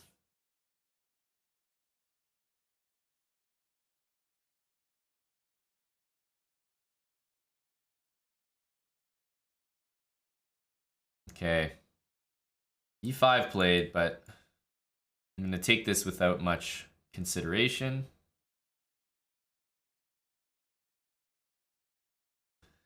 Yeah, bishop takes b5, but I am not feeling like this position is holding up in court, so to speak. Takes. I've got bishop c6 coming as soon as I can play it.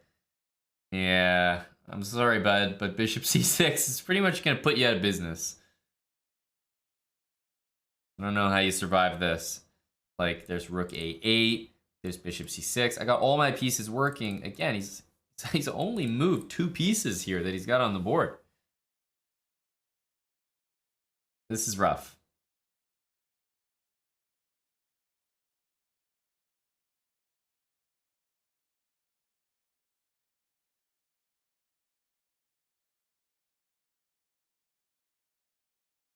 There's a full rook hanging.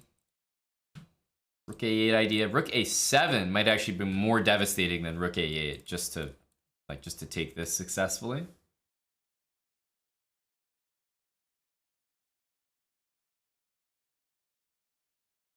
All this from a little old English opening? Didn't know it was that good.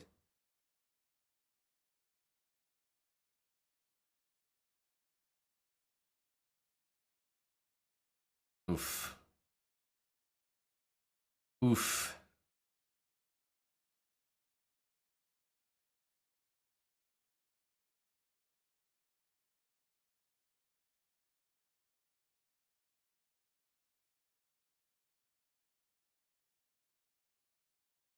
Well,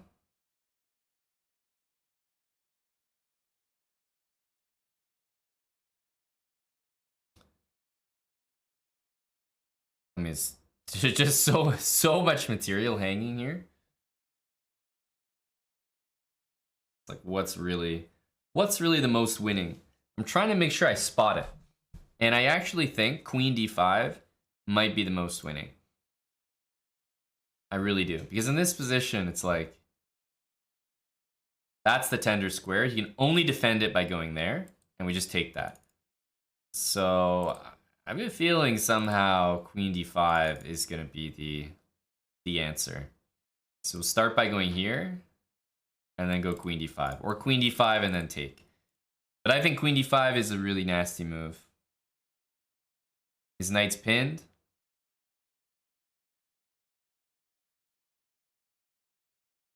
He only has knight h6, only move to even live to fight another day. Now, if I take that knight, then he castles, right? And then I'm winning, obviously, but the king is castled. I'm not delivering any mates or anything like that. So after knight h6, then we take this with a check. Force the king to move, and then take the knight, and then we've got a mate coming. It's not about this rook on b5. Like, my position is so good that if there's a full hanging rook on b5, and it's probably not even the top 3 moves to take it. That's how good it is.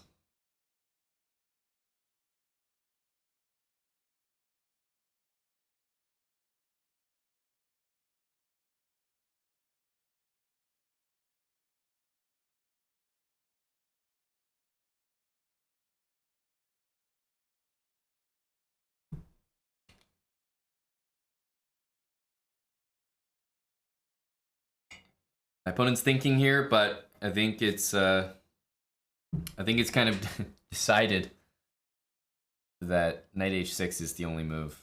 Okay, he happens to miss it.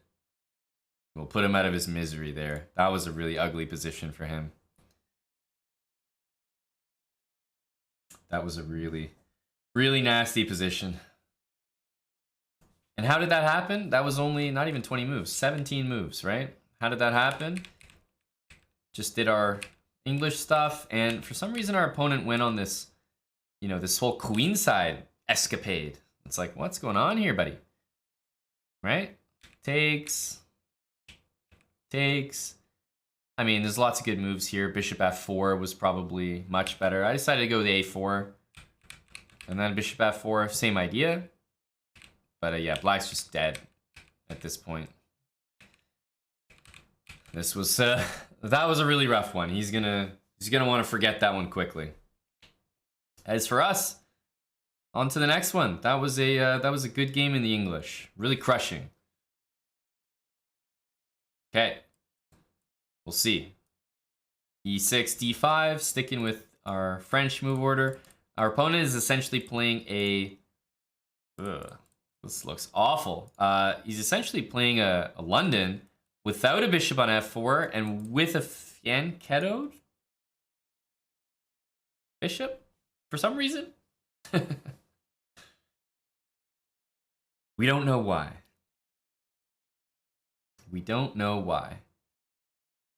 Okay, honestly, I see that, and I'm very immediately drawn to h4 and h5. Or sorry, h5, h4. So I'm gonna do this. I suspect him to react with like h4, h3 or something.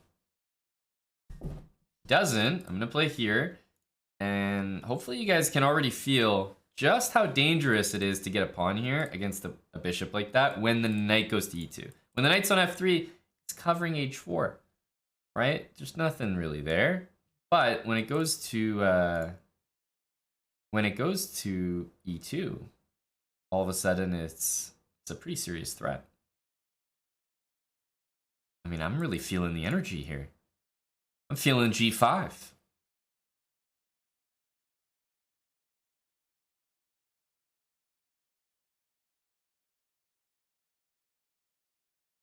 Now, G4 and H3 is pretty nice. Definitely looking at that. E5 comes to mind. Knight E4.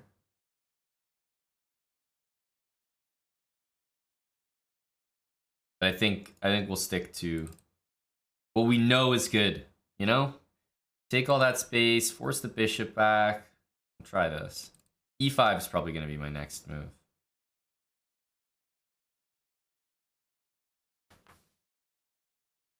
Bishop B5 check. We can cover with this. I have knight F3 check, so he's kind of... I think he's got to play one of those two moves next. He does.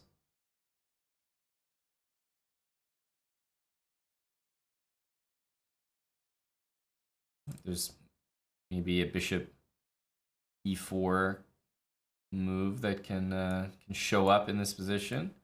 Hit the rook. He can castle here, by the way. I don't know if you guys know that's a legal move, but it is possible to castle there.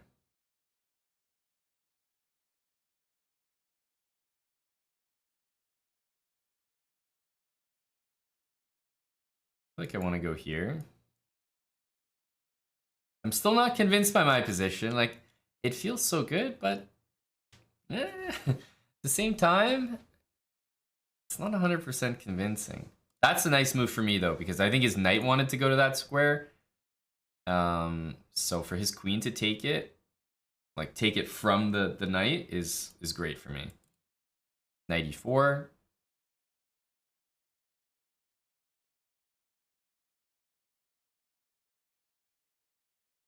He can't castle, which is great to know.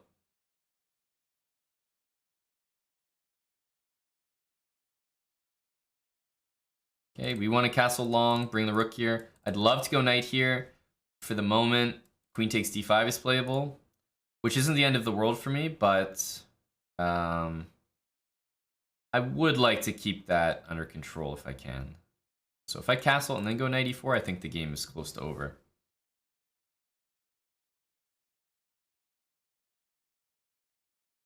There we go. Now I got knight e4 coming. c4, knight e4, and good things should happen. Good things have got to happen.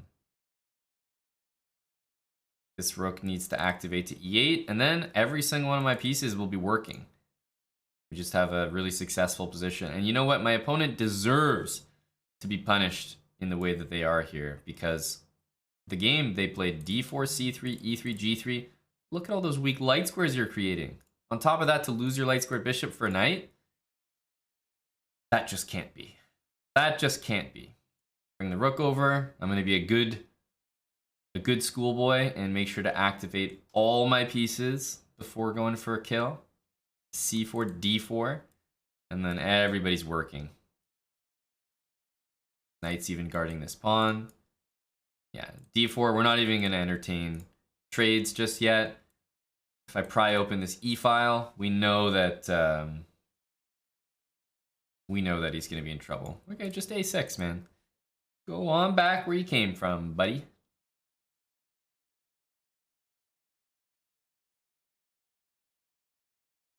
This is, again, a really, really, really dominant position that we're in here. I mean, I feel like white can barely move. This rook's useless. That knight's useless. I almost want to increase the pressure a little bit by going bishop h6.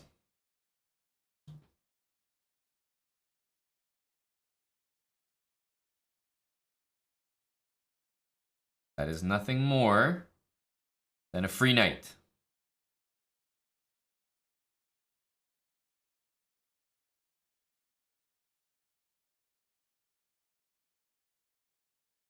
So if we go here, to me, I'm winning that queen. Like, ironically, the knight just took the last safe square that it had. Of course, taking here, you know, it's all leading to everything is leading to a checkmate. So at this point, it really is like a choose your own adventure, but I'll go d3. It's a really, really bad position for white. Pretty much unplayable.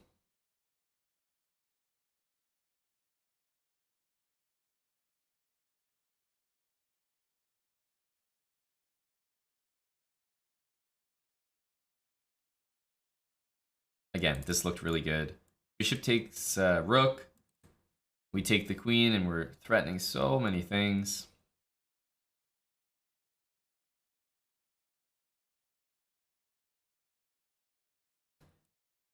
Queen d1 is just mate. GG to Jeffrey J. Ease 5, thanks for the Prime sub. A new one, a brand new one. Thanks for the Prime, buddy.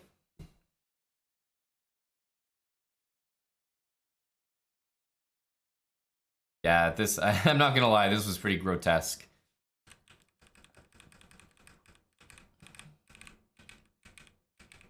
Queen d2 is his bad move, because you know what? If that queen goes to d3, black's better, but guess what? White's playing knight d2, hitting the bishop, queen b5 check. Once you take the bishop, you can long castle. I'm just saying there's much more to play for in that situation. But queen d2, it doesn't look like a huge mistake, but that one move alone was the difference. And then knight a3 because he took his own square. And then everything is downhill from there. Like this position right here, bishop h6, is minus, you know, basically minus 16. The material is even. It's not even minus 16. I'm letting the engine sit like just for a second. It's like minus 25, minus 22. Minus 22 with dead even material. To have your pieces dominated so much that the computer essentially thinks that you don't have them. Like the material's dead even, but the computer's like, oh, the advantage is minus 25, which it's the equivalent of like, you know, all your piece value that you have on the board, it's like it doesn't exist. Your two rooks that are worth 10 points, they're useless. It's like you're going into a pawn shop and the guy's just like, yeah, I'll give you 10 bucks for all of it. And you've got like thousands of dollars of belongings. Two rooks, 10 points, get out of here. Queen, 9 points, get out of here. Knight, get out of here. Chump. You've only got two things that are worth value in your position. Pretty brutal.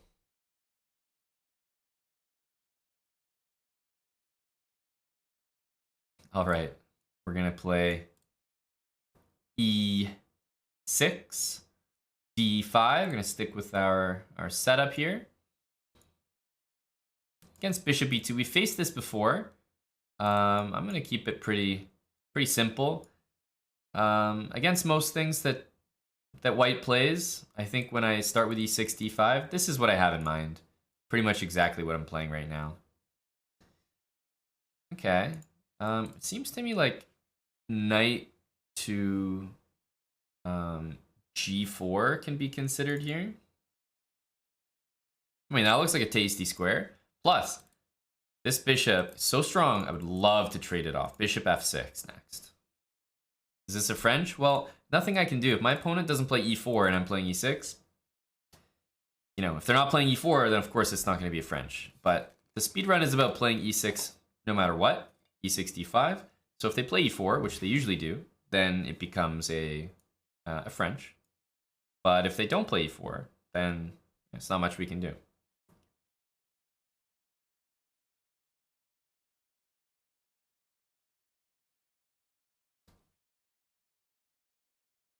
Guys, it happened on Edge.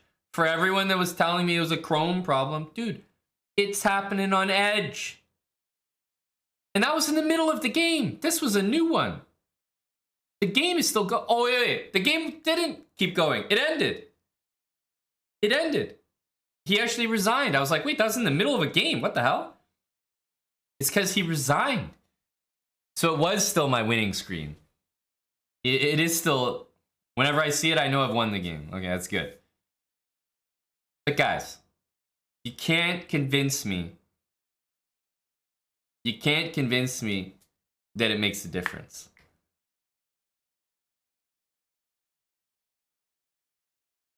Look at this. This is...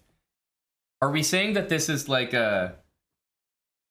Are we saying this is a chess.com thing, or are we saying that this is a browser thing? Or are we saying that this is a my computer thing?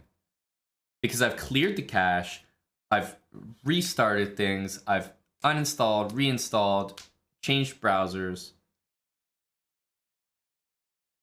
And I know that Edge and Chrome are the same. But I was still recommended to switch just to test it out, but it doesn't make a damn difference.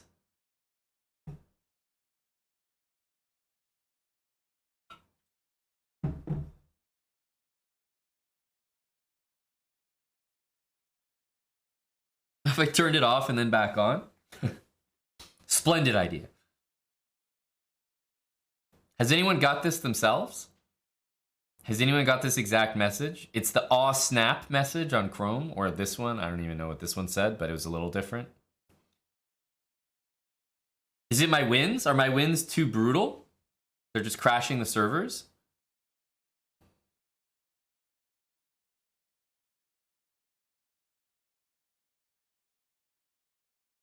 No one resigns against you, so you never get it? Yeah, it seems to only happen on resignation.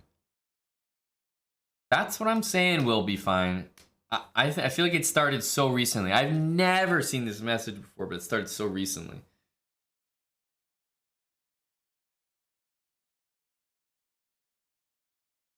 Yeah, when the game ends in checkmate, it was happening to me a bunch yesterday night. I don't get it. We're trying to power through here. We can't let it stop us. We can't let it stop us. We can't let it slow us down, Rat Bacon. Ugh. Am I the only streamer suffering? Someone said it happened to Dania recently. That made me feel better. That validated my feelings.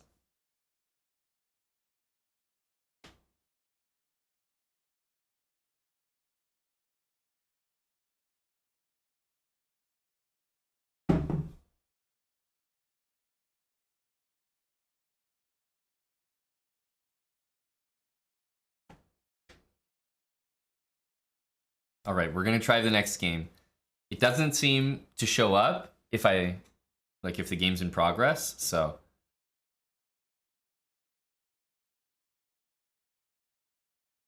Here we go.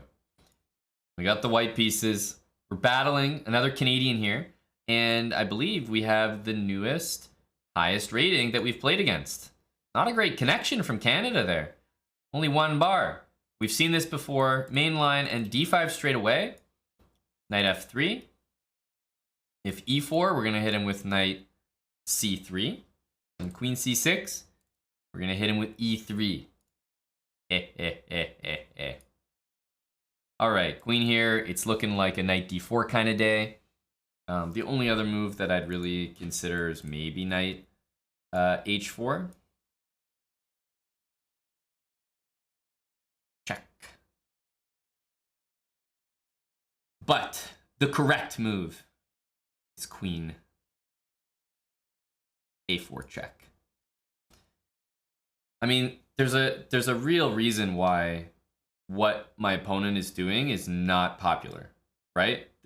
It's not supposed to happen where you go e5, d5, bring your queen to the center of the board, get chased around by knights, and it's just okay, right? It just can't happen. It just can't.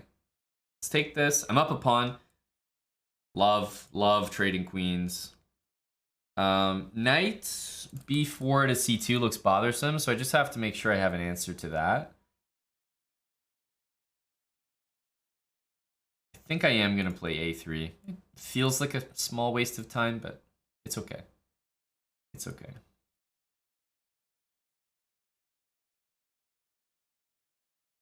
Get castled. We're up like a very important pawn, a central pawn, so I'm not too concerned here. Okay, bishop to b2. I don't really want to allow that, but but yeah, I will play this. G4, knight d2. We have enough squares for ourselves there. Bishop b2. That's covered. You know, I'd like to maybe play rook e1 to relieve my knight of that duty, but knight c2 comes in, so gotta be wary of that. Got to be wary of that.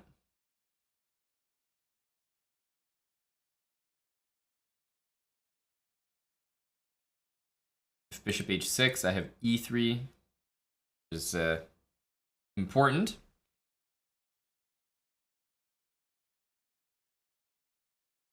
I think we can play it now. I can also play rook e1, but e3 really feels okay. The knight moves, we play d4.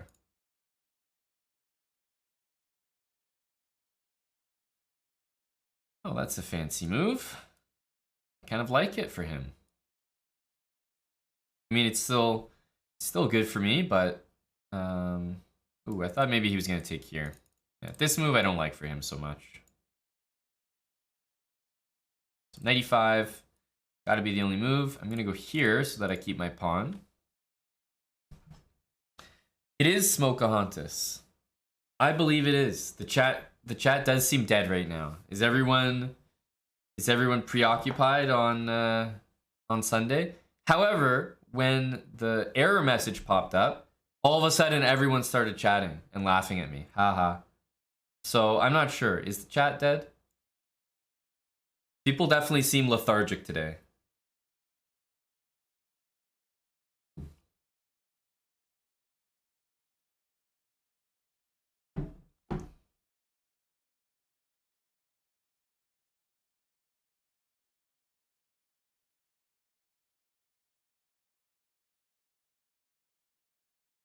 Knight here, check.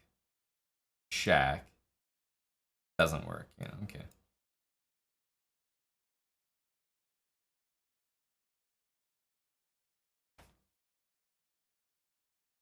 Check.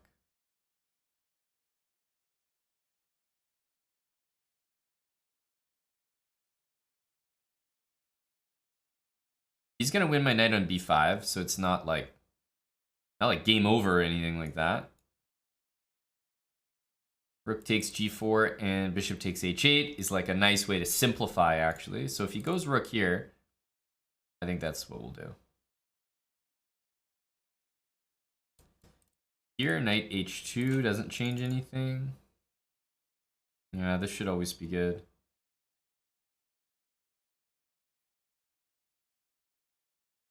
Should always be, because I'm hitting this rook, so I feel like it should always be okay.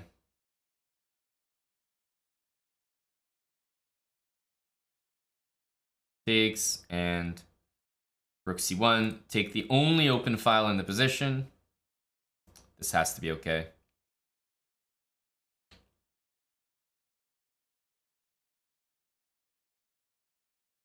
So many pawns. Yeah, and if I win this one, then we'll really be good. Guarding my only weakness in the position. I gotta be careful not to play rook c7, because, for example, that could be a stalemate somehow down the line.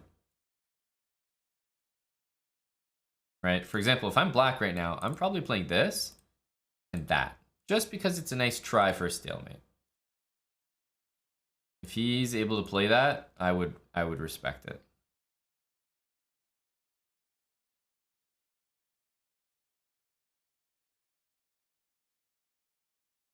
Gonna protect this.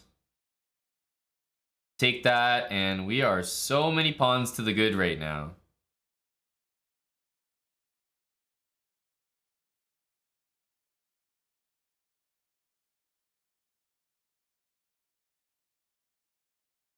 It's crazy how many pawns we have.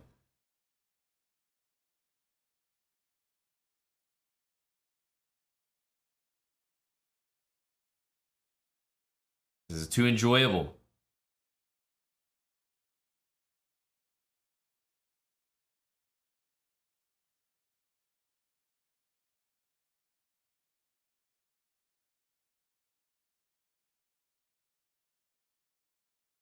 Too enjoyable.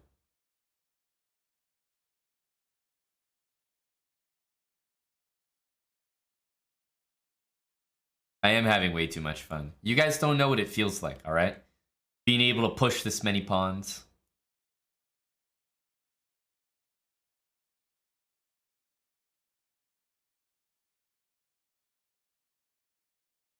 It's a privilege.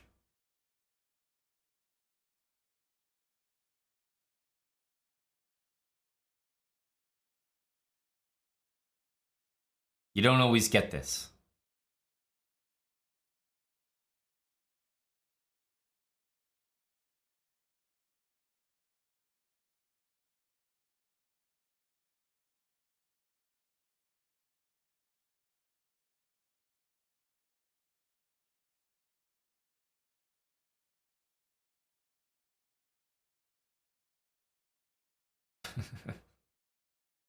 It's a lot of stuff. It's a lot of stuff.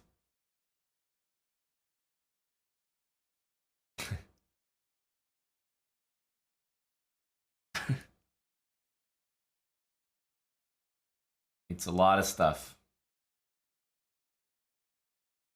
Only pawns. Look at how they defeat a rook.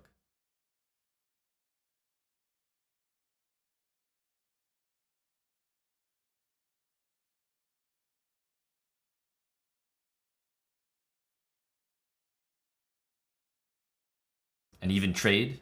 Can I interest you?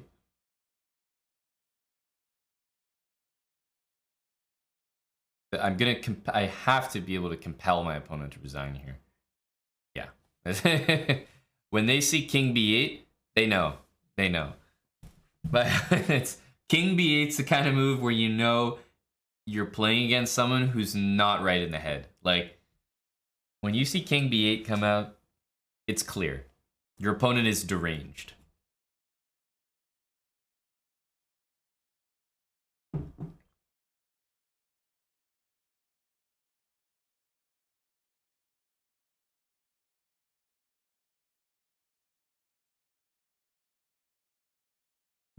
I think he did too, Marcy King. I think he did too. And it was like a hilarious way to walk into it. And the only way to keep the status quo in the chat and to just maintain positive energy so that my opponent wouldn't see it. And I think you guys can relate. It's kind of like keeping a poker face. The only way to maintain just good chakra was to not comment on it. However, if we examine this game in full, as much fun as I had doing this, like everyone enjoys the pawn wall, it is the case that while the entire game looked great,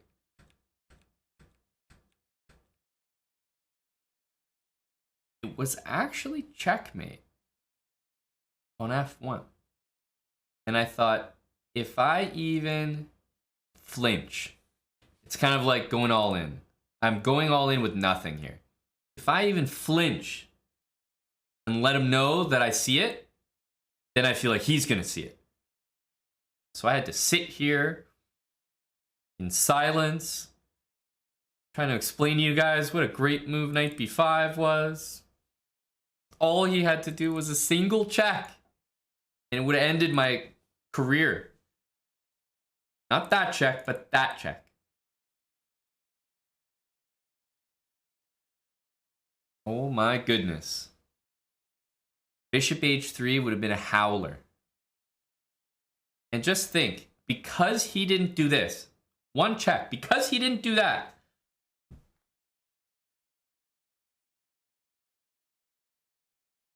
he got that. It's amazing. It's amazing. You know, you start looking at the whole game back, and I am so lucky he didn't play bishop h3. Because if you noticed it, you were 100% right. I just didn't want to agree in the moment because you know what? I had to keep that good energy. Only good vibes. But I totally missed it. And I would never allow something like that on purpose. So definitely a lucky moment for me. But we take it. You know? Hey, I'm a 1433. I miss stuff like that. What can I say? I got things to work on too. I did Komodo the Kid. I did. Namochop, thanks for the 6 months with Prime. And Datemar CH. Thanks, Datemar, for the 51 months with Twitch Prime. Thank you, Datemar. I'm really happy as well with the result of the Bills game. I asked why the chat was so dead earlier. People were like, "Oh, it's NFL Sunday." I know. I'm watching the games too. I'm multitasking. But I'm really happy with the result of the Bills game because I bet on the Dolphins to cover the spread, which looked like a bad bet after the first half. Or sorry, not first half, after the first quarter. And it looked fine ever since. But I also bet on the Bills to win. So I got the best of both worlds. I got the Bills win with a closer game than, I think it was like 13.5 points. So best possible scenario. Was it +4? No, man, it was +13.5 smash factors. It was a big spread because Tua wasn't playing for Miami, and Buffalo is like, you know, they've got everyone on deck basically, pretty motivated. And they looked like they were going to blow out Miami 17-0 after the first quarter, but then Miami evened it up as I expected they would.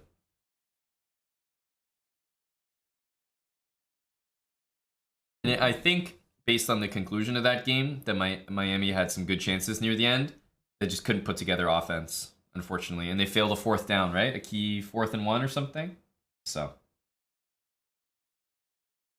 All right, the next game is on. Giants and Vikings. Anyone watching that one? I got the Vikings, and I got the Vikings spread, -2.5. Hello, Lolly. Good to see you, buddy.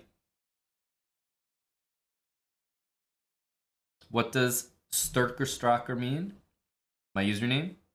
Does anyone know? I've explained it before. And maybe there's some individuals watching from Iceland right now. This position is pretty nasty, but you want to see a nastier position, you go to the position where I could have gotten checkmated. Okay, so here it's mate. Here it's mate. Here it's mate. Here, you know what I mean? I'm not seeing the idea. I'm 1400. That's a scary position. Mate. Just was not on my radar at all.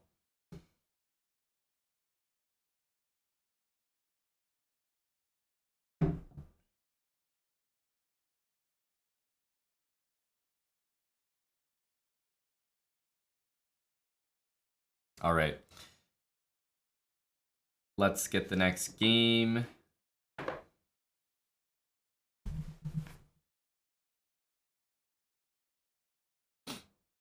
All right, we got the white pieces. We're motoring up the 1400s. Okay, we're going to go with the usual. Get the Fianchetto in early. Only d6. Let's go knight c3. Bishop here. A little bit strange, because it looks like a blunder.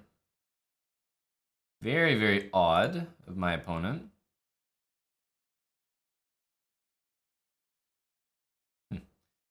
I gotta admit, I'm not terribly interested in taking here. Of course, that is the correct move, but what I'm interested in doing is just going here.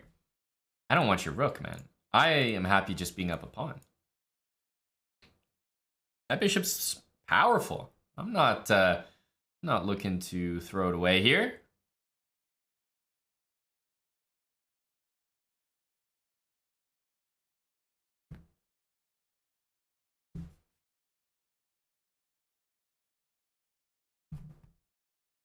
Okay, castle. Wow, very aggressive by my opponent, considering he's not castled and he's not even close to castling. Plus, he's down a pawn. Like, slow your roll there, bud. Knight c6 is a huge threat here.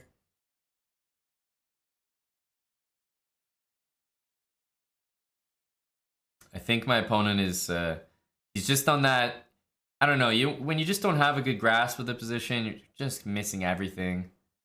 It's not a good feeling. And I think he's in that spot right now. Hit the knight. Still hitting the rook, so I've got that for later.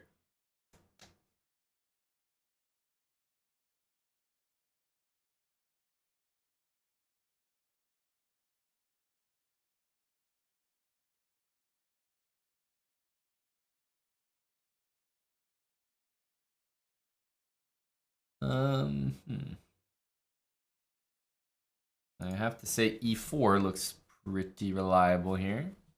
I like e4 because it threatens to win a piece. Now you think this is the only threat because I mean, it hits that bishop and it looks nice. But the bishop actually just simply has no squares. So d5 is actually a much better move.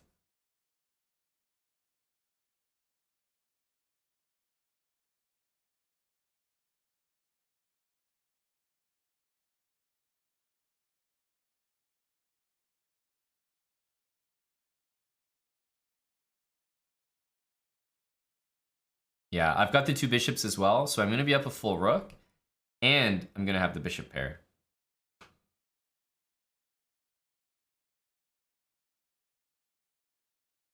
And that should be conclusive. f4 is safe here because no matter what check happens, the knight goes here and we take it. So, and he's got the right idea that like normally this is the nasty stuff. You know, you get the knight in here, but it just doesn't work in this particular case. Queen e2 hits the knight, stops knight e3, so I'm probably going to do that move next. Unless he goes there and makes me think about queen b3, trying to force a queen exchange.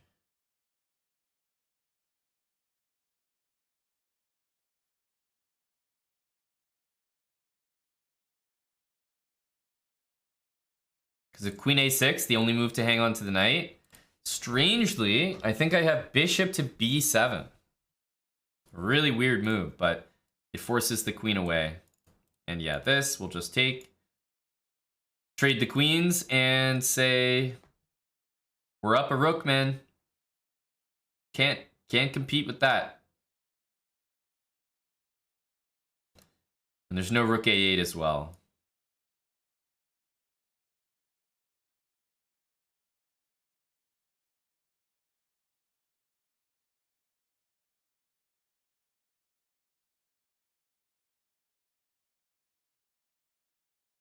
Easiest thing to do would just be to trade rooks. So I'll probably look to do that. Let's put this bishop on g6.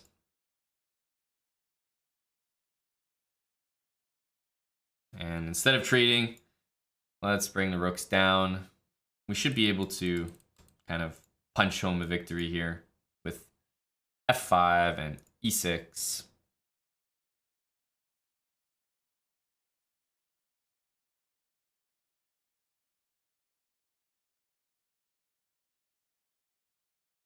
GG to Can Shelby. After our survival in the previous game, yeah, our opponent just makes a mistake here, just allowing this. And after knight d7, I think d3 or b3 is just, these are the simple moves. Just keep your material. And the computer actually agrees, by the way. Even the computer says b3, d3, those are the best moves in the position. Taking the rook's great, but it's not a top move. And yeah, just too many things went wrong early on. But yeah, I mean, this English has been working really well. Dirk Diegler, tier 3 for 35 months. Thank you, Dirk. Thank you, buddy. Why not take the rook? I mean, the queen takes. I'm really weak on the diagonal. I've explained this concept before. It's not always applicable, but I think it helps to think about. I would rather be up like 2 pawns or 1 pawn sometimes than the exchange. Because you think about it this way. In chess, if you have a position that's more or less equal on both sides, like pretty balanced, and then you just give one side an extra pawn. The side with the extra pawn is pretty much always going to be better. Like, there's no position in chess where if you just had an extra pawn, it wouldn't be nice, right? Like, it's really, really rare. Really, really rare. Having an extra pawn will always be a nice little advantage for you. You know you've got it in your back pocket.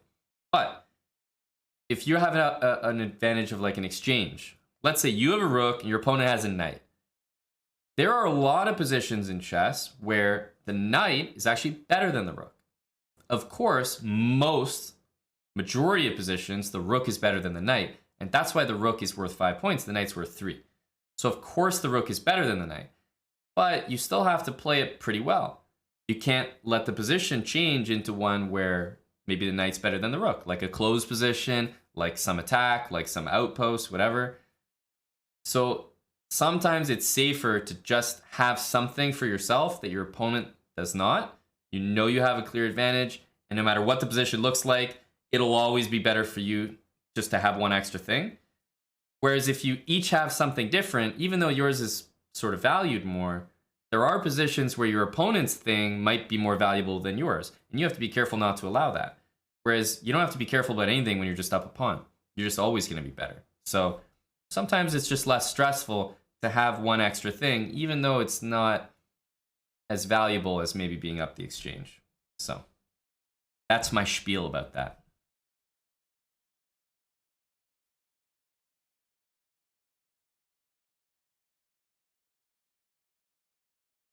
Thanks, Cross24X.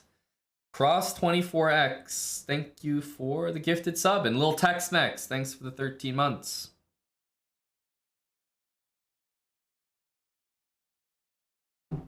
Welcome back there, Lil Tex-Mex. Yoke Nando energy. Yeah, we're right around his rating, eh? We could get Yoke Nando pretty soon. We gotta watch out for that.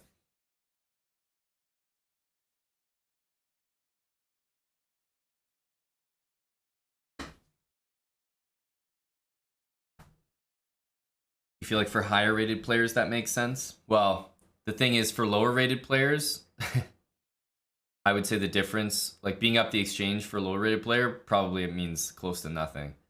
So I would rather have the safer position than the wilder position. Being up a rook for a knight, but having a position that looks dangerous, the computer's going to say it's an advantage, but just looking at it, it's like, oh man, like good luck. That knight looks scary. I wouldn't give that to a lower rated player. I would give that position to a higher rated player. So I'm not really sure. Not really sure. All right. Let's go for another one here. C4. Yeah. G3 and bishop G2. I wonder if he'll play E5. Definitely looks tempting. No, he's just going to go for E6. And a few people have done this move after E6, and I can never... Yeah, this move is never going to be good, and you should always react to it. Anytime you can move your center pawn up 2 squares into the middle and hit a piece with tempo, it's like you always got to do that, right? That's just, you got to do that, period.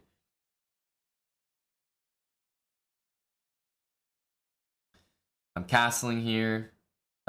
Maybe a3, b4, bishop b2. Yeah, unfortunately for him, he's really getting the wrong idea of the opening here. That bishop is suffering. Tempo, tempo, and after he goes there, that move is going to follow. And unfortunately for him, this doesn't help at all. He's actually now going to lose 2 pieces. And he's not going to lose 2 pieces because of queen a4 check. Because then c6 guards the bishop. But he's going to lose because of b4.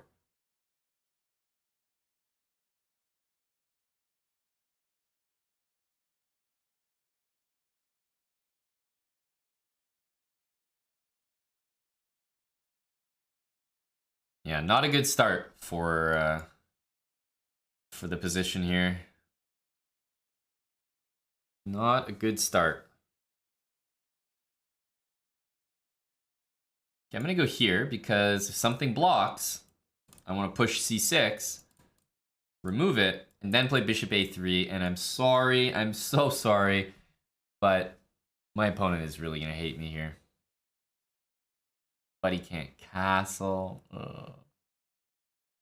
This is just cruel at this point.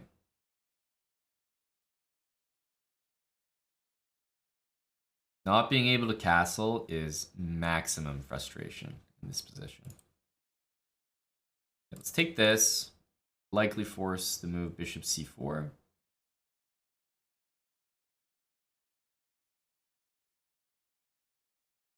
Knight e5. Hit the bishop.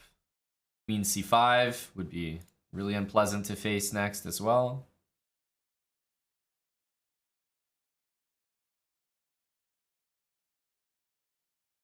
And if if it wasn't going bad enough, he just lost another piece.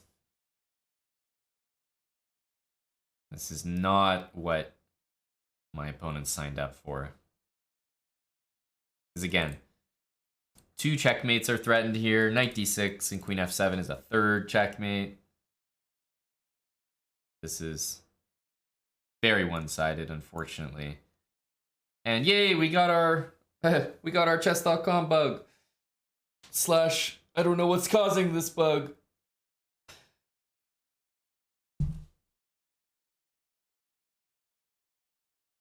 Although every time that screen pops up, people chat more. It increases the chat engagement. Right? Like there's some people chatting right now who haven't chatted in a good while.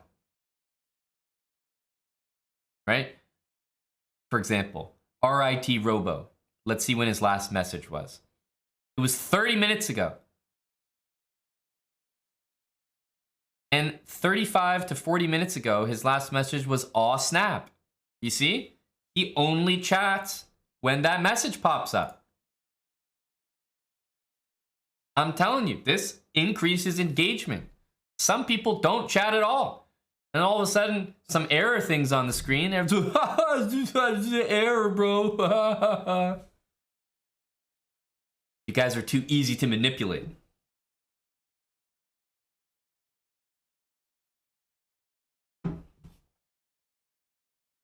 An error on screen, all of a sudden everyone's a comedian.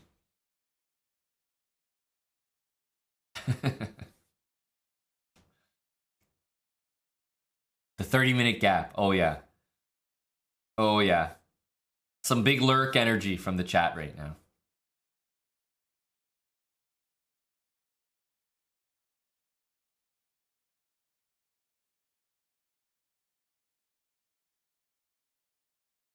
We're game shy of cresting 1450. So let's keep at it. Engagement's at an all-time high. Now to play some chess and lull everyone to sleep again. All right. Luis. Are we going to get a French here? Well, somewhat. Luis is a speedster, eh?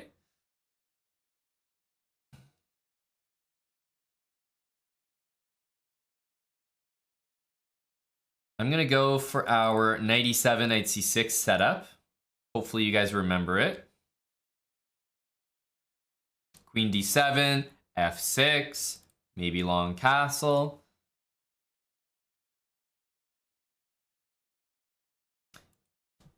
Here I'm already looking at knight takes d4, and I think my opponent may have made a mistake. Because that looks quite good. Can't allow that. He needed to play like c3 or something. Yeah, I mean it's a free pawn and it's a central pawn, so I'm always gonna take it and say thank you very much.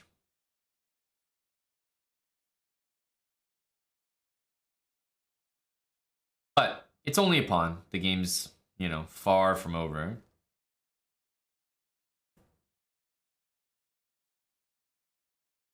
I think we're gonna get castled, stick to our plan here. As tempting as this may be, I do not believe it's the right move. Let's trade bishops. Rook takes here, we got bishop takes. Queen takes, we got bishop h2. Can't be falling for those basic tricks. And this bishop, I mean, if you go there, you're losing a pawn. So I'm not sure how he's gonna get out of this, honestly.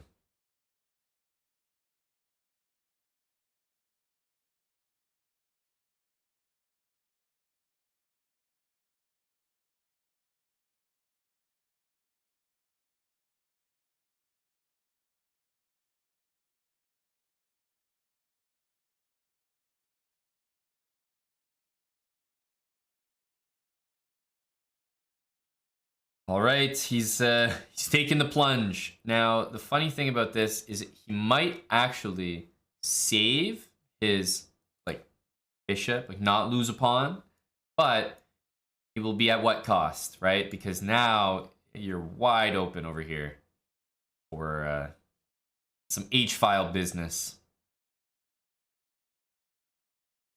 So let's see if he can survive this. Yeah, that's right. He's not so fast anymore, is he? Once things get a little bleak.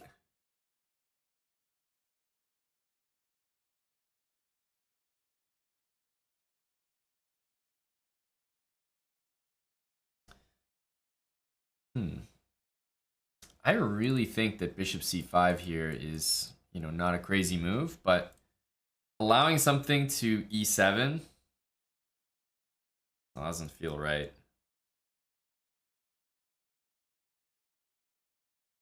Let's start with this.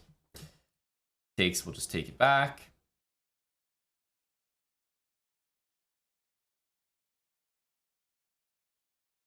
Whoa, I thought 1000% he'll do that. Well, I can't believe it, but yeah, I guess this. There's no mate. Like here, rook e8, he has queen f3 to stop that checkmate.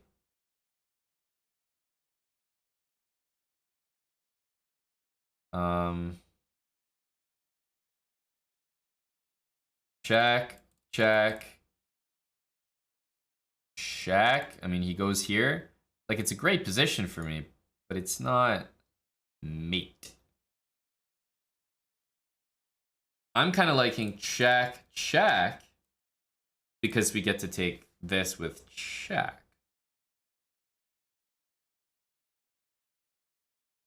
And I'm not seeing much better than that, so I'm going to go for that.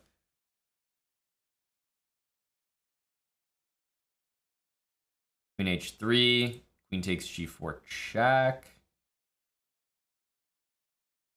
The other thing is after king here, I could play d4.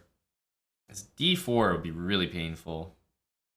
I now like this, question mark. Yeah. d4 looks like a good place to start.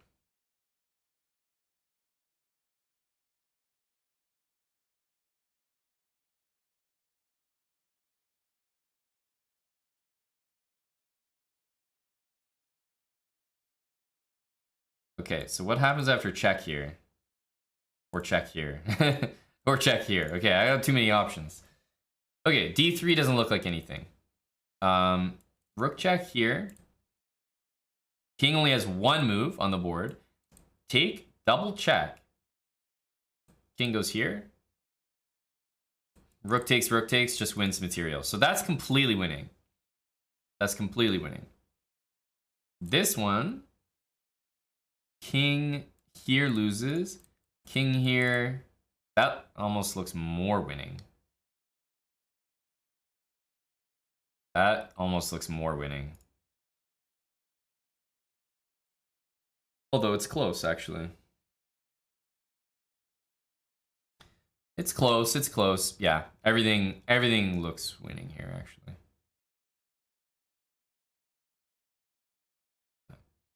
Stick to the basics. This one was all with checks, which is nice. Nice and easy to calculate.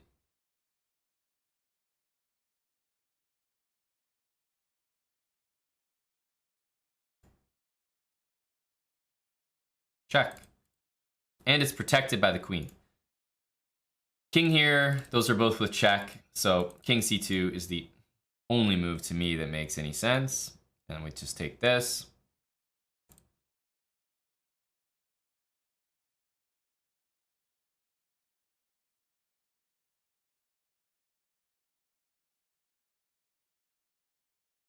This should be pretty convincing.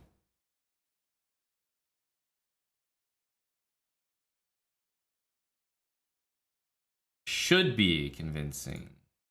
Let's see if it is.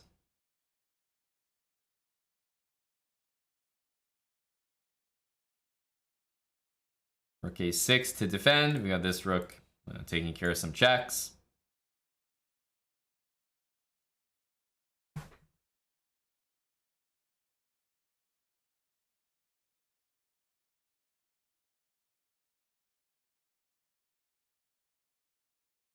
All right.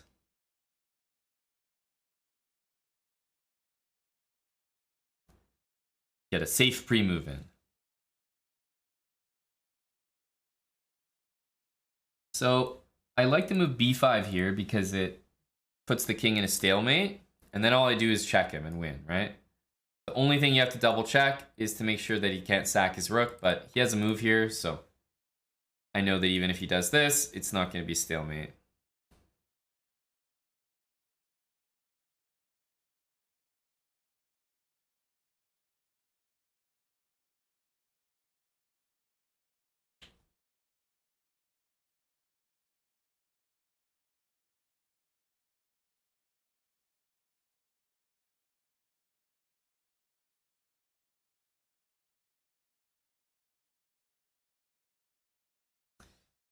Now, we basically just need to wait because as soon as the pawn moves, again, no matter what it is, rook e5 mate will be available. But in the meantime, let's threaten another checkmate so that we know we're mating for sure.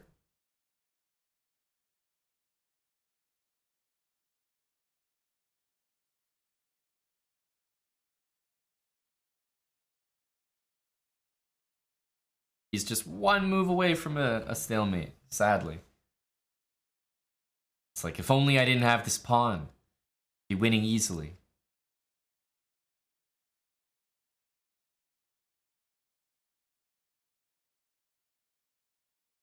Now it's a take your pick. And you don't want to get fancy and take this, because then rook b8 comes and it's like, oops. GG to Luis. We've reached the halfway point of this 14 to 1500 run. 1450, there we go. What's up, Aiden? Hello to the Iceberger. Hello to Azizi.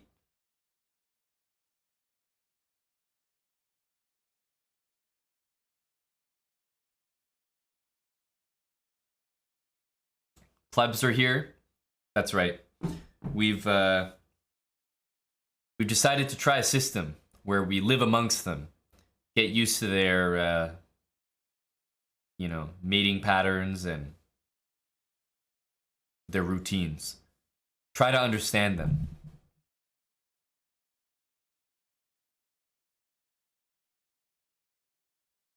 Yeah, that's exciting. I mean, I know it's hard work and definitely kind of stressful and annoying, Aiden, but it's exciting, always exciting to be somewhere new because hopefully, for most people, when you're in a new place, it's, it's like an upgrade. And it feels like a fresh start.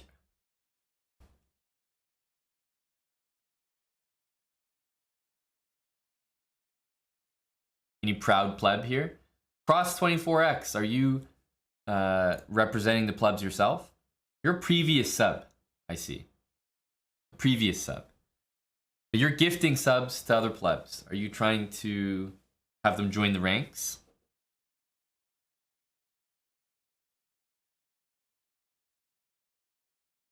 Very generous. Yes, a masked, Robin Hood figure.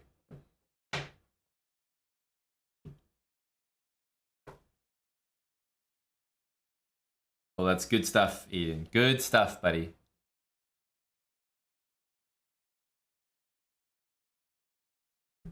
Oh, Lally is doing some sniping as well.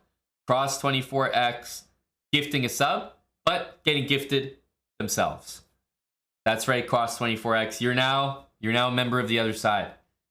Part of the subscribers. So is Carnaldo. Welcome. The pleb numbers are dwindling. They're dwindling.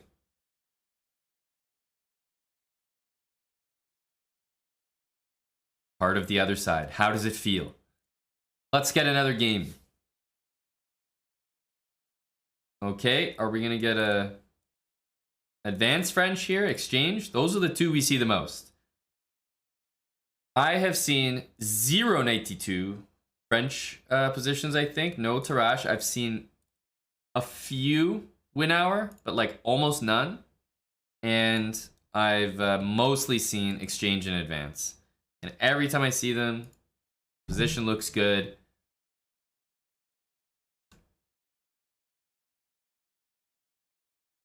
And there's two setups I like against the French exchange. One of them is, and it's always good to know how to do this, just your really standard, like obvious setup, Woohoo.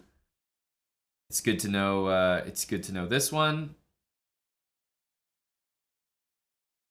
And then the other one is wow, F4. Holy smokes there, bud. Holy smokes there, bud.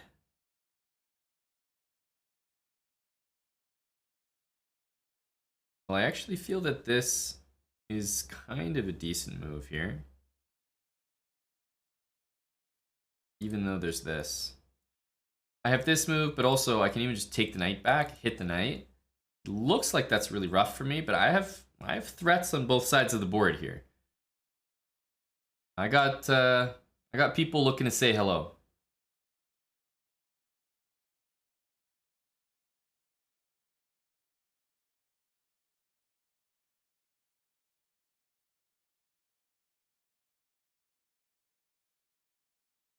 Here, or first give a check maybe. Yeah, check looks good. 92, I can still take that pawn, so. Even though I got double isolated pawns over there, guys, don't sleep on my position here. His king can't really castle.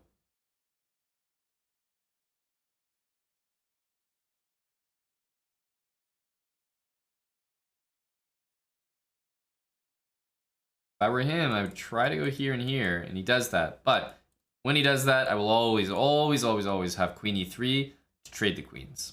So, because that's the case, I'm just going to go here. Castles, bishop takes knight, and it's like, hey, buddy, I'm sorry to say, if you're trying to avoid a queen trade, I've got this move, right? That's what's really frustrating. You wanted to avoid a queen trade, and guess what you did? You avoided trading queen for queen. Now you're trading queen for bishop.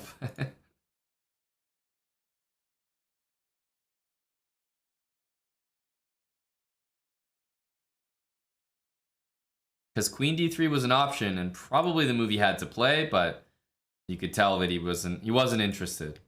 And FYI, bishop h7, king h7, he still couldn't win my queen because he was pinned. Now it's a threat, but we'll make sure to step out of this one.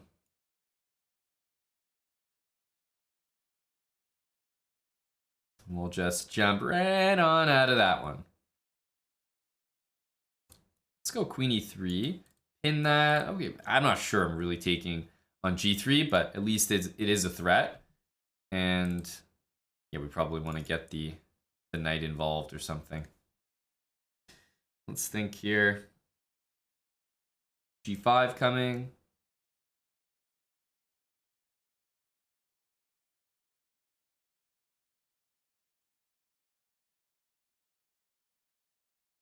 Let's go here and trade a pair of rooks. That should make things a lot easier.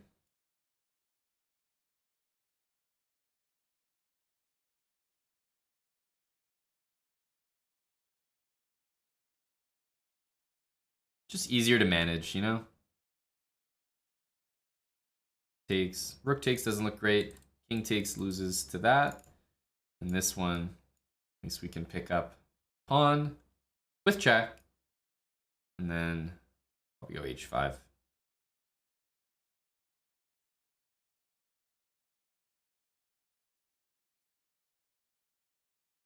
So he wants to find a way to make this work. Problem is, even if he does, he's still losing. So he doesn't have a very nice task, but I think he's probably going to go here and get ready with rook here so that he thinks that he's got our queen with rook to g1, but we would take it and go checkmate. So we're ready for him. We're ready for him.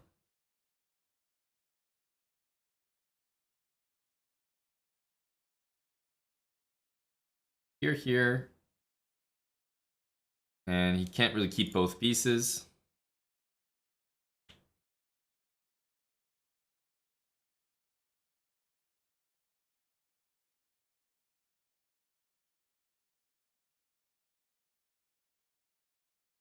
There we go.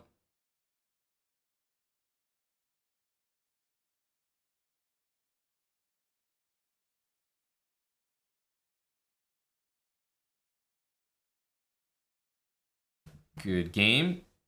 Yeah, two main setups you need to know against the French exchange, I would say. Everyone should have like the very basic, you know, knight out, bishop out, castle. At least be able to play that one. And then I like the other one, knight c6, bishop d6, knight e7. And that one's a little more double-edged. I know, no error message. What the hell? You almost feel cheated. Walk it 251. Thanks for the 17 months.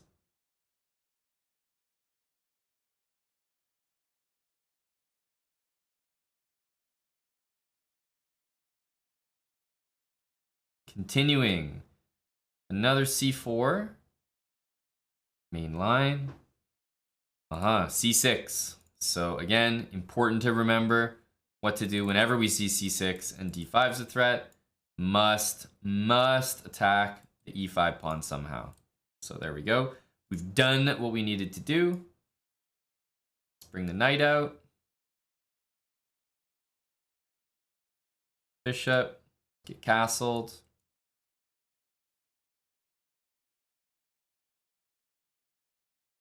And how do we want to do this? I'll go d3. There's a lot of ways to play with like e4, d4, but again, I usually like to keep the positions a little more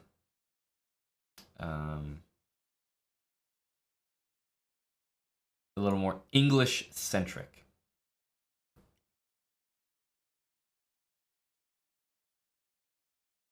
b4. I kind of like b4. It might need preparation though.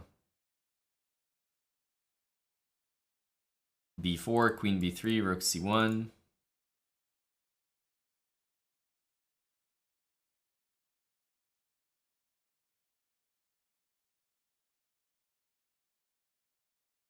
Yeah, the reason I like b4 is because I like playing b5, and trading these bishops eventually would be a good thing for me. So that's actually something I'm interested in, which is why I'm going to go here and just actually encourage it. This bishop is always ready to trade off. It's never really an issue.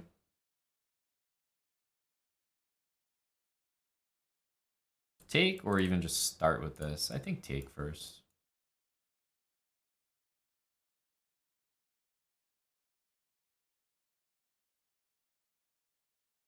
This is, I mean, this is as good as things are gonna get, really, in terms of a knight. You know, knight on d5 doesn't get much better than that.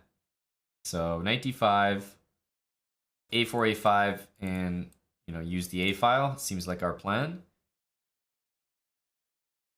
So tempting to do that, but our knight is too good, I think, even to be given up there.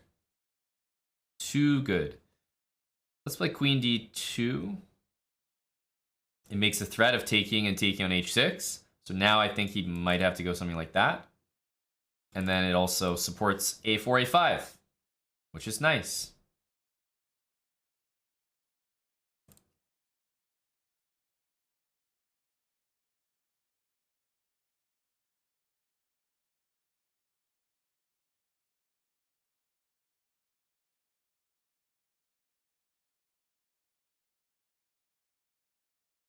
This is going to look really good now. a4, a5.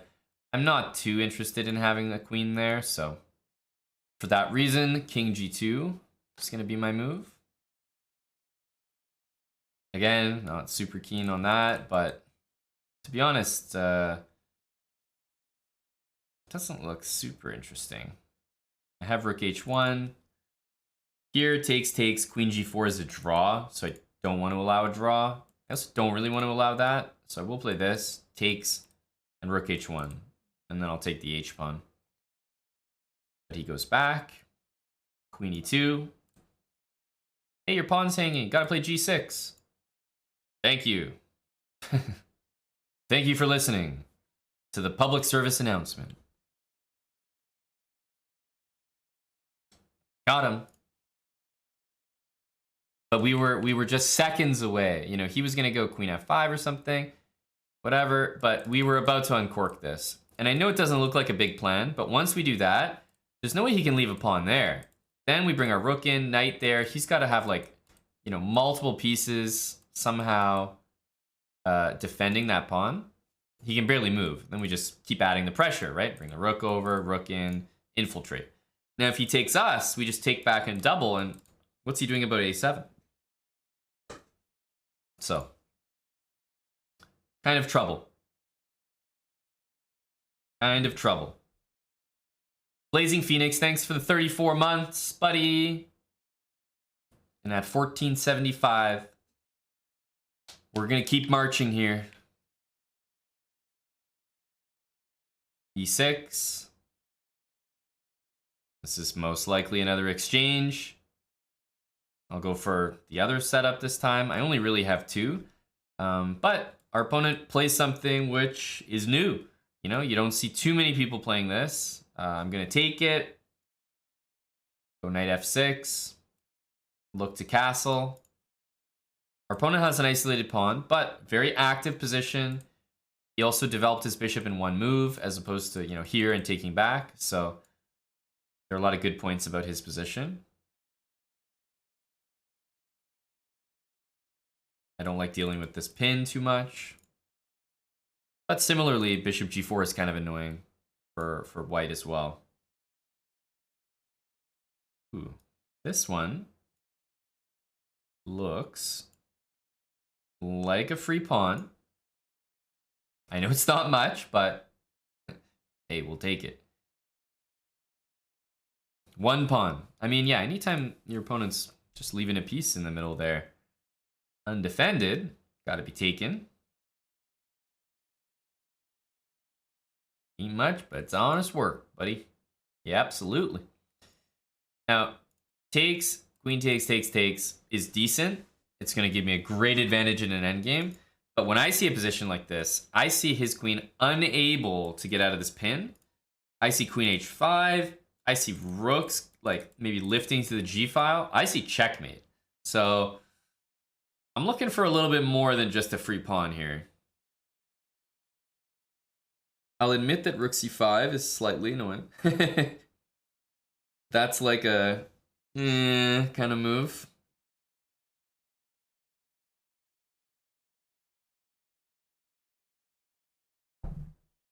Let's have a think here. Okay, let's go rook d8. Rook c5. I think we have a move here. Takes, and knight e5. I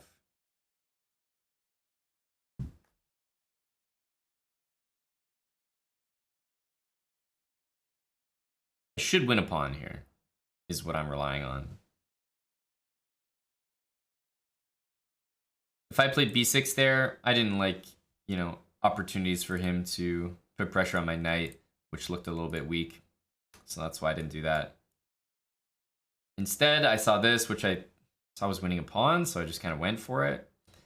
I also know that the endgame is going to be winning, and I'm pretty sure that we're going to be getting it. So bishop f4. I thought we would get bishop f4, bishop c6, rook takes. And although I'm only up one pawn there, 3 pawns against 2, he'll never make a pass pawn with my opposite color bishop. And then over here, I can push those. So I was looking forward to playing that. We didn't get it though. Rook e7, king f8.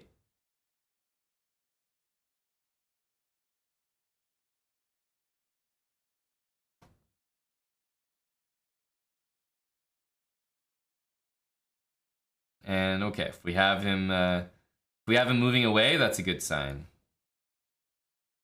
f6. Again, when you have opposite bishops in an endgame, you almost always want your pawns same color as the bishop when they're advancing. So I have 2 connected pawns here. A mistake would be for me to do something like f5 and g4, because then he just goes bishop f4, and it's like, what am I even doing there? I can't move them. So what I want to do is like bring my king here, protect that, then go f5, then go f4, bring my king here, then go g4, then go g3. That's how they should be advanced. Always on the same color as the opponent's bishop. Because that way my pawns control all the dark squares, and my bishop controls all the light squares.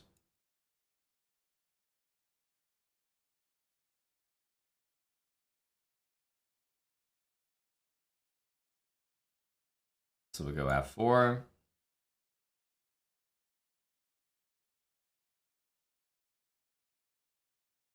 Go king f5. Guard the pawn. Then we'll go g4, and not f3, but g3. You see how the bishop and the pawns just control every square possible.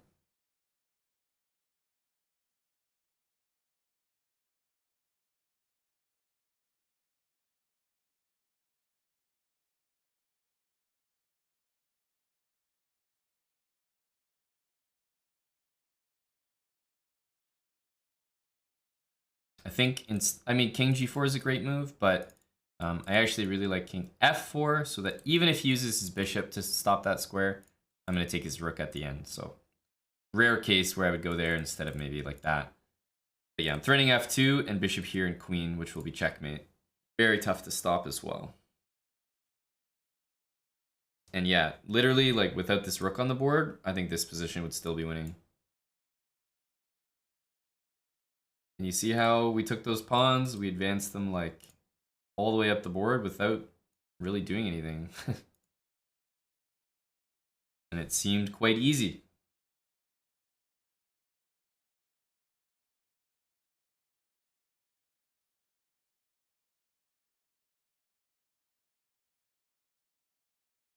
This is the move we were hoping for, of course. Checkmate, checkmate. I mean, this is going to be cruel. Especially because I'm like, you know, I'm sadistic. So now that I've got him in this position, he's in trouble.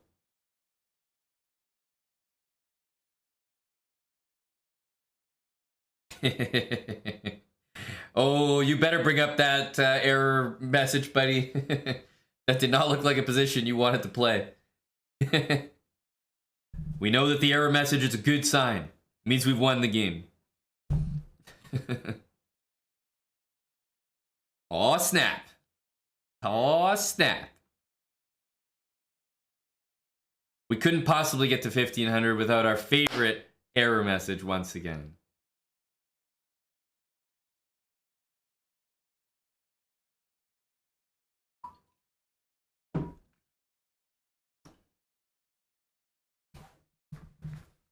All right, 1483. Inching closer. Yeah, the error message every time, you know? That gets people going. That gets people chatting. All right.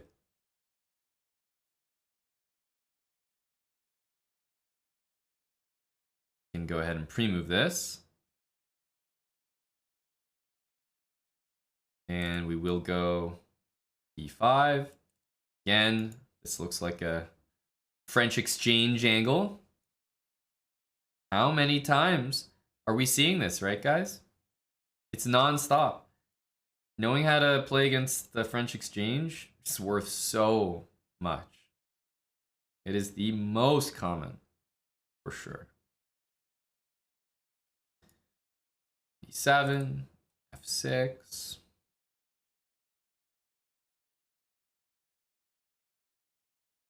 Queen d3 is a bit of an odd move.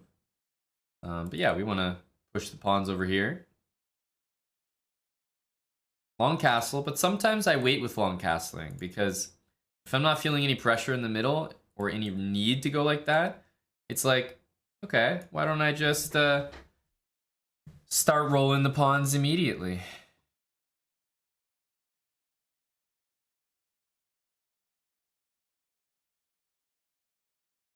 I might even consider b6 here, just to kill that idea, but realistically, that's not the move I should be doing. I think there's probably a lot of value in going here, because the likelihood he plays here is pretty high, and that would lose his queen. You know, this feels lame. And going to d1 doesn't feel good. That's where you started. That's not a good move. Why not pin the knight? Of course. Great idea. Or this. Yeah, this move also works. And when I say works, I mean works for me. Because now I'm going to say, okay, where you going, bud? Right? Oh, did I blunder that? Oh, he thinks that rook b8 traps the queen, but it doesn't because of queen a6. Well, funny thing about the queen trap is you can do it two ways. Rook a7 gets the job done.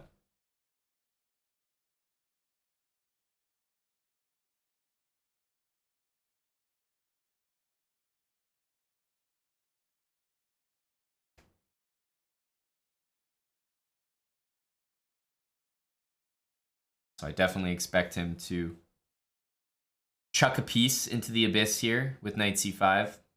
You know, I mean, takes and queen back seems like the only way to escape. So he's done it, and we can take here and play like that, or we could take this and just basically bring the bishop back. I will almost always advocate for trading queens, so like that, but in this case, I'm curious if dropping the a-pawn is a big deal or not. Seems like something we don't really want to allow. But getting the queens off the board is such a nice feeling. Takes, rook b6.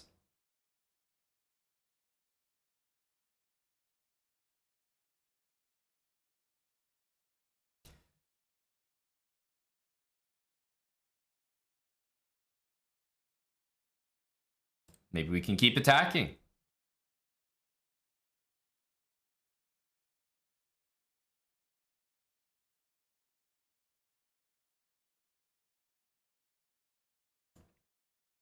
Let's do it. Let's do it.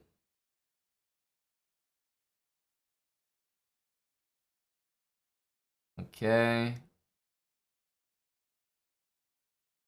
We'll go h4.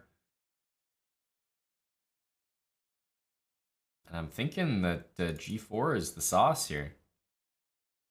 Takes, knight e5, knight takes e5 to guard the bishop.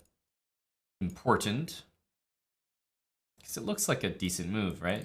Take this with check, but I think knight takes e5 is good for me.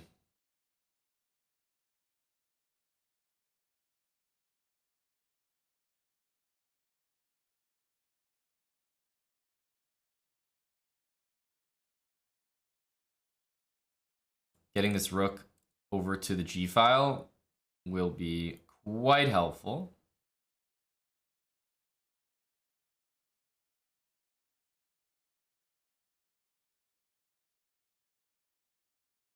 The thing is, knight e5 is, I mean, it's not really a tactic, even if I even if I take it, it's only a piece for a piece. So it's not even like it really wins anything, but it would still be like a reasonable try. Exactly, walk it. And that's why I was pointing out that this isn't really a tactic, because like he can go b5, but believe me, he doesn't want to. He wants to play a4, a5, nice solid pawn structure, pawns on dark squares, bishop on light square, right? He doesn't want his pawns on the same color as his bishop. We just talked about that. Then I would get that knight a5 blockade. So if he wants to do this move, which is not a tactic, it's really just a piece trade, he's going to have to move his pawns in a way he doesn't really want to. So it's like, is whatever this is that valuable that you want to mess up your pawns? I don't know. I don't know. GG's. All right. Couple more games. A couple more games after this. All right, we are playing someone from the Philippines. We're going to go C4. Freeze, thanks for the 23 months, buddy. And wow, what a popular move. What a popular move. What a popular blunder.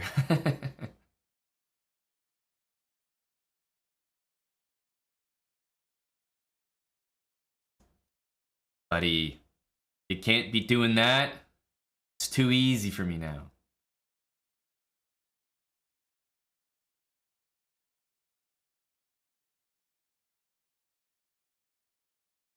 Look for this.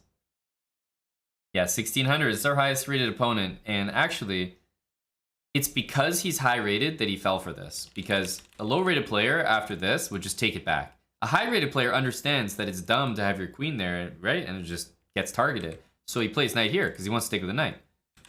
But then he thinks that I'm a low rated player and I'm just blundering my center pawn when actually he's just dead. So he's a victim of his own success.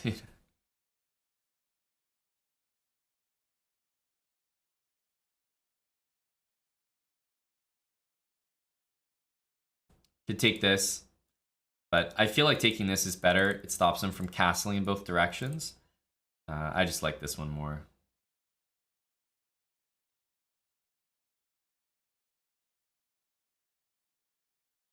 Too smart for his own good. Exactly.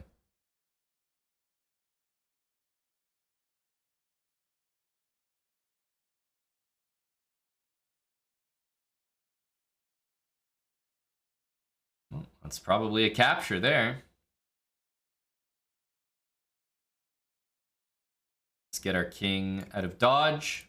Queen again, stopping him from castling in both directions. So I would say fairly effective.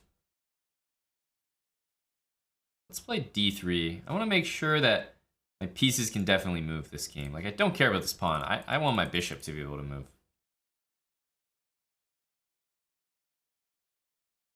I'm up a full piece, so any trades would be very welcome.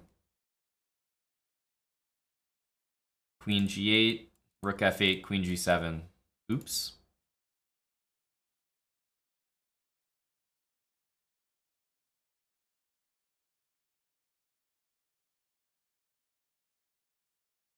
All right, so we're up a full piece. So that's why, I mean, any trade that I can see on the board, I'm going to be snapping up.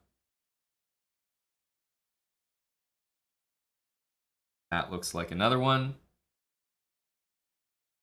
I mean, now that I have an escape square, I can even throw in this one into the mix.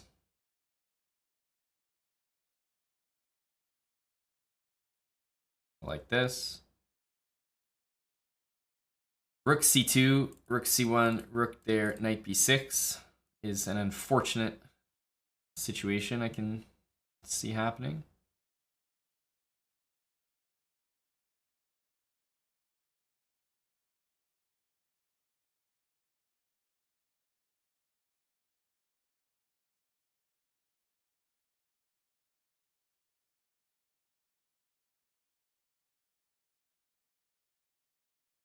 And yeah, he definitely doesn't want to trade with me. We got squares for my knight.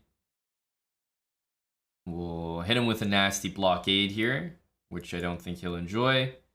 Then we'll play b3 to solidify the knight. And we'll look to mate him like that. Okay, everything kind of really went according to plan this game. Really went according to plan. And it was worth 10 points this game, so we actually ended up at 1,500 flat. 1,500 on the dot. Got him with the hook mate. GG.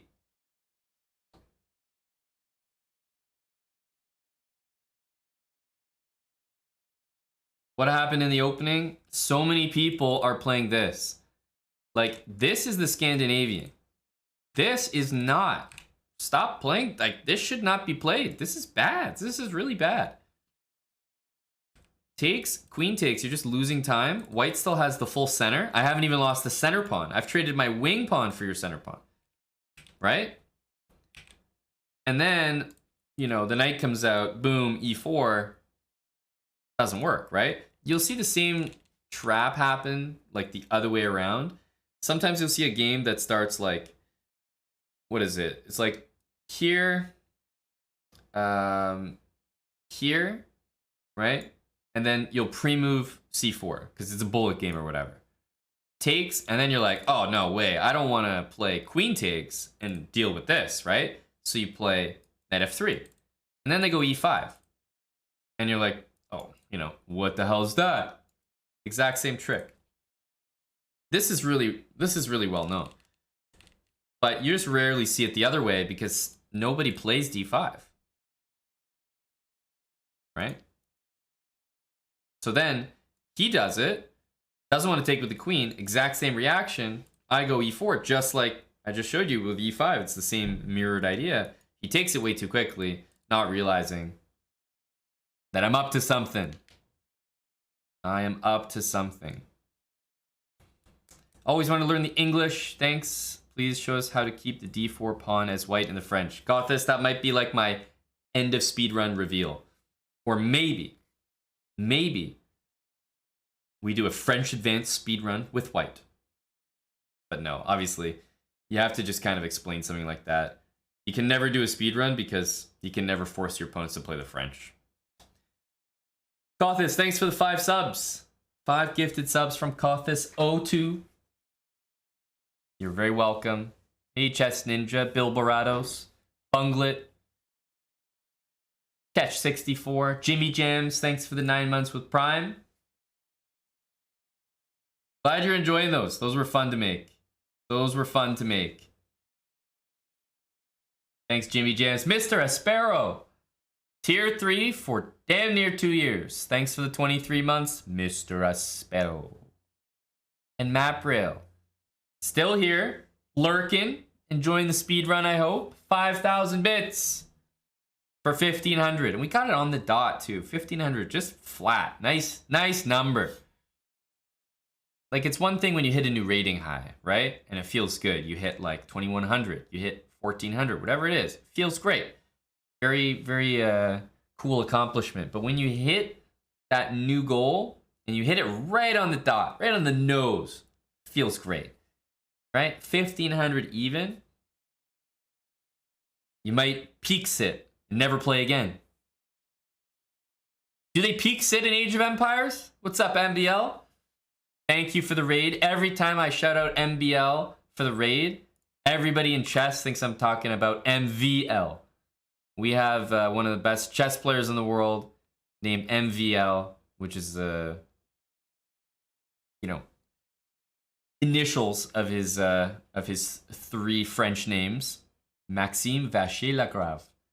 But then we have MBL from the Age of Empires community. And I swear they're just as good at each other's game. I wouldn't bet on MBL against MVL in chess, and I would not bet on MVL against MBL in Age of Empires. That's for damn sure. Thanks for the raid, buddy. It's confusing. We're doing a speed run right now, MBL. So I guess you guys do this in Age of Empires, a little smurfing, you know? Starting at the beginning and maybe setting a challenge for yourself, like only build this. I don't know, like how high can you get your elo? Only building pikemen or something. Or like only mining gold. So I guess we're kind of doing something like that.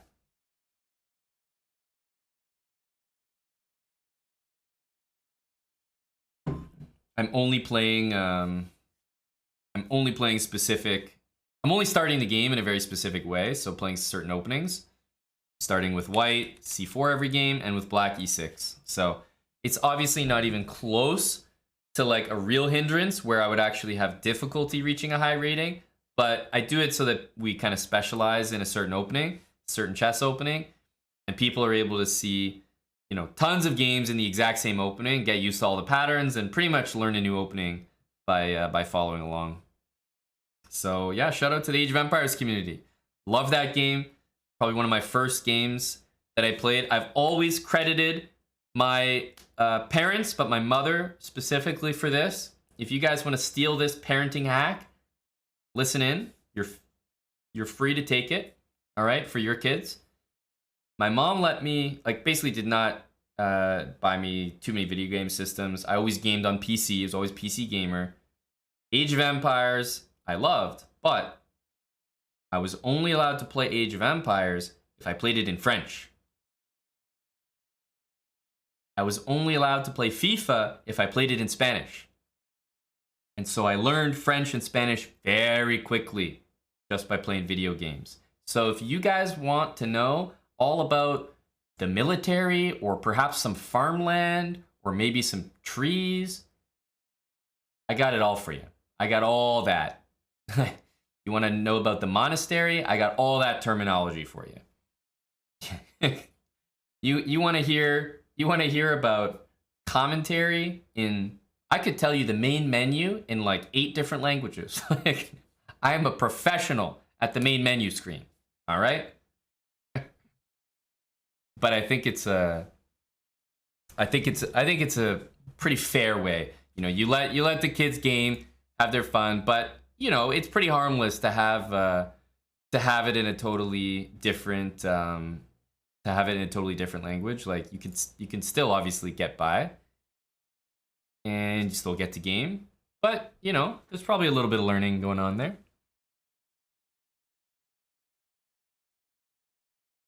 Parenting speedrun. That's right. El Miko 87. Thanks for the brand new sub, El Miko.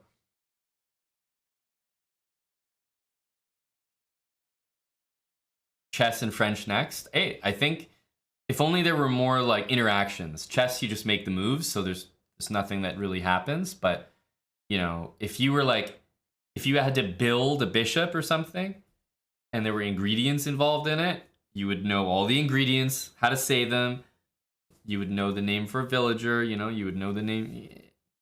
Chess doesn't really have that, so I think it'd be pretty quick to learn to learn this in another language. Exactly. As long as you have Jadoub, I think you're good. En passant, Jadoub.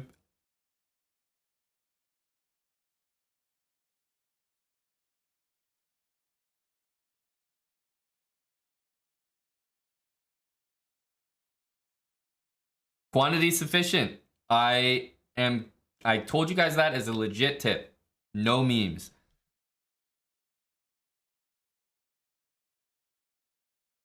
Exactly, a nice happy medium between parent and kid. I think it's a good one. You like that one, Canadian rock fan? I think it's a fair one. So anyway, my name's Amon. Nice to meet you guys. I'm a chess grandmaster. I'm from Canada, live in Toronto. On this channel, you'll find myself and Grandmaster Eric Hansen, another Canadian buddy.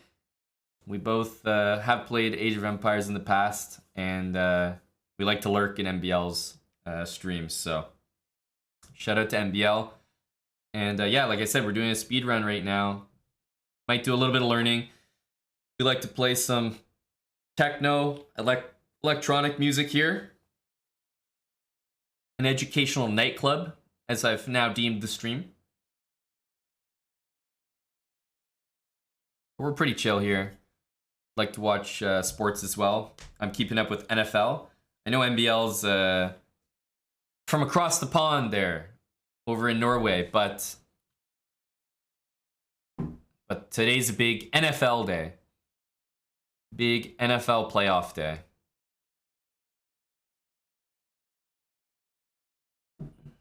Have I played against Viper? No. No, I have not. And if I did, it would be his first game of his speedrun. Because you wouldn't run into me at high elo, that's for damn sure. Hello, Smucker. We're at 1,500, guys. I think we've done well. I've earned perhaps a small break. I know we just got a raid, but I like to take breaks as we hit our goals here, 1,500. So I'm going to go to the bathroom, get a drink, come back, and keep the stream going. Ribs, just a small break. Please, some recess. I need some yard time, boss. Need some yard time. All right, I'll be back in just a few minutes. Dima, one tap. Dima. Thank you, buddy. There's lots of Dimas in chess, that's for sure. Lots of Dimas in chess. Yard time granted. Thank you. All right, boys, girls, I'll be back in just a few minutes. I think I'll keep the stream going here. I'm not sure if I'm going to go further on the speed run today. We might leave it at 1,500, but depends on the energy. We got some new people here, so let me guys know what you think of maybe a viewer arena. Viewer arena? We haven't done one in a while, and we just had some new people walk in here who might want to give their hand a try at chess. So think about it. Viewer arena. I'll be right back.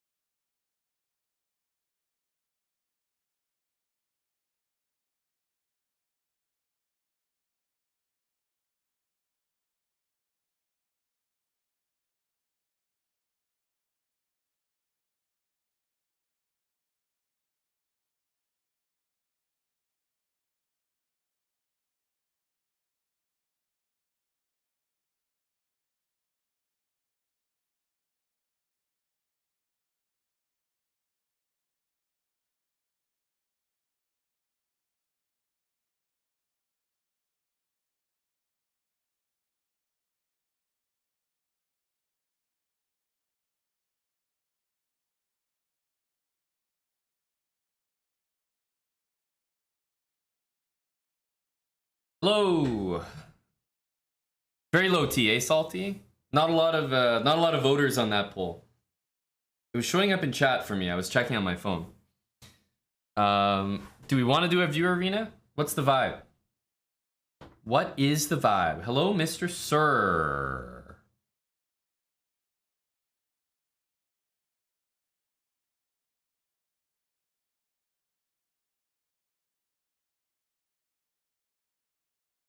What's a viewer arena?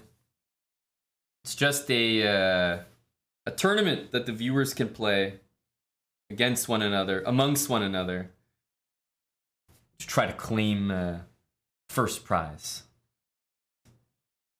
First prize is coming in first place. Very coveted around here. Bragging rights. My goodness. People will skip school to play in these tournaments.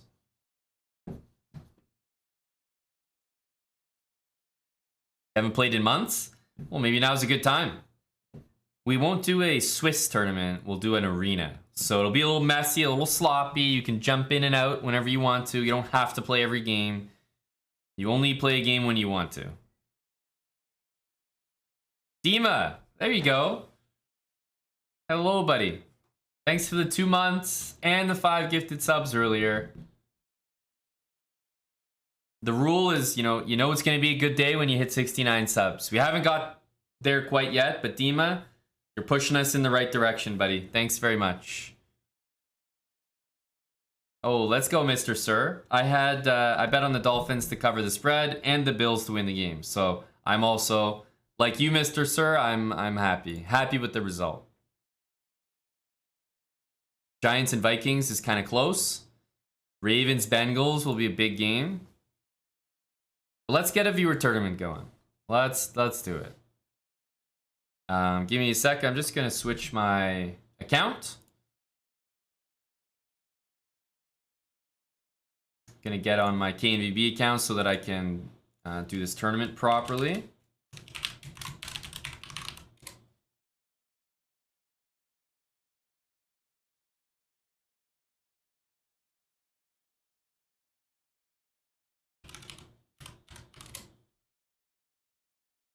Okay.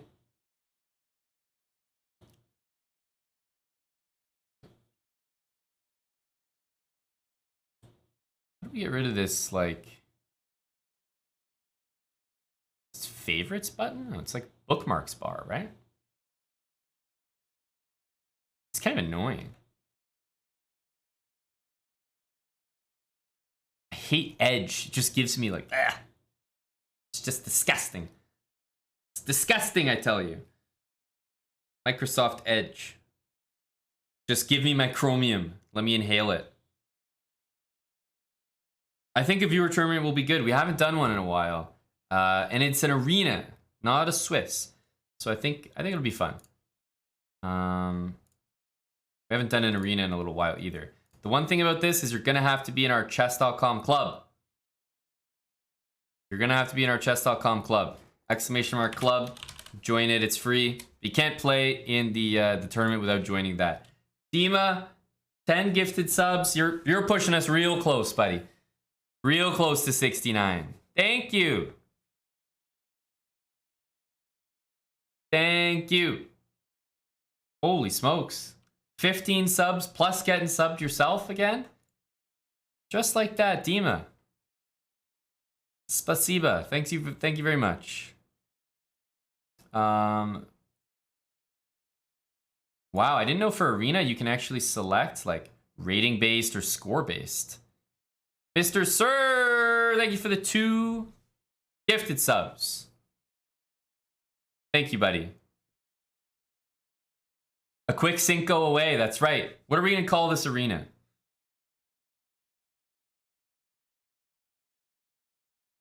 What are we gonna call this arena? I haven't made the tournament yet, Holocrux, so don't worry yet.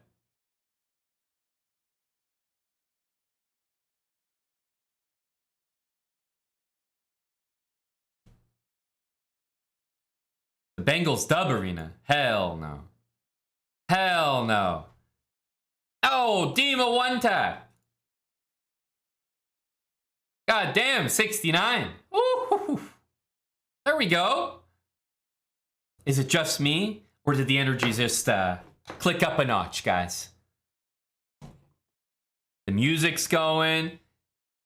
Energy from Dima, one tap with the quick Cinco. That's 20 subs from Dima. Dima, buddy, are you a YouTube watcher? I see you're subbed here only for a couple months, man. Thanks for the support today. Appreciate you a lot. Let's get this tournament on the go, so at least you guys can join. We're gonna call it the One Tap Arena. Go for a 3-minute chess here.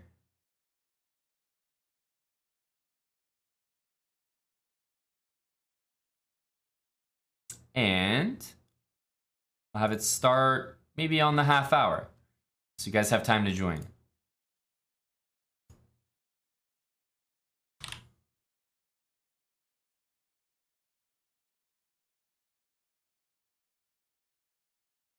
All right, let's do it.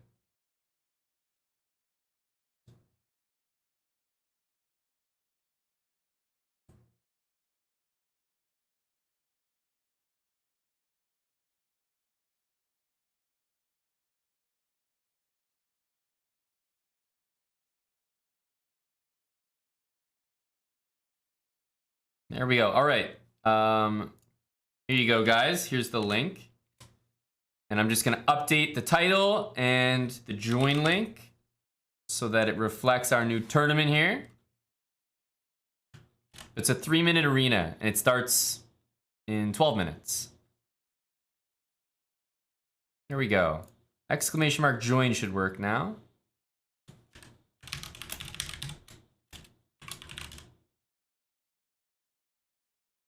We're done with our speed run for today. We're at 69 subs. Shout out to Dima.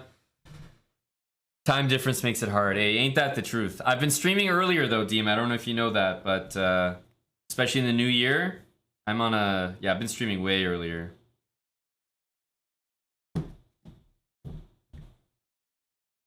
All right. So I think I have to adjust my crops here a little bit, so bear with me. I got rid of my bookmarks bar, but at what cost, right? At what cost?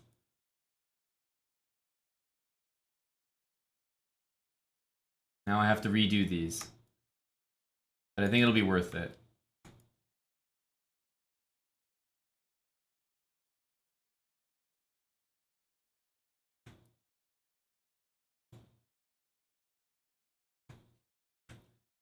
Just some small adjustments.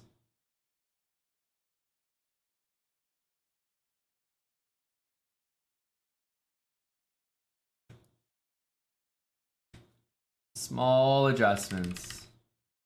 Let's test it by watching a game, make sure it works. Okay, it works. I think that's how we know it works. All good. Perfect. Awesome. Yep, it's working all right. Oh, snap.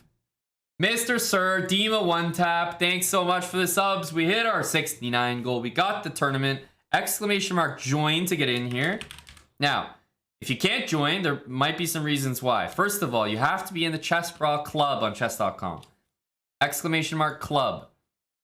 All right, it's going to look something like this.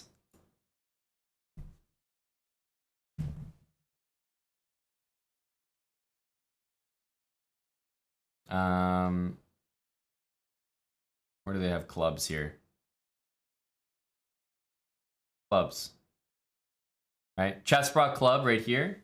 It's gonna look like this. And there'll be a join button. I'm already in it, but you see the one tap arena, you can already click the join thing from there. You have to be in our club, a member of it on chess.com. It's free, so you can just click to join.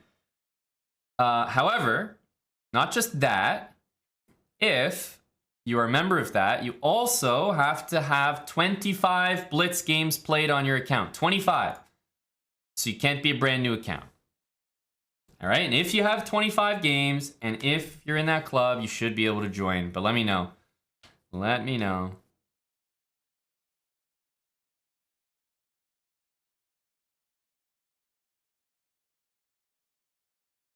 Clock bars aren't even. I see what you mean. This is troubling.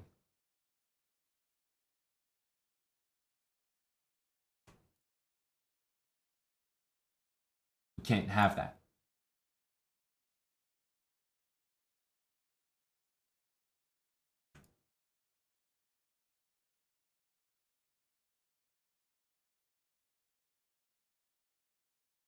How about that?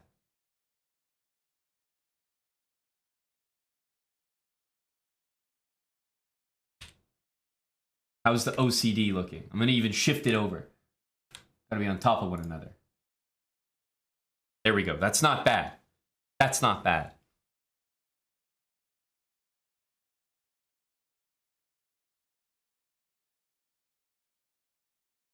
So yeah, let me know if you guys are still having difficulty joining. Should be better now. A one-tap arena. How many people we got in here? 57. Let's get some more. It goes for 1 hour. You don't have to play every game. Is Dima going to play? Who's going to play? I'll jump in for a few games. I see there's a 2800 in here. I see Anthony's in here. Big Bunglet. Salty's looking for action. Shizno. Some cruisers in here.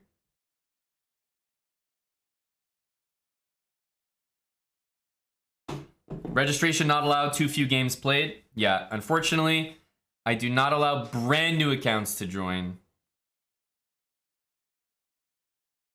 Are you on have you like never played on chess.com before? Is that why? Have you never played? Because the one thing is some people who are strong players make new accounts for the first time. Or sorry, not for the first time. They make new accounts and then they'll join the tournament and they're actually much stronger than their rating.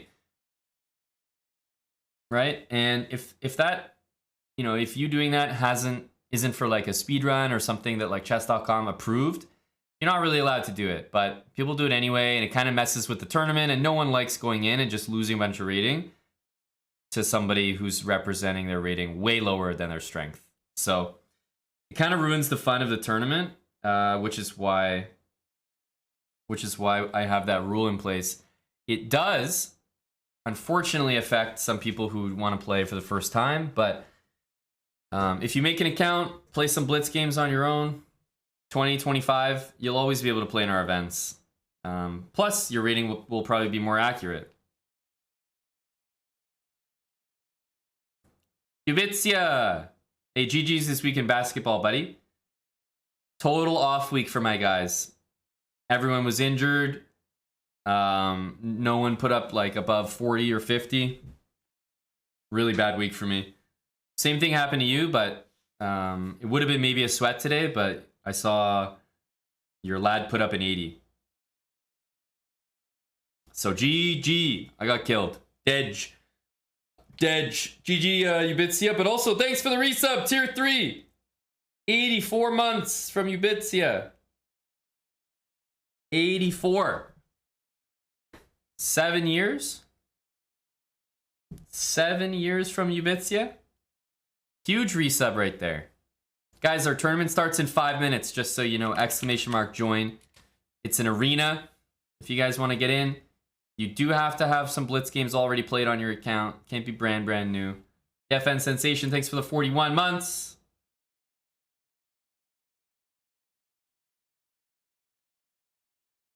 And did you guys catch Eric's stream yesterday? It was fucking hilarious.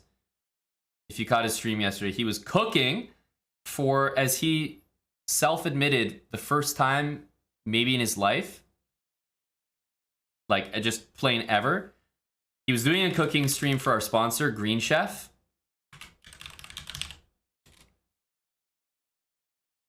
If you did see it, I think you probably heard it like from everyone.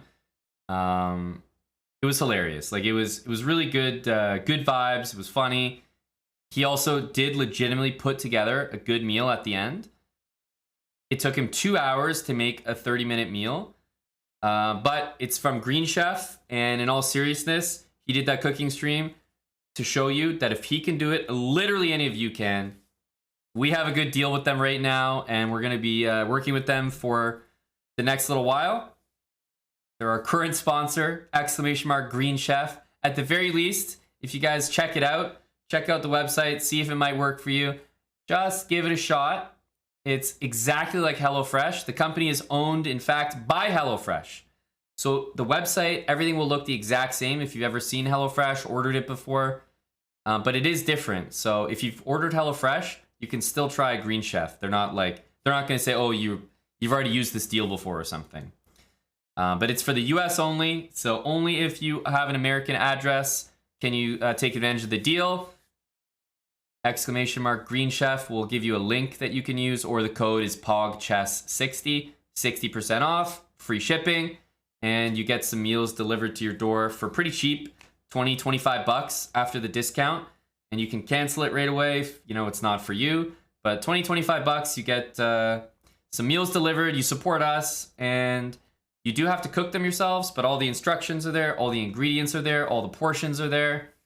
It's a pretty easy process, and the whole point of Green Chef is to choose healthier options, greener options, healthier options, stuff that might fit well with your New Year's resolution to lose weight. Because let's be honest, we all have one of those.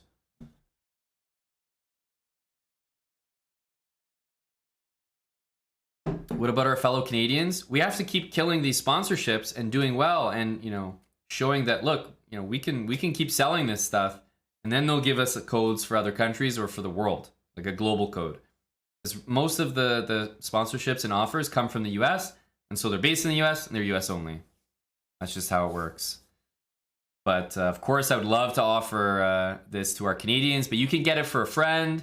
You can get it delivered to the US and then sent to you. There's lots of ways to try to get a hold of it, but definitely US only is the promo.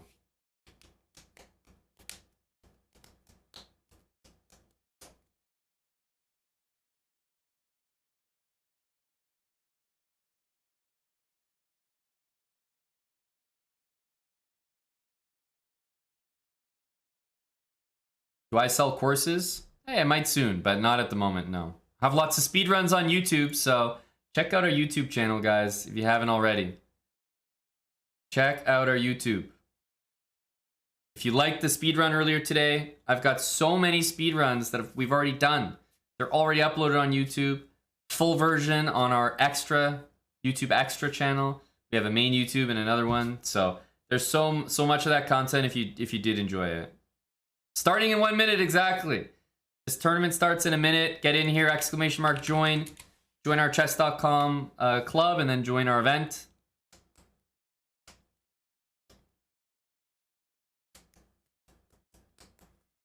We got 79, 80, 82 players. Get in here, last chance. I think you can late join this, but I'm not positive up until when, so obviously get in early.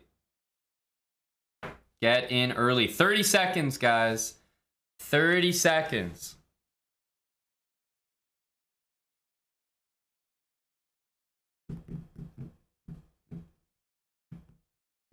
Agreed, Mr. Sir. Yeah, it's not bad. Good to see the participation. 20 seconds. And counting down, guys. 85 people in here. Am I going to play? I think I will jump in for some games. Yeah. I think I will. Venus chess. I'm scared of you. D-hash. Thanks, bud. Glad to hear that. I think any of those speedruns that people watch in full will help a lot. By the way, did we get Dima in here? We named the tournament after him. The guy got us up to 69 subs. Hope he's still here watching. Hey, Deep Star 6. But maybe he's playing, which would be good. Yeah, I think you guys can still join, so get in here. We got 91 people. Should be able to late join. You do have to join our chess.com club, but pretty easy to do that. Free, just a click away.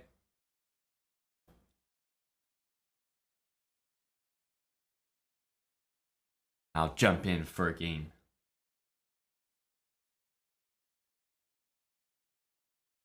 I'll jump in for a game. Don't know if I'll play the whole time. It's an hour long, but you don't have to play every single game you don't want to.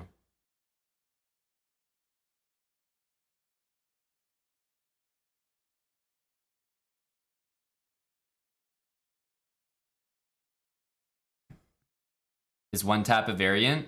No, it's just the username of one of the guys who donated a bunch of subs to make it happen. I just called it the one tap arena.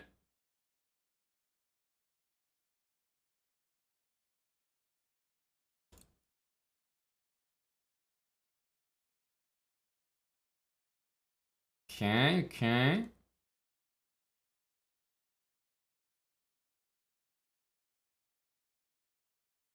Mon's a rare name. What does it mean? Keeper of peace, safety, all that good stuff.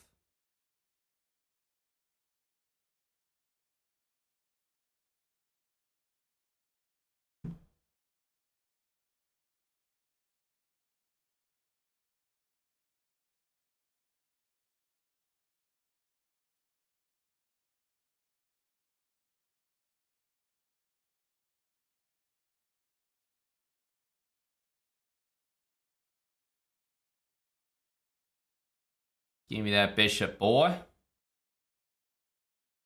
F5 or knight F6? Both look pretty fine.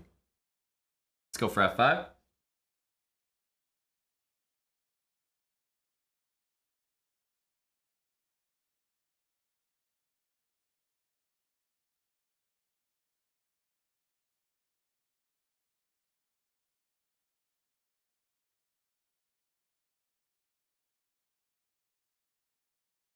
Okay.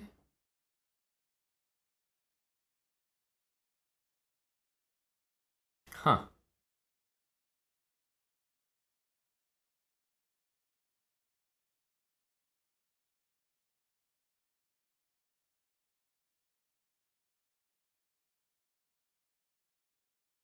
Here he has to go back, so I don't really know.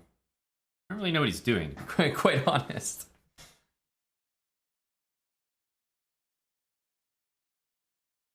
What? What on earth?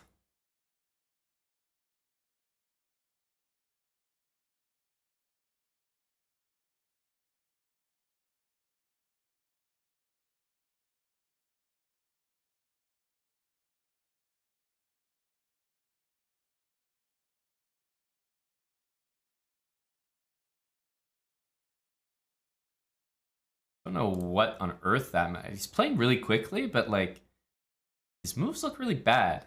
So I'm a little thrown off. I'm not gonna lie.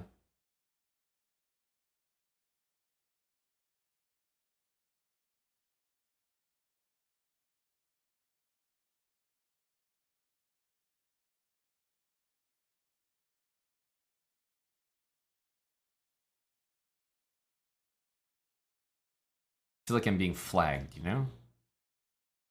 There's that air about it.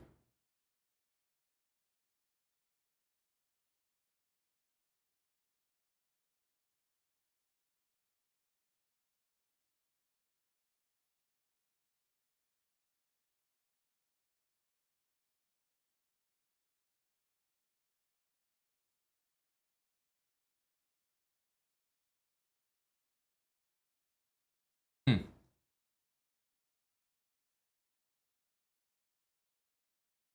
Oh, I missed that. Maybe is it okay somehow?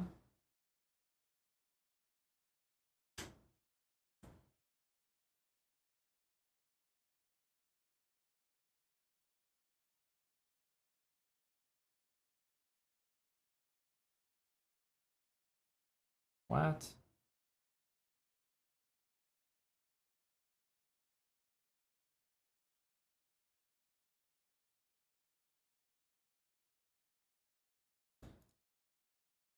He's playing so fast. I'm like blown away.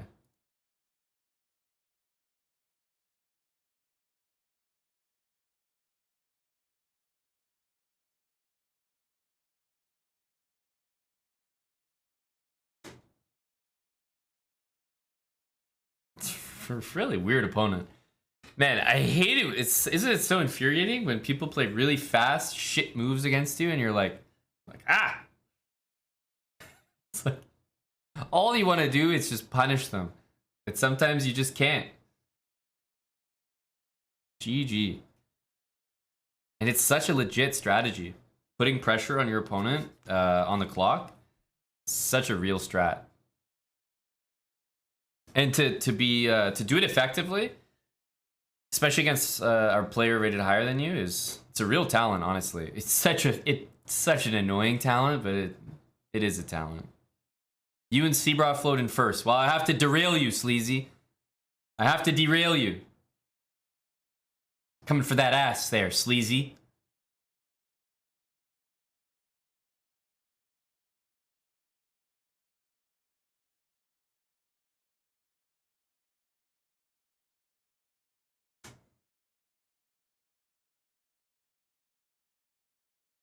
All right, Sleaze.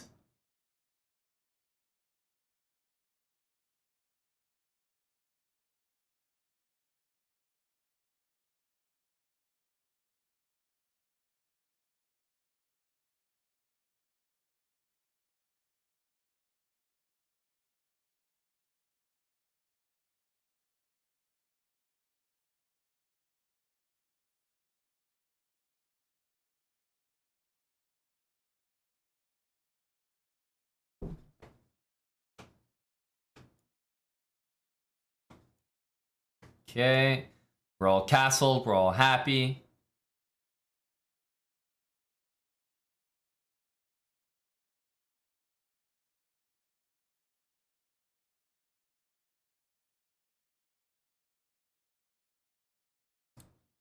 What's really going on here? Can't tell if this is a legit move or not.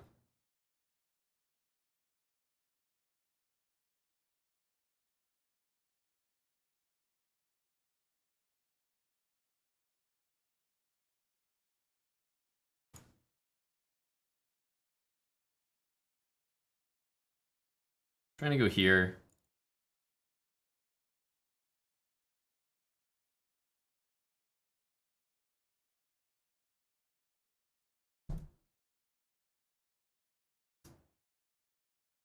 It's quite annoying, isn't it?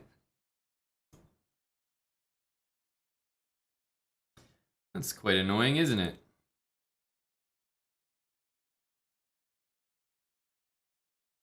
least I can take this pawn here. It's a big win. So suspicious.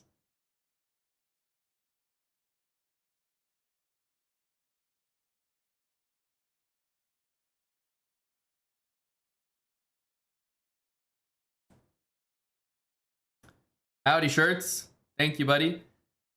I saw you say hello earlier. Forgot to reply. Ooh, my knights are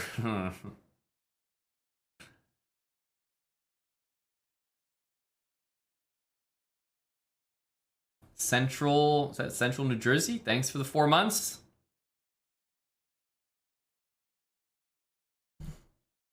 Yeah.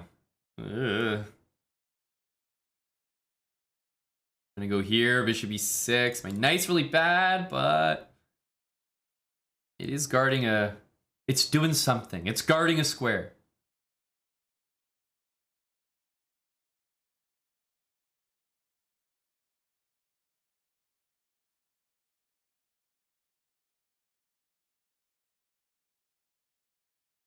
I like knight c5. It's a nice looking square. Protected. It's doing things. Just a nice stable outpost.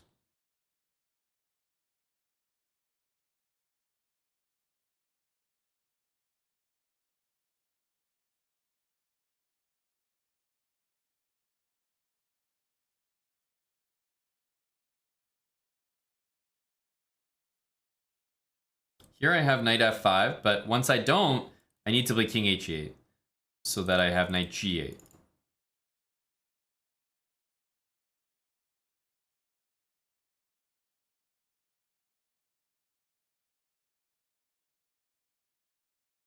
Hmm.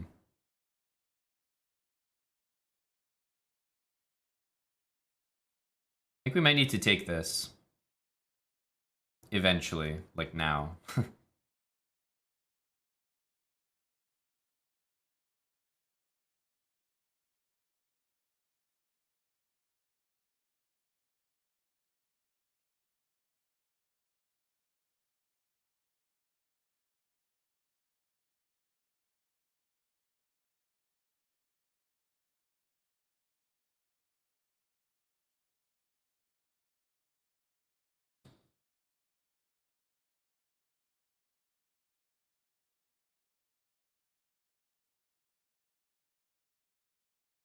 Now our pieces are starting to say hi.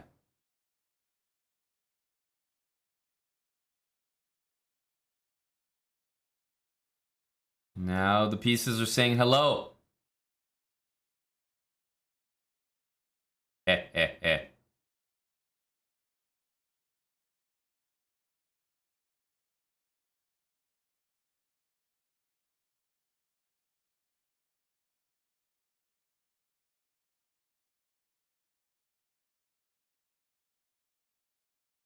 GG to Sleazy McCheesy.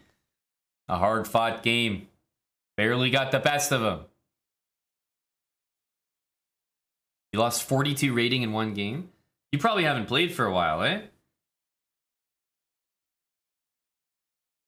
Probably haven't played in a while. I think that's usually what happens. I'm playing a few games here, but I can't keep up with Seabra Float. You know, the guy's clocking 4 wins in a row, 13 points. Goddamn, goddamn. GG, Sleazy.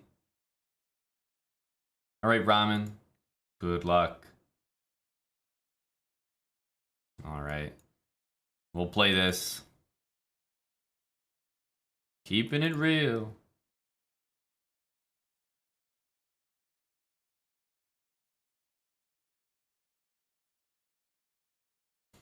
That's an interesting move. Huh.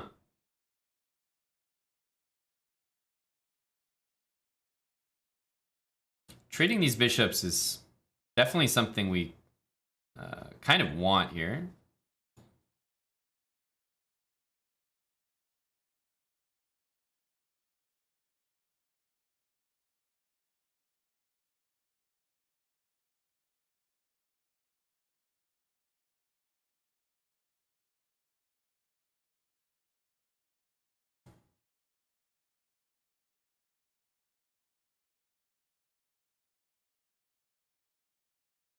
Okay, we should take that.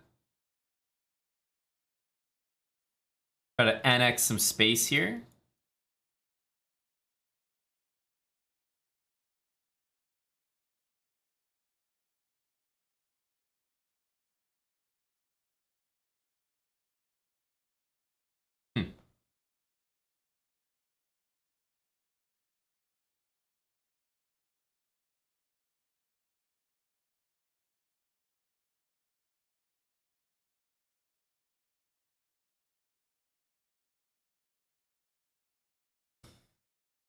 Let's see here.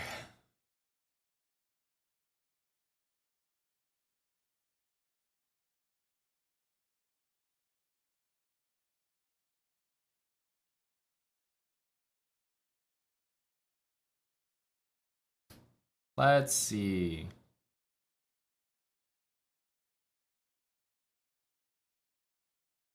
This one, I still have the d5 square for myself, so kind of like that.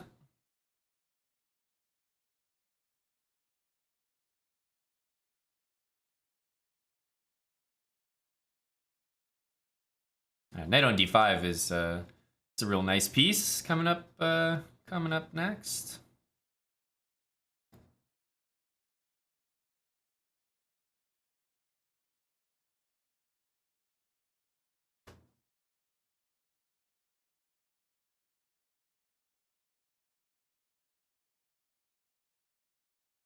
Queen d3, knight d5, these sorts of moves.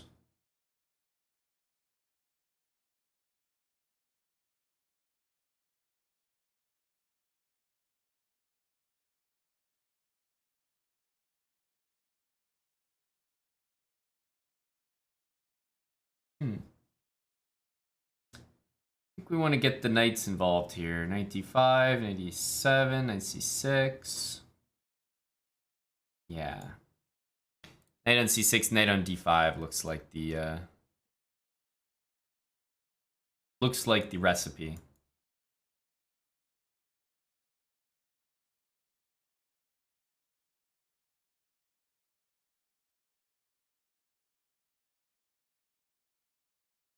And then maybe this knight in.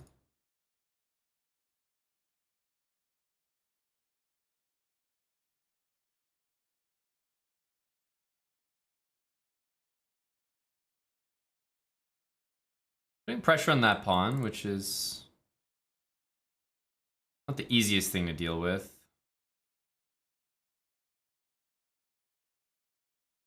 You know, the knight kind of has to stay there, and I can kick it in one move.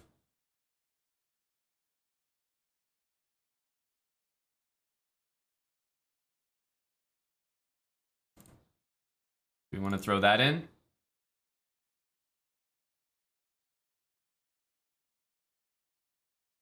It doesn't really. Neither here nor there about it.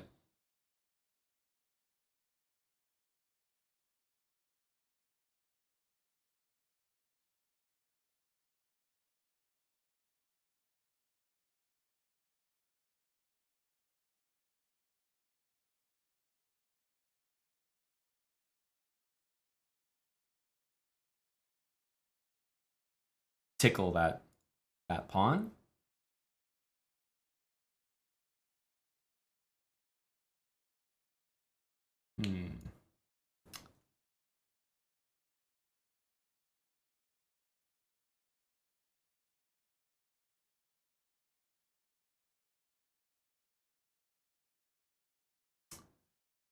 I think I need to keep my knight, which seems odd.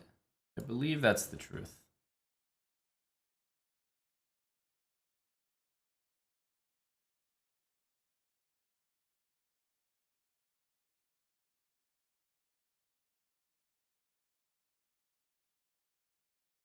Knight d8. Here we go. And that's why we need to keep these pieces, because they can actually be quite useful.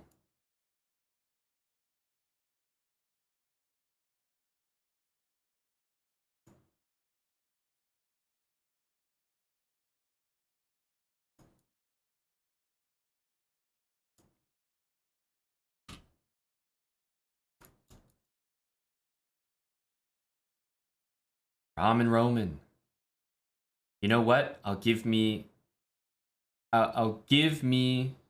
credit here, but not too much, because I thought this might be a stalemate. Yeah, there's a pawn move. Yeah, there's a king move, but for half a second, I was like, is that a stalemate? Because the game just ended. I thought it was a stalemate. For half a second, I was like, wait a minute. Thank goodness. Good game to Dagugak. Thunderbird, Seabra Float, and Salty Clown. Salty is he's crushing it up there. Salty, as soon as you start doing well in these tournaments, they always throw you to the wolves, buddy. They always throw you to the wolves.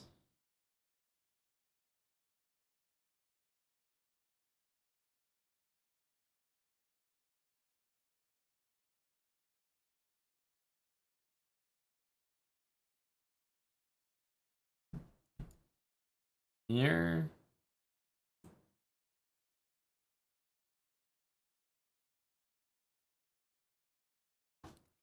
Huh.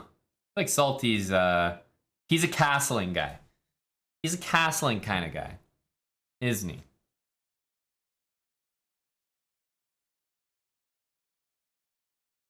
How can we disrupt that plan?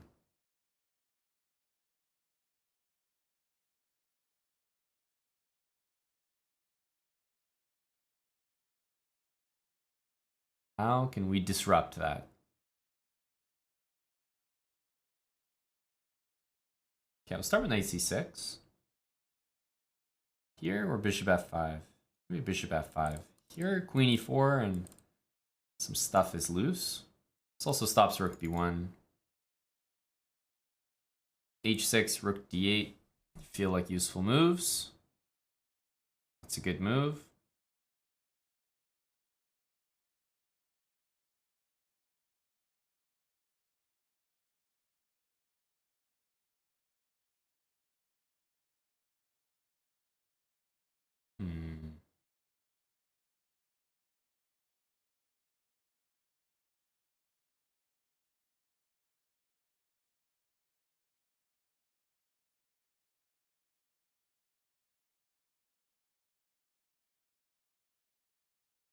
If the queen moves, I'm thinking about queen takes bishop. Not gonna lie. I'm thinking about it. I'm not gonna lie.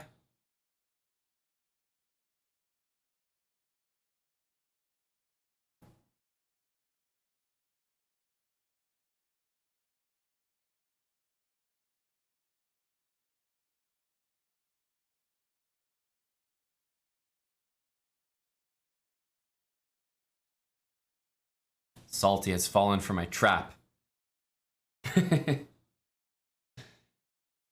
Oh, poor guy. Trade queens against Salty Clown. I mean, it's pretty much free win. Poor guy. Yeah. I've changed. Whenever I play Salty, I just try to trade queens now. I've changed the game. Salty resigned in a plus 0.7 position, by the way. Plus 0.7. GG, Salty. Sorry to ruin your streak, buddy.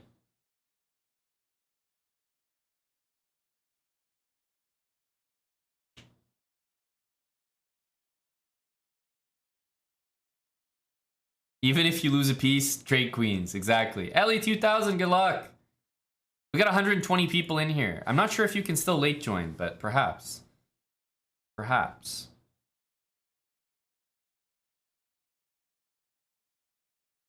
You respect the aversion to queen trades? Yeah, you gotta respect it, right? Consistent. Exactly. All right, let's play the fried liver.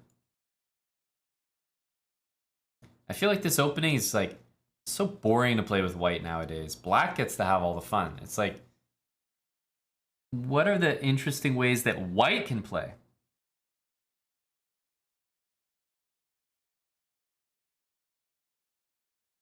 Is there anything interesting?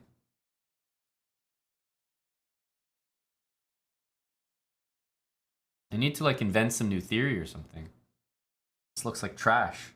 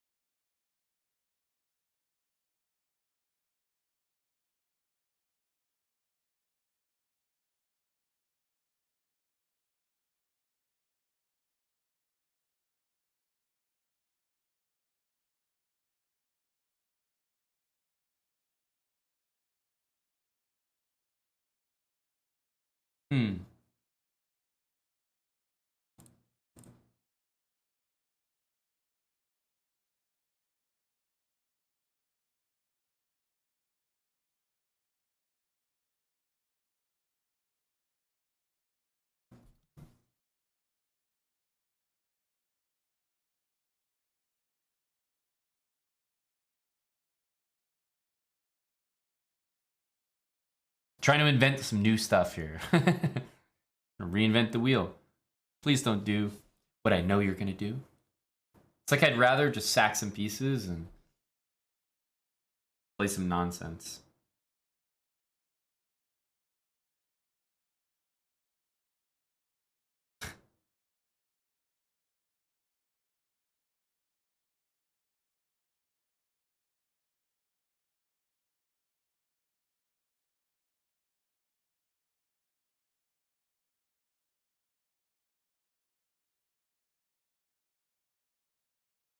Did I do it? Am I up? A pawn? I'm up one pawn. Really, bro? After all that, I'm up a single pawn.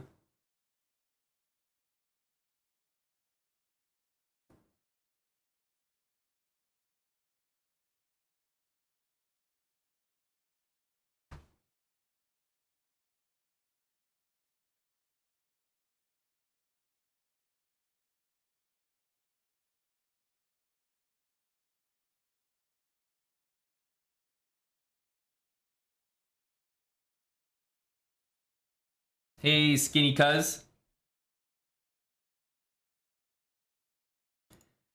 It's a tough life out there trying to deal with the fried liver.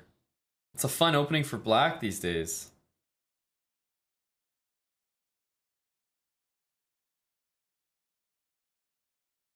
I think you're right, Eddie. It's not gone well.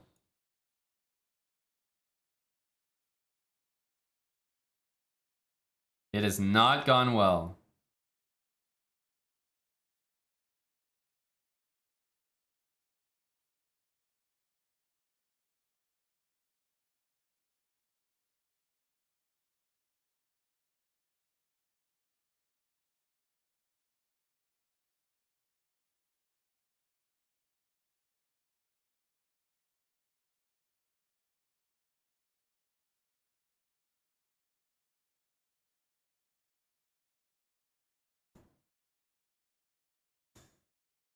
So tough. So tough.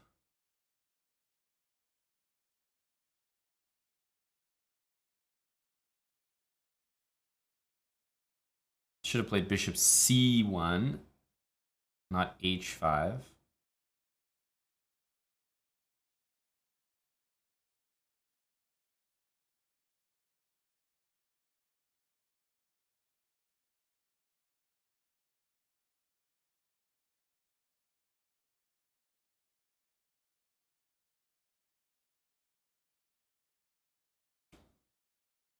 Oof.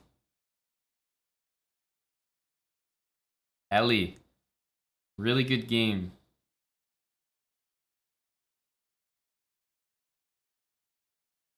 Let's see how lost I was. Because we all know that I was dead lost here. Because, okay, queen e2, it's minus 1.4.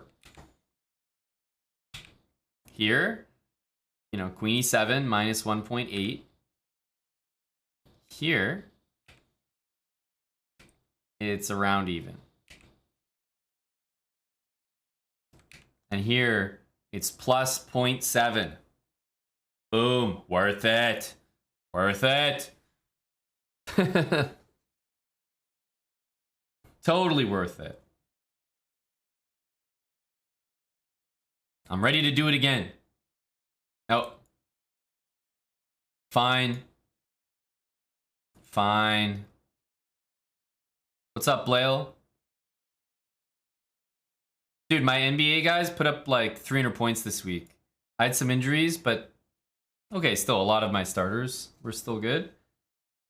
Just horrid week in fantasy. I would lose to literally any score.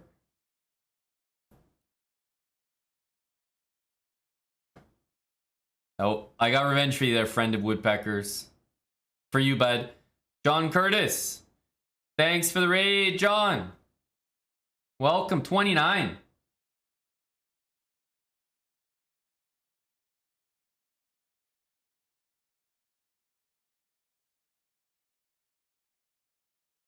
And tickling that square.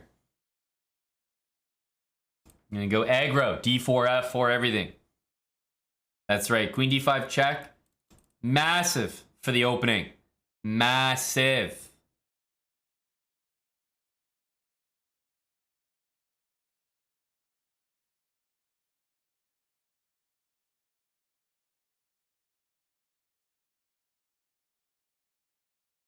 Cooler, you finally won a goddamn game. Well, let's go, bud. It only takes one to get the ball rolling. It only takes one, doesn't it?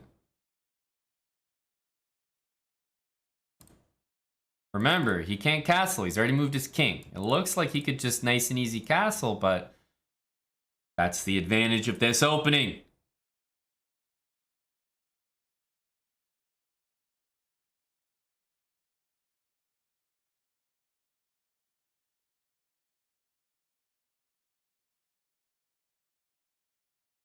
Could go f5, but again, I'm going to be patient here.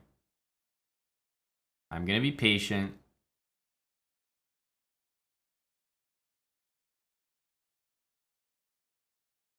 I think we got to go for that. Unless I play e5. e5 is actually fine.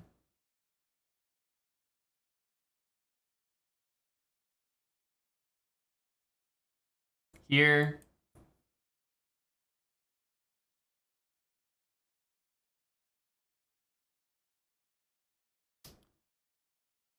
What's correct?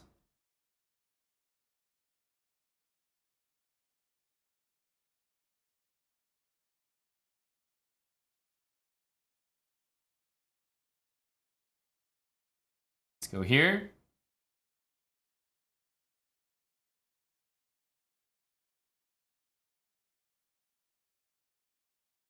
This has to hurt. E6 looks good. Takes looks great. But still, takes here. It's not entirely clear, right?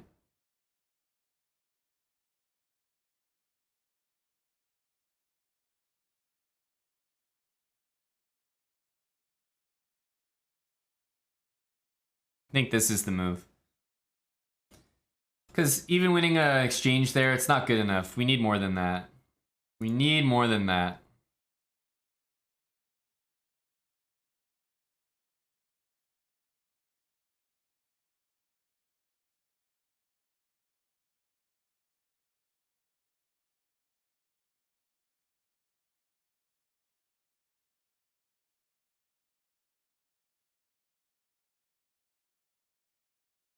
I'm not sure he can take that.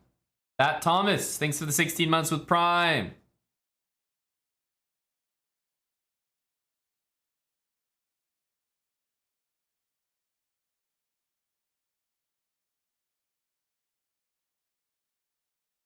That move was definitely not playable.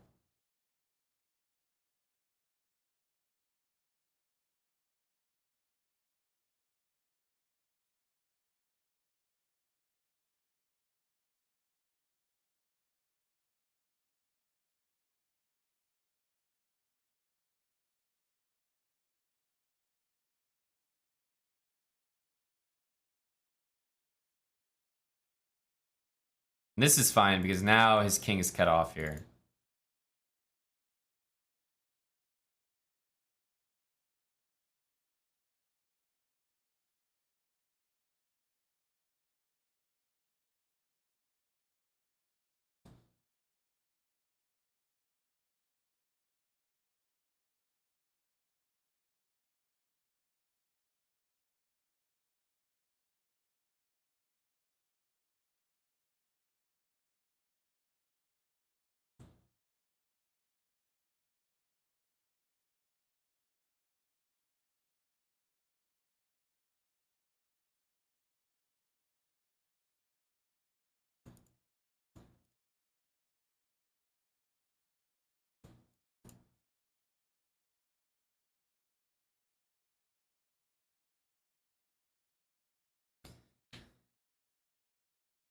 All my games are so close, you know? Down to the last, whatever.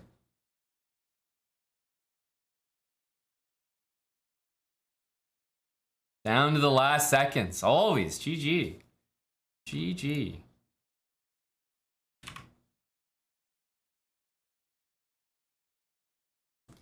Zacer.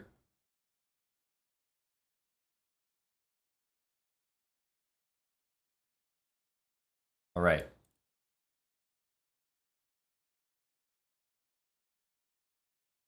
Playing like salty.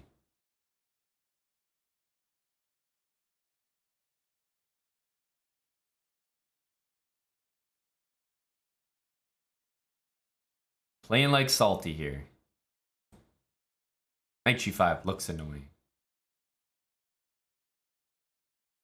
And the thing is, salty would be lost here because queen trade's no good, but queen g6. Keep the energy alive. Might be a knight d4 in the future.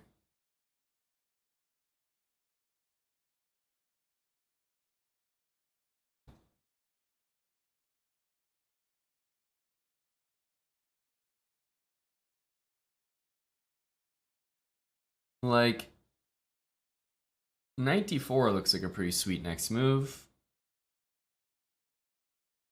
Knight here takes, knight e4.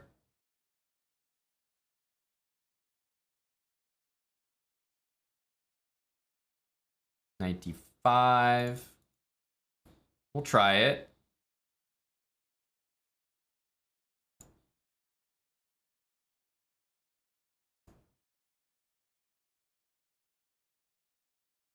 Yeah, knight d5. So if knight back, knight here looks like it wins. I'm threatening h6, f5, all these kind of moves.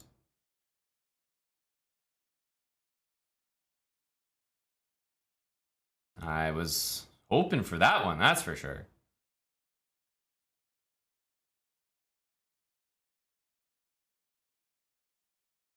Now this almost looks too easy for him. I don't really want to let him off the hook here.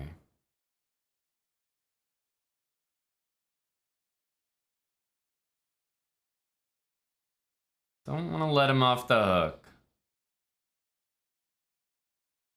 Both knights are being hit. Big problems, big problems. h4 we take.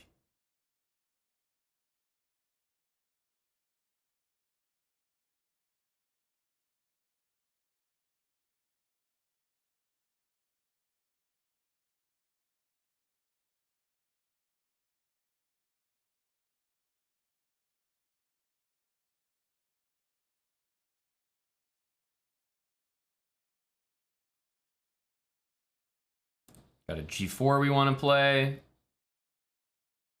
GG's Acer.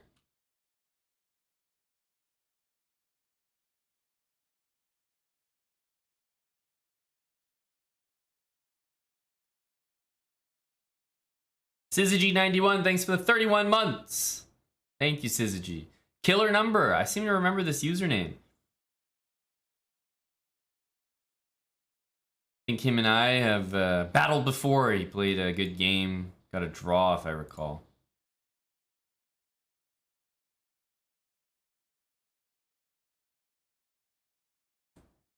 He was a speedster. I remember him now. A speedster for sure. Here, knight f6. Are we getting anything? Are we getting anything done there?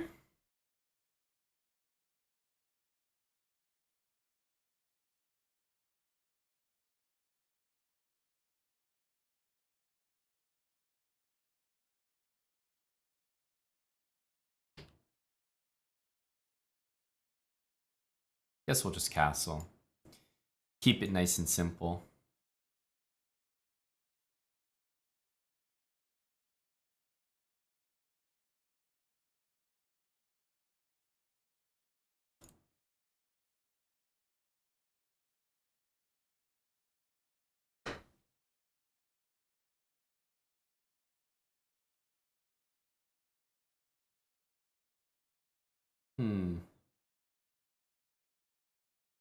I really didn't need to waste time playing this move.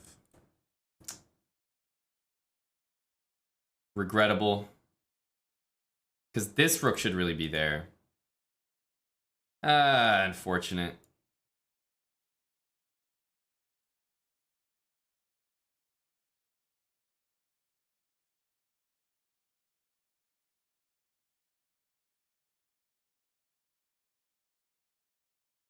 I'm trying to right my wrong. Or bishop e5, actually. Trying to right my wrong here. Bring my rook to d1. That is what we need. There we go. That feels proper. That feels good. Now something like this is a threat.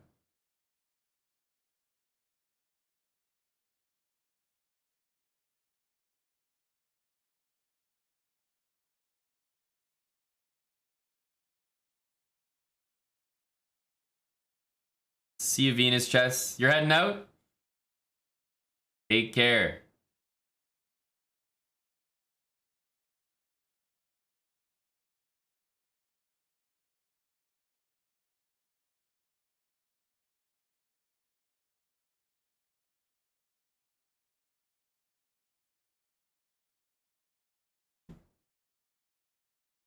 Yeah, that was a nice one. Now this pawn should be quite strong.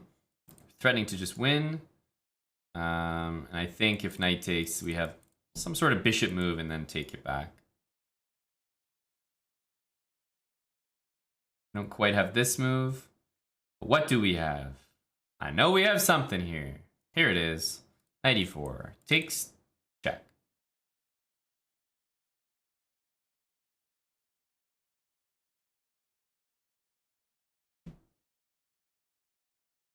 There we go. Good game killer number. Good speed.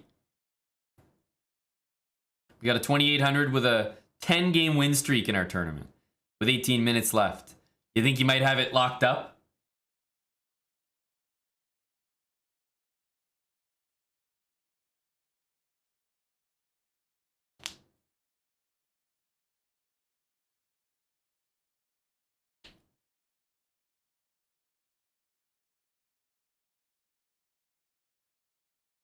Okay, go here.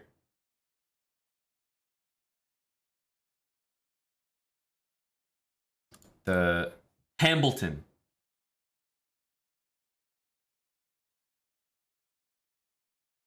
I think we can get away with this. And 97. We have really good control over D4 right now.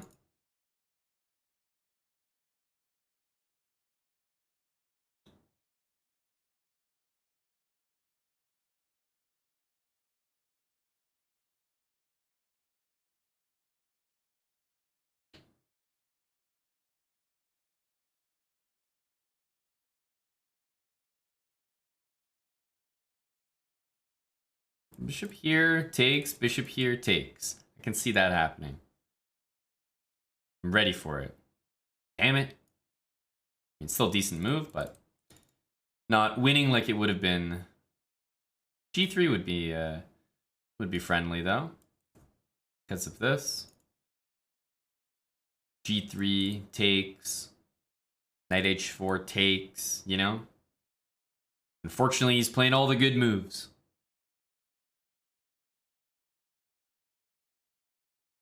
He's playing all the good ones.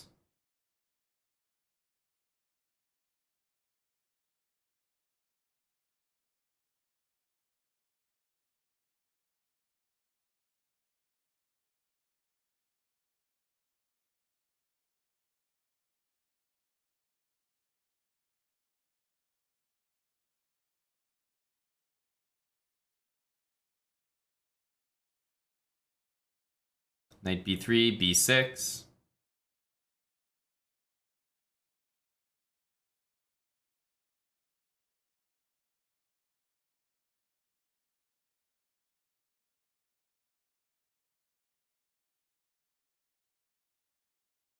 Huh. Do you lose rating if you lose in the arena? It's a rated tournament, so yep. The answer is yes.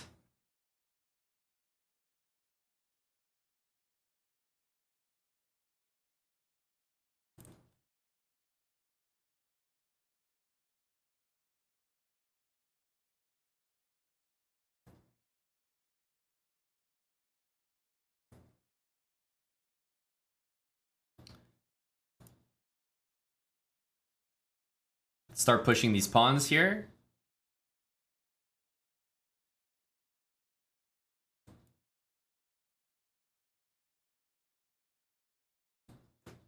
Pawn to h4.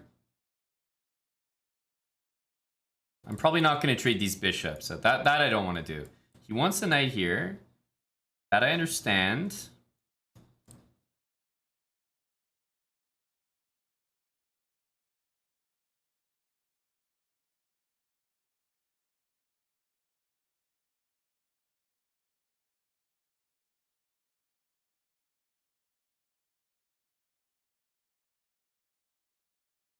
I know this looks like a funny move, but I wanted to defend that pawn, and I'm threatening c6.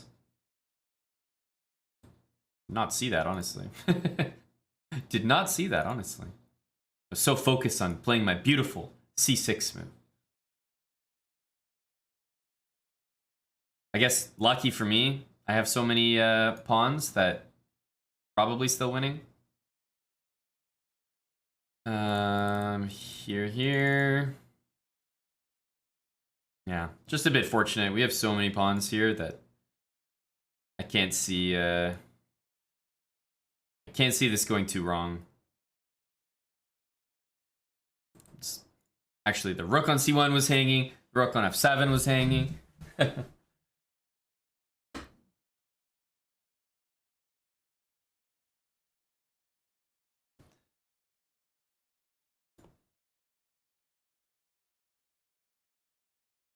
some impressive scores at the top here. Holy cow. Big win streaks being put together.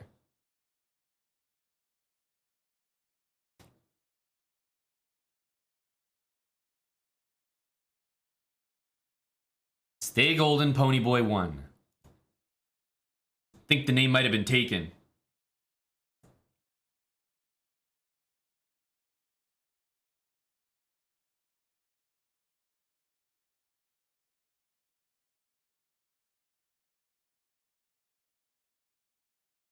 Okay. What do we want him to do here? We want him to castle. C3.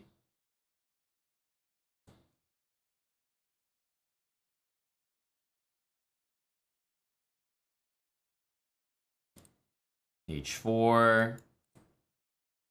I'm gonna make some threats here.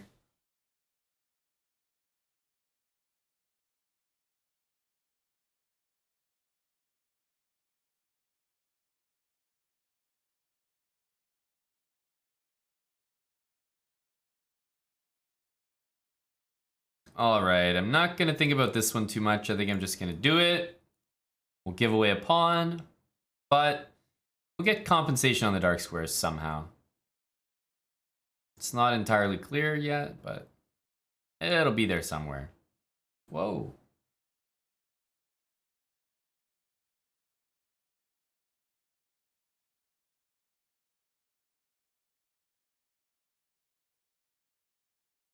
Here. Yeah, we'll do this. And then this. So it looks like we're losing in pawn, but we have bishop e5 and we can force it with knight e5 check.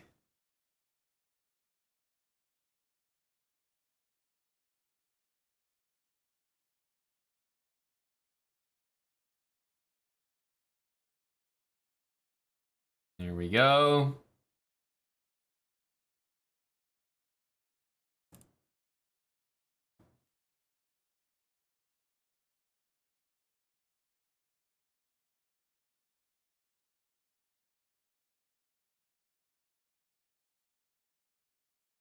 You got all snapped? Someone got all snapped in the chat? I mean, it's kind of reassuring that it's not just me, but goddamn. I don't want to see anyone getting all snapped. No one deserves that. And then F4 to open things up.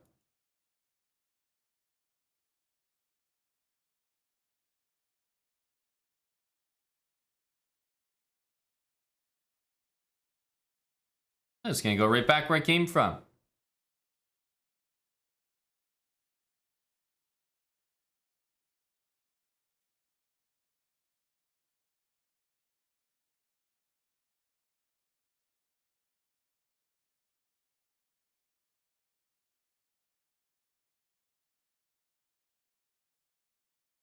All right.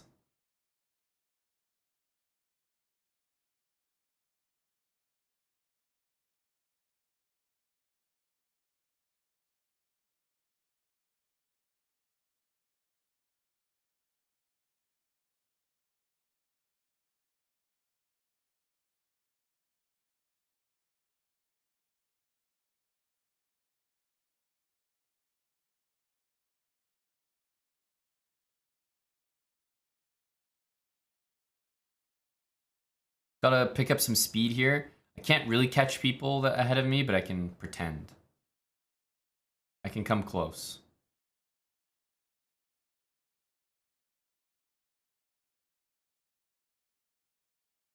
I can make them sweat a little bit.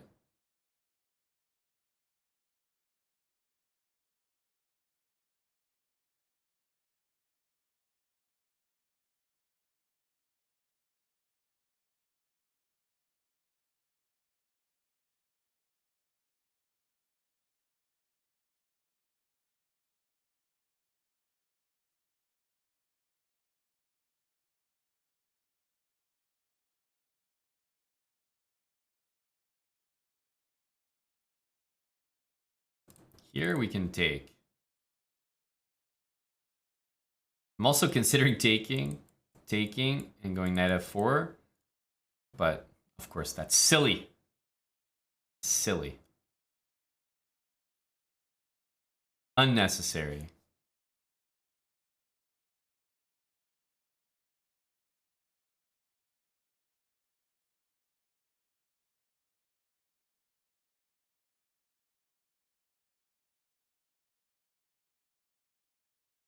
Yeah, I think this is good for me.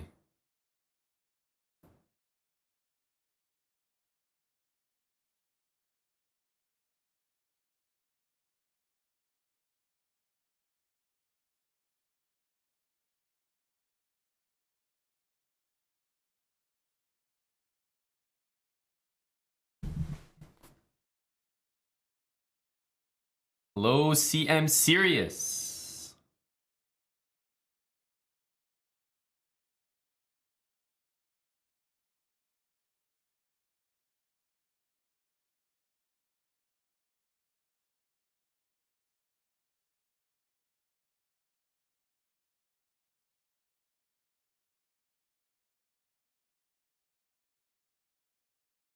I'm gonna take this and just go rook here. Like, I just want to trade.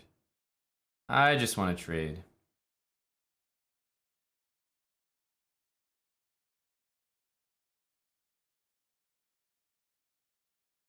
Jordy McShort Jorts. Thank you, buddy.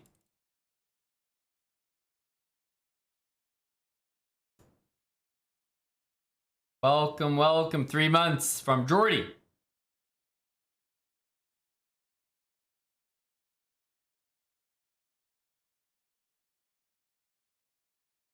AGG Sleazy. First place has 43 points, so we have 38. We can kinda chase.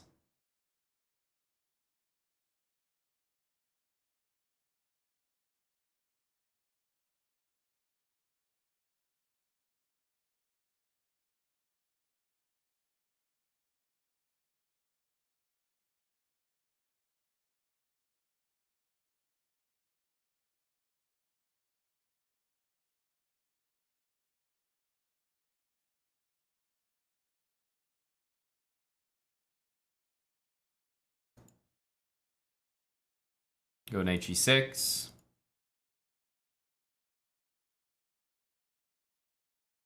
I want something, you know, something that's a little different, some imbalance. So I'll take the bishop.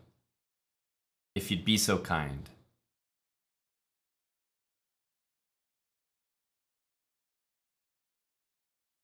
Take here.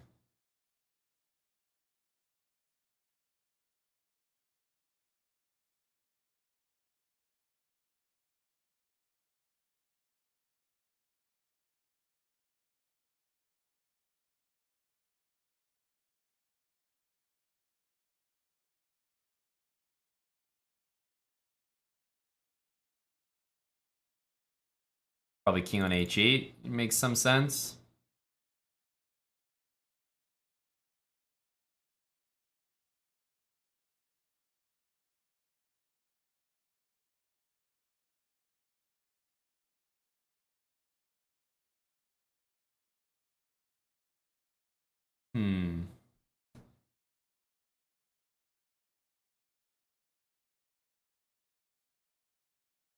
B6 next, followed by bishop a6. I just didn't want to allow knight e6. So yeah, b6, bishop a6 looks tricky here. I'm also hitting all sorts of things there.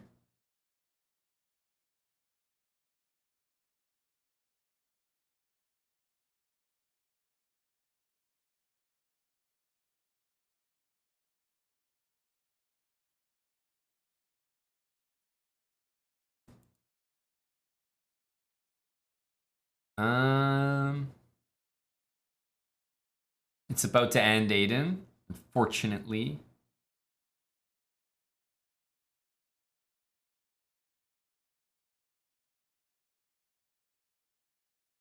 Yeah, I don't really have much to do here.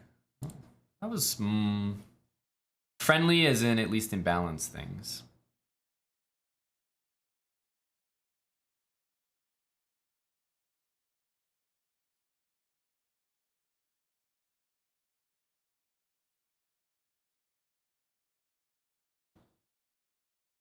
We've fallen behind the pace.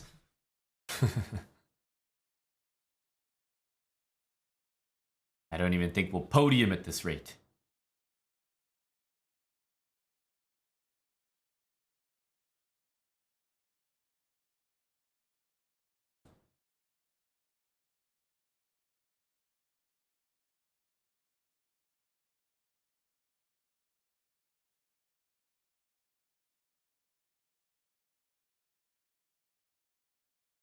Should have played rook takes d4. Check in here. I don't know. We gotta take this.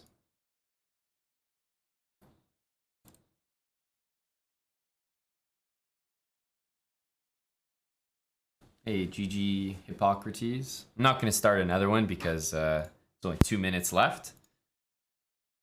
Very nice game, buddy. Trump 2024, thanks for the 3 months with Prime.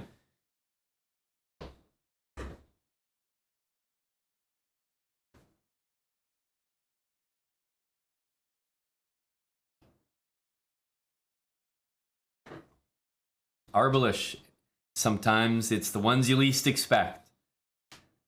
You saw my stream, I was 700, and I was also probably playing like a 700, so you were like, I don't know why the fuck people are watching. I don't know why the fuck people are watching this guy. This guy sucks. Then you came back like, wait a minute, this guy's a GM, and he was just playing like a 700 that day. Got it. Got it. Yeah, I was doing a speed run, which I was doing earlier today. This guy made GM in a couple days.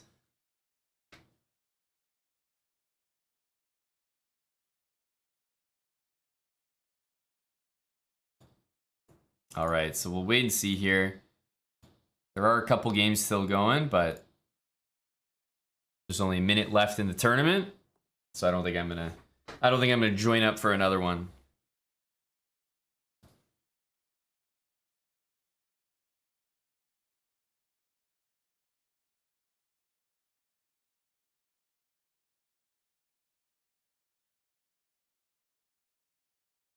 Quickie Silver 69. Thanks for the resub. 16 months from Quickie Silver. Appreciate that, buddy. I don't know what this can we get rid of this? Jesus. How do we get rid of this thing? Hide sidebar. There we go. Get rid of that damn thing. Oh, I just realized by hiding the sidebar, I've got to change all the crops again, right? Oh my goodness. Dude, I've been struggling with this goddamn Microsoft Edge. Oh my goodness, not the sidebar. Got cut by the sidebar. Fuck's sakes.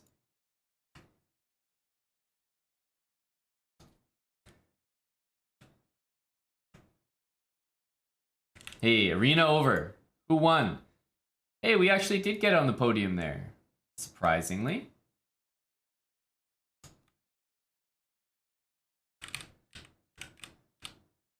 Congrats there, SK Alexandrovich. Exceed the price. Hey, well done. Exceed the price. Holy smokes, buddy. Look at you. Look at you.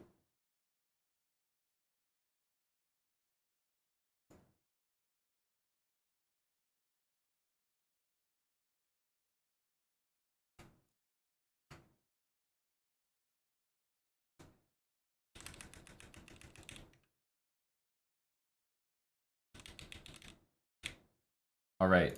We adjusted everything again. Ended 15th. Not bad, not bad.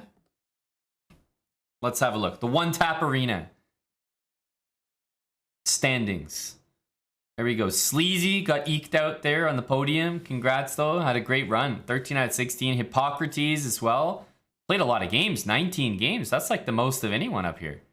Holy cow. Hippocrates must have been just bulleting. Salty didn't even get that many. 17 games. Icy with a very solid score.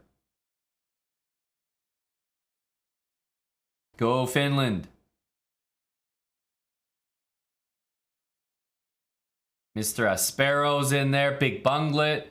That's an off... I want to say it's an off performance for Big Bunglet. But I don't know who you were playing. Maybe you got paired way up. Exceed the price. Yeah, I was gonna say, like, what's going on here? 1600? My guy's just clinical with it. 1600 blitz, 1600 bullet, right? 3380 puzzles, and then has a 3-minute puzzle rush best of 41 for a 1600. That's like really fucking good. Like sometimes I can't even get a 41.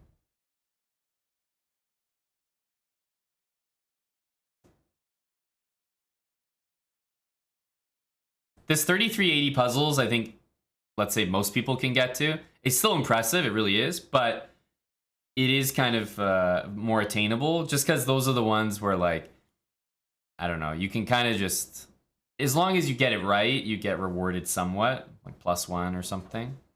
But still super impressive, 3300. I'm more impressed by this. I think 3-minute 41 is more impressive than that.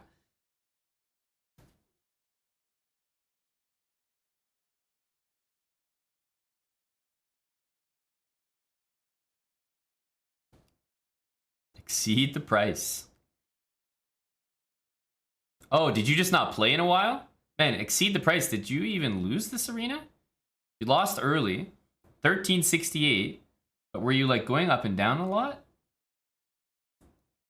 Wait a minute. 1367. 1403. You're going way up here. Yeah, you're getting like big boosts. Holy cow. Gained like 300 rating or something. Exceed the price hasn't played in ages. Wait a minute, what's going on? Did you just like go in a fucking cryogenic chamber and study chess or what? You're on the steady improvement grind, right? And then you're like 1400 level. And then what the fuck happened today? This is like a GameStop stonk.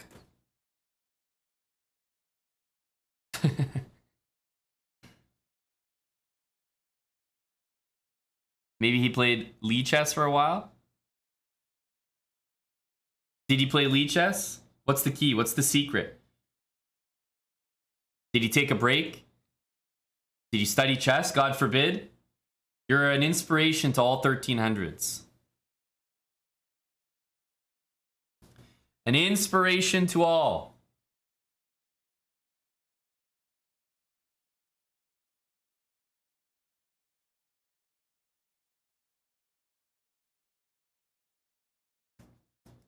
Yeah, studying chess. I know. I know. What the hell, right?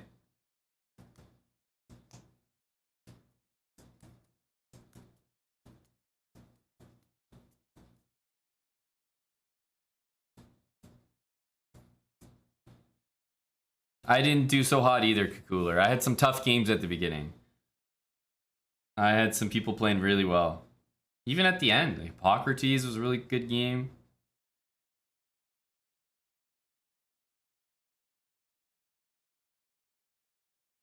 Anyhow, congrats everybody. Thanks for playing. Exceed the price. That's the story of the tournament. 13 out of 15. God damn. But how many did we have? 147. We did well. That was a good turnout. Good energy. We haven't done an arena in a while. We've done some events, but no arenas. Not for a little bit.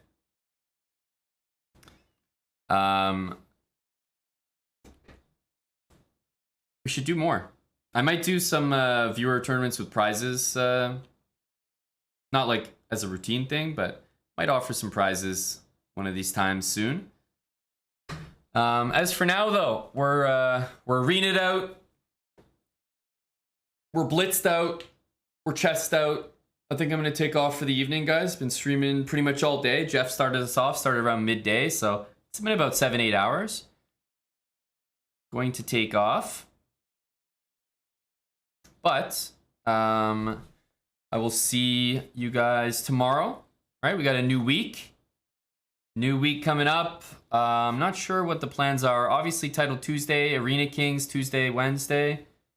But I don't know if there are any specific plans. I don't think there's any events on chess.com next week. I They just got Tata Steel coverage. So send the raid off. I think I'm actually going to raid our buddy King Nidhogg, who's playing League of Legends right now. This is Carl Cox at Creamfields 2018.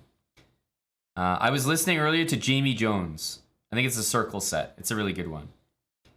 Take care, guys. I'll see you guys tomorrow. Come back. Follow the channel if you haven't. All right, we're doing more speed runs, more fun stuff.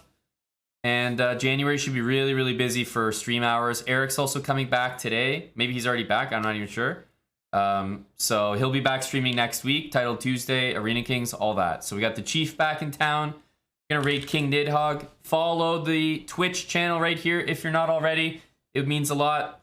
Trying to get to 300,000. And while we're offline, check out YouTube. Lots of content there. Our main YouTube channel, and we have a Chessbrah Extra YouTube channel as well. So tons of places to find us. TikTok. If you're a TikTok user, we upload every day. YouTube, Shorts. We got a clip channel, a VOD channel, a main channel, an extra channel. We're everywhere. We're busy. All right? So I'll see you guys tomorrow. Gonna raid Nidhogg. Thanks for watching, guys. Good crowd today. GG's. Thanks for playing in the tournament. See you tomorrow. Say hi to Nidhogg. He's from Canada, from Toronto.